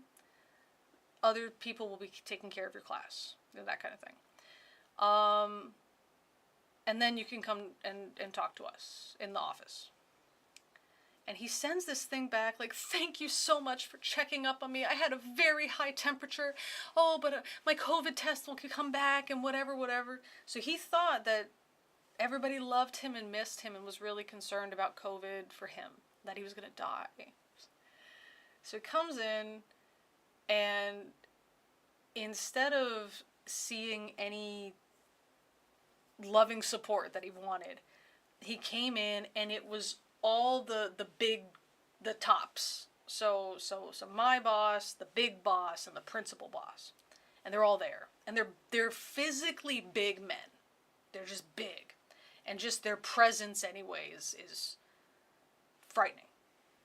And I mean, if you don't have any rapport with them, it's frightening. And of course he had no rapport. And so he's coming in like la-di-da-di-da, thank you guys, and they just put this thing down, and it was this like, you are fired. You are leaving now, and you cannot ever contact, and anything you do, we will call the authorities. And he tried to argue back, and that's when they like did the, you know, the big scary man voice. You know what I mean? And he just, okay, and he signs it and he leaves, you know. It was a trip, man. That guy, Jesus. And he didn't stop contacting one of the teachers, so she contacted me later about, you know, I think I'm going to go to the police about this, and I was like, I don't know why you waited so long, but yeah, go for it, you know. So, you know, we can write up any letters that you need based off of what we saw and whatever. If you need any of that assistance, we can do that for you. But other than that, yeah, it was bizarre. It was bizarre, you know. It's just one in a million. Let's leave it at that, you know. Yeah, you click my profile, you my godwife now. I know, isn't that, it's just what? It's just what? And after, because I was talking to that other teacher, and he would see, because she was in the room, so he was in between both of our rooms. It was like this thing. So he would see it when I went to go talk with her in her classroom. And he said, what has she been telling you? And I was like, we're talking about work, dude. You know, didn't tell anything. And he's like, I think that she's driving a wedge between us. And I said, there's never been an us, number one. And if anybody drove a wedge, it's you, because you're fucking nuts. You're fucking stupid, and you're a piece of shit, and you deserve to not have a life anymore. Oh my God, what is wrong with you? And it was so bizarre, you know. Yeah. And it's I know. And I mean, I don't know if it's weird to hear me talk like that so directly and cruelly, because I know I try to keep a sort of more neutral, and then, you know, with the students and stuff, you know, don't get mad at them and all this other stuff. And this guy, like, if I saw him, you know, asking for help, falling off a building and barely holding on, I would just make some jokes. Like, wow, bet you wish you didn't eat all that shit before. Yeah. You know, it's gonna suck when you die. There's gonna be a lot to clean up down there. And just wait. Just wait for him to fall. You know, it's like he's that kind of person, you know. I don't have that feeling for most people. But this guy, Jesus. Because, I mean, he started, like, following my route home, you know, trying to figure out how did I get home, just shit like that. Instead of doing his job, you know, there's just shit like that. He would stay at work, like, 3 hours late, and just not do his work. And then beg and cry and yell at the students if they made him look bad or something. It was bizarre. And then he thought he could get the kids to like him and give him a better feedback if he did stuff like show movies. But he was making them watch The Devil Wears Prada in his physics class. And one of us found out. I don't remember who it was. And it wasn't me. It was, I think, the head teacher. And the reason was, the reason he gave was he wanted to show the kids what life is like in an office job. You're their physics teacher?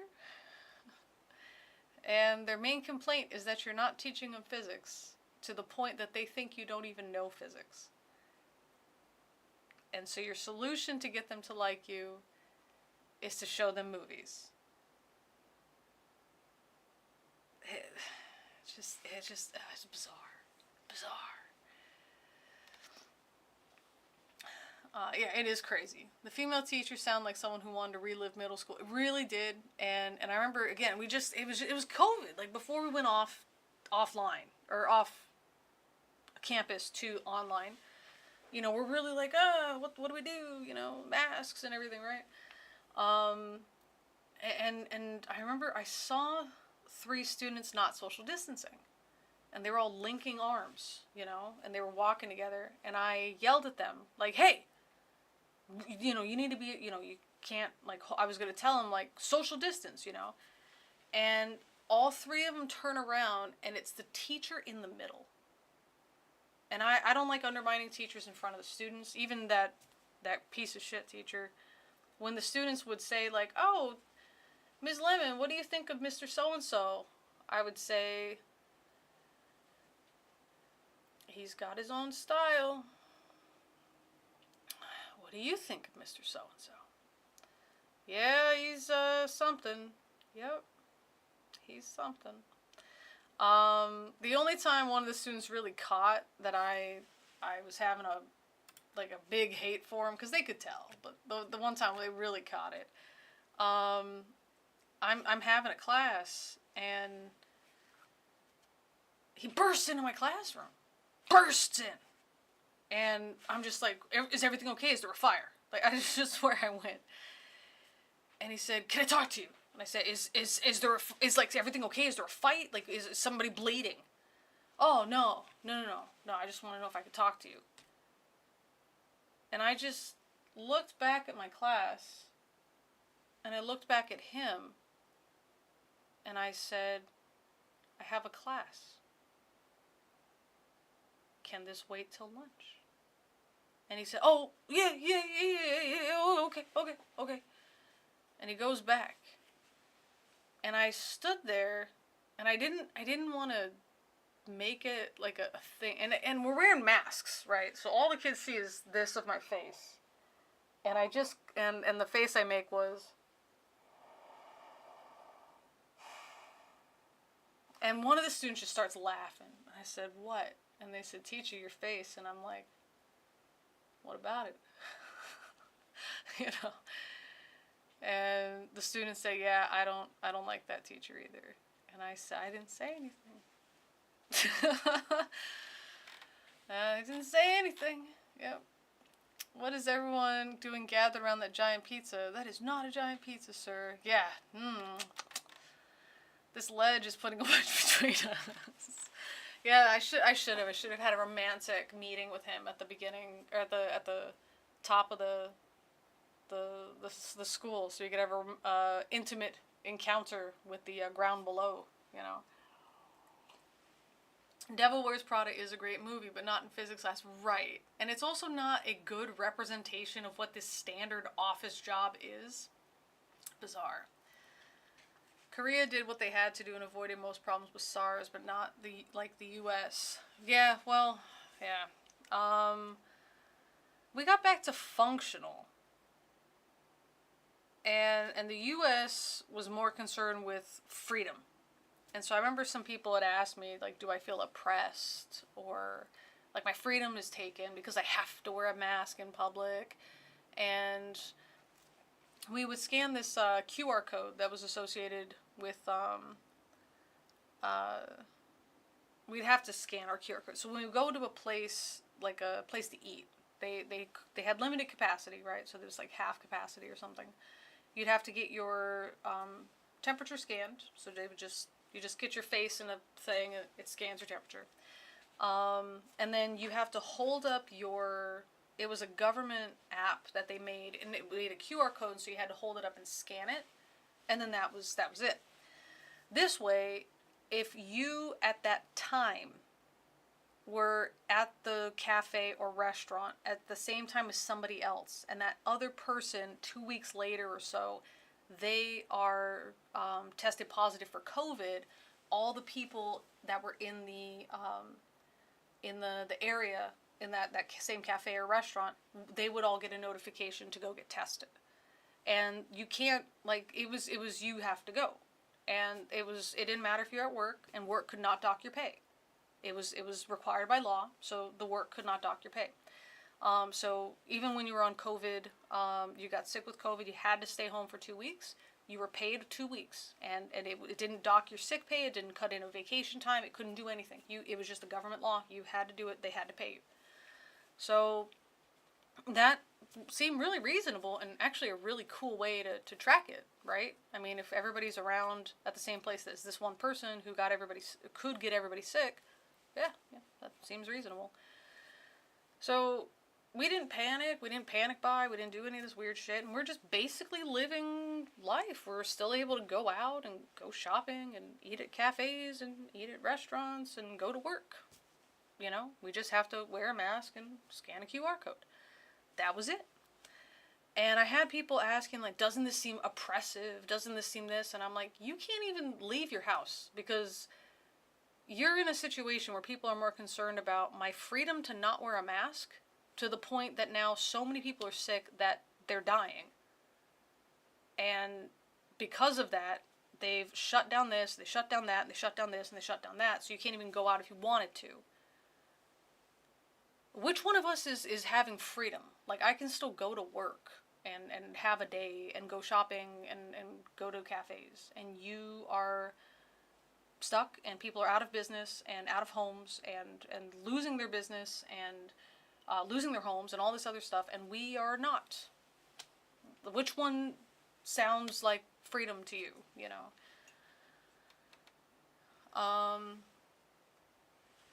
We had the same in Denmark. It wasn't mandatory. We just stick to your app. Oh, that's interesting.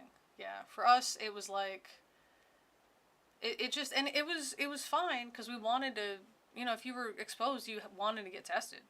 You know what I mean? You did. At that point, you know, you wanted to get tested. Because, number one, you know, you could be carrying it, and you could be getting other people sick. Nobody wants that, right? But number two, it's free time off, and it's paid. You know what I mean? And, like, as soon as you got the alert, you couldn't be like, oh, I'll go after work. It was just, you gotta go now.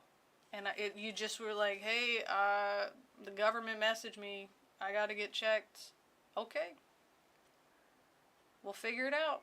We'll figure out how to cover your classes. Okay. And that was it. You know, it was simple. It was straightforward.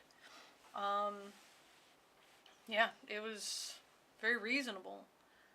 But it was too late because of the way that church, that cult handled it.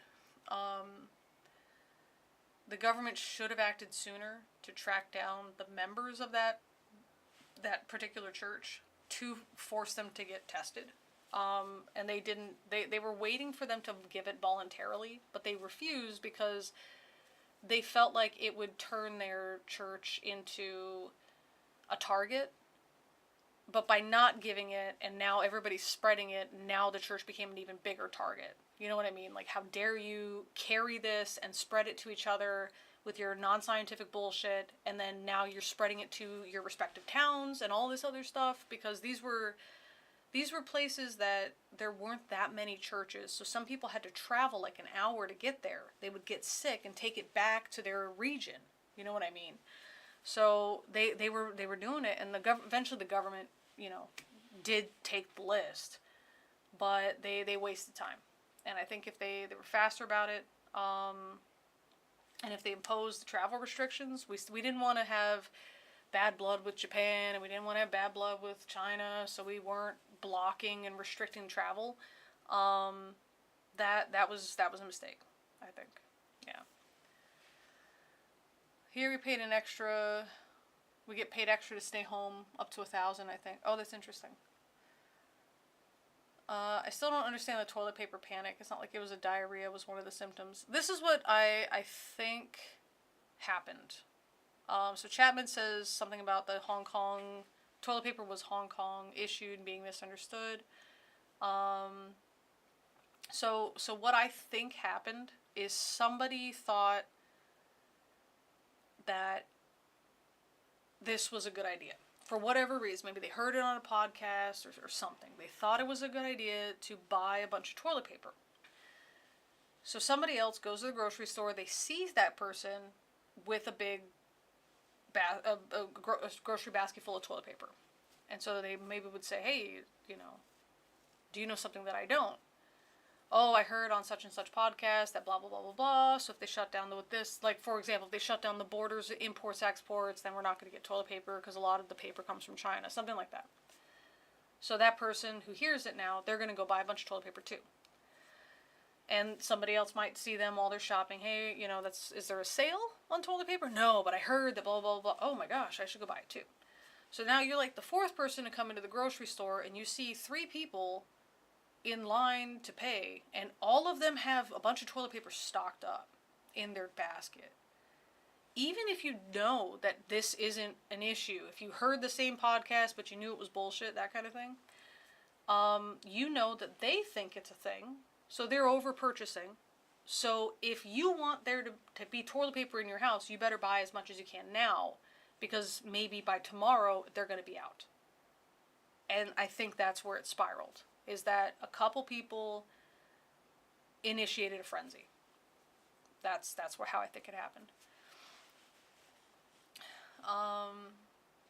Staying home for 2 weeks with full pay sounds like a really sweet deal. Right, you're sick, so you stay home. So you get to recover.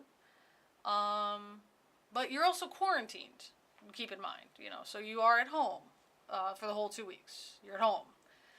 And there was a case where some people, the family would get tested and one person didn't have it, so that person would go stay in a hotel or something for 2 weeks. Something like that.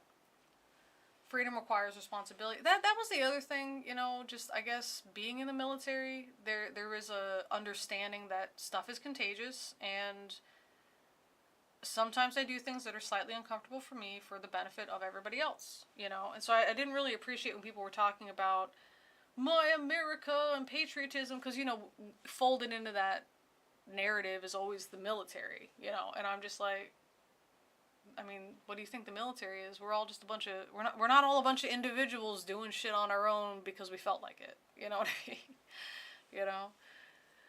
I end up sending some care packages of toilet paper and homemade hand sanitizer to friends across the country. That's very nice of you. That's very nice. Korea has much more freedom and choices after dark. I would also say so. What amazing, China was restricting toilet paper to Hong Kong as COVID was ramping up. Just a coincidence. Hong Kong had a hoarding response, and people heard about Hong Kong. I see. My biggest issue is it also became difficult to find cat litter. Not sure how that became an issue either. I think part of it is just, it was the idea that maybe there was a delay, because we had that shipping delay for a little bit, and also just if I'm at the store, I may as well buy as much as I can, because I don't know when I'm going to come back here next. So I think that was part of it. I think just the environment encouraged hoarding, where with us, we could just go out and go to the grocery store, just put on a mask and scan your QR code. So if I need to go tomorrow too, I can, Toilet paper, you can't eat it, can't build anything, can't fuel your car. It's made to come apart, not to flood pipes, yeah. Responsibility to yourself as well, That's for sure. Yeah, freedom versus license, right? It's yeah, that's always, you know, a place where it's difficult to make those choices. You know, what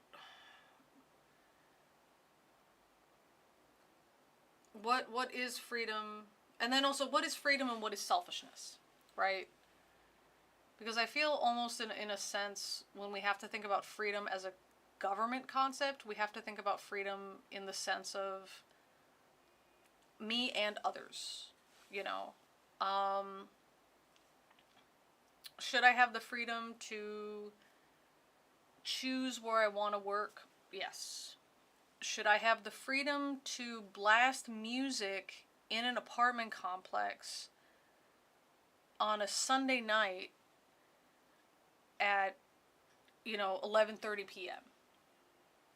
That's what I'm talking about, you know. And I had some neighbors like that when I was in the U.S. and they would just have these parties all weekend, you know. But I had to work, and I would just ask them, like, you know, guys, I'm really sorry to be, you know, a jerk, but it's 3 a.m. I gotta be up in 2 hours, and I haven't been able to sleep because of how loud this is. I bought earplugs and everything, and I can't sleep. Can you guys just please, I'm not asking you to turn it off, can you just please turn it down? And they would just keep saying, it's our freedom, it's our freedom, it's our freedom, it's my right, it's my house, it's our music, it's my party, it's all this other stuff. And I was just like, I'm not saying it's not. I'm not saying to turn off the music. I'm just saying, please, like, I have to go to work. You guys have been having a party for more than 12 hours. I didn't say anything all day. I didn't say anything at 11 p.m. I didn't say anything at 1 a.m. It's 3. Because I just thought it would be over, and it's not. And can't you guys please? And we would just have these, you know, they would just shut the door. And I did. I had to call the police on them once, you know. And I just, you don't want to call the cops on your neighbors for that, you know, especially since they're going to know it's you, you know. It's just, I had no choice, you know. It was clearly annoying, but it's like, I didn't want to call the cops. I didn't want to turn this into a thing. I wanted you guys to have a nice time. If the cops show up, maybe there's illegal stuff going on in there. It's gonna get caught. I don't want to rat you guys out. You know, I don't want any of that. This is your business, not mine. But you're making the music my business. Please don't make it my business. That's all. You know.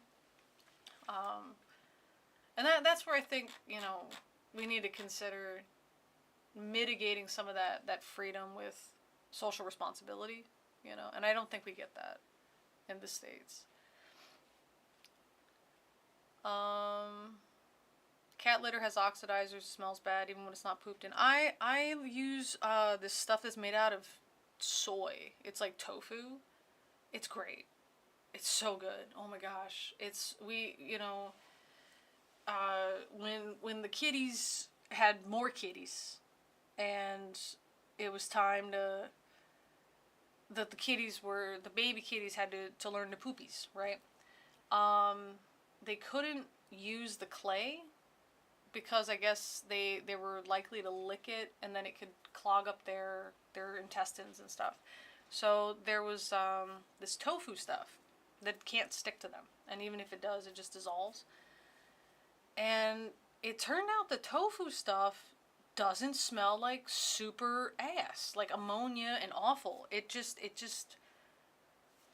I don't know, it absorbed the smell, and that was it. So just been using that ever since Coconut blessed this home with kittens. Just been using it ever since then, and it's great because you can dump it in the toilet because it just comes apart. So there's no big bags of like hard clay cat litter and stuff. There's no worry about clogging the toilet. It just flushes. It's great. It's great stuff. I also ended up shopping for a couple people because it seemed like I was the only one with a strong enough immune system. Yeah. I got into a confrontation with my neighbor upstairs because I asked him maybe don't use his power tools after midnight. Ugh. Ugh, that's terrible. American culture seems allergic to cooperation and empathy. It has some analogs in other countries too. It's not singling them out. Yeah, there's a book I'm reading about. It's called The Weirdest People in the World, but weird stands for Western, educated, industrialized. R and D, I forget the last two. Democratic, but I forget R. And so it's basically this idea that a lot of psychology is done on a very specific group of people, and maybe that's not what we should be doing, because maybe the people that are doing stuff like in Germany, in the UK, in the US, maybe they're not representative of a typical human. And it's interesting, because it's like the more that we focused on language, you know, and that part of the brain developed more, it came at the cost of like some other parts of the brain. And so, you know, we've changed kind of over time, and especially since collectivist cultures outweigh individualistic cultures, the average person on the planet is going to have psychology related to the social psychology of a collectivist culture, right? But we do so much of our research on a very narrow group of people. Is it generalizable? Probably not. Which is one of the reasons that this summer I'm going to try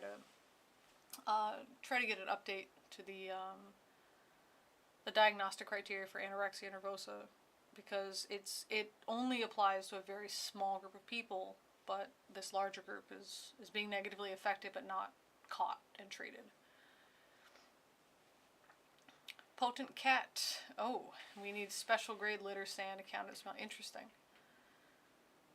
I don't know why it just made me think of my brother's poops. He's got very potent poops, and they have a very distinct smell, and I've only ever smelled it when we had porta potties in Marine combat training, and all we were eating was MREs. So everybody's poo and farts smell the same, and the poo looked the same because you could see it in the porta-john, and it was like this weird brick orange color, and it smelled like my brother's poops. And I just thought, what's he eating? How do we eat the same food? And he turns out with these MRE shits. I don't know. Never noticed a smell with the standard clumping cat litter. Oh, interesting. I've tried fragrance free and I've tried with fragrance, and it just smells very strongly of ammonia to me. Doggies and kitties are people too. I agree. You're glad that you live in one of the most liberal states, yeah? I think that's good, because I heard what fucking Georgia's asking for the 10 Commandments and shit to be posted in schools prominently. I don't know. It's bullshit. Furry roommates, yeah, they're my gods. I must serve them, all 5 of them. So that's my kitties. Louisiana, oh boy. There was what was it? Florida that had to teach, what do they do? Slavery as a positive? Some shit like that. God damn. On that note, I think I am gonna get up. I gotta move around so my back doesn't seize up. It feels like it's slowly becoming stone, but like painful stone, from the bottom up on the left side. So I gotta get up. Ron de Satan. No, Satan wouldn't be putting this dumb shit. Satan would be like, educate yourselves. The Church of the Flying Spaghetti Monster. See, that's what we need. Louisiana, is it? Okay. Oh, jeez. This is terrible. Time for you to order dinner. Yeah, I know, right? I think I'm just gonna I found some vegan spam. So I'm gonna try that maybe. But other than that, I don't know. I got some cheese too. So I might just do bread and cheese. That's what I'm thinking. Yeah. You're supposed to be asleep 2 to 3 hours ago. Uh-oh. Yeah, Satan, patron saint of liberation. Exactly. Alright, well, then, to make sure everybody gets, we do the 10 Commandments in every classroom in New Orleans. Oh my god. Ugh. Why? I hate how they try to claim, like, oh, it's based off of... It's because that's what democracy's based off of. No, it's not. At all. What? Our legal system isn't based off of thou shalt have no other gods before me. What? Alright guys, thank you so much for joining me for this super long time. I'm glad we had a good time, caught up with you guys. Holy shit. Since what, 1:30? Damn. It's what, 6, almost 6:30. It's a 5-hour live stream. Alright, well thank you guys so much. I know some of you guys were here pretty much the whole time. Thank you guys for sharing your time with me, making it interesting. And try to sleep if you can't. Will Phil, I'm gonna recommend that you check out. Actually, I'll just link it. What's it called? Super Deep Brown and Pink. This knocks me out. Yeah. This knocks me out. There you go. Hopefully that link will work. And yeah, exactly. Purple rhymes with orange. Exactly. All right, guys. Take care. Have fun. Be well. All right. See you later. Bye bye.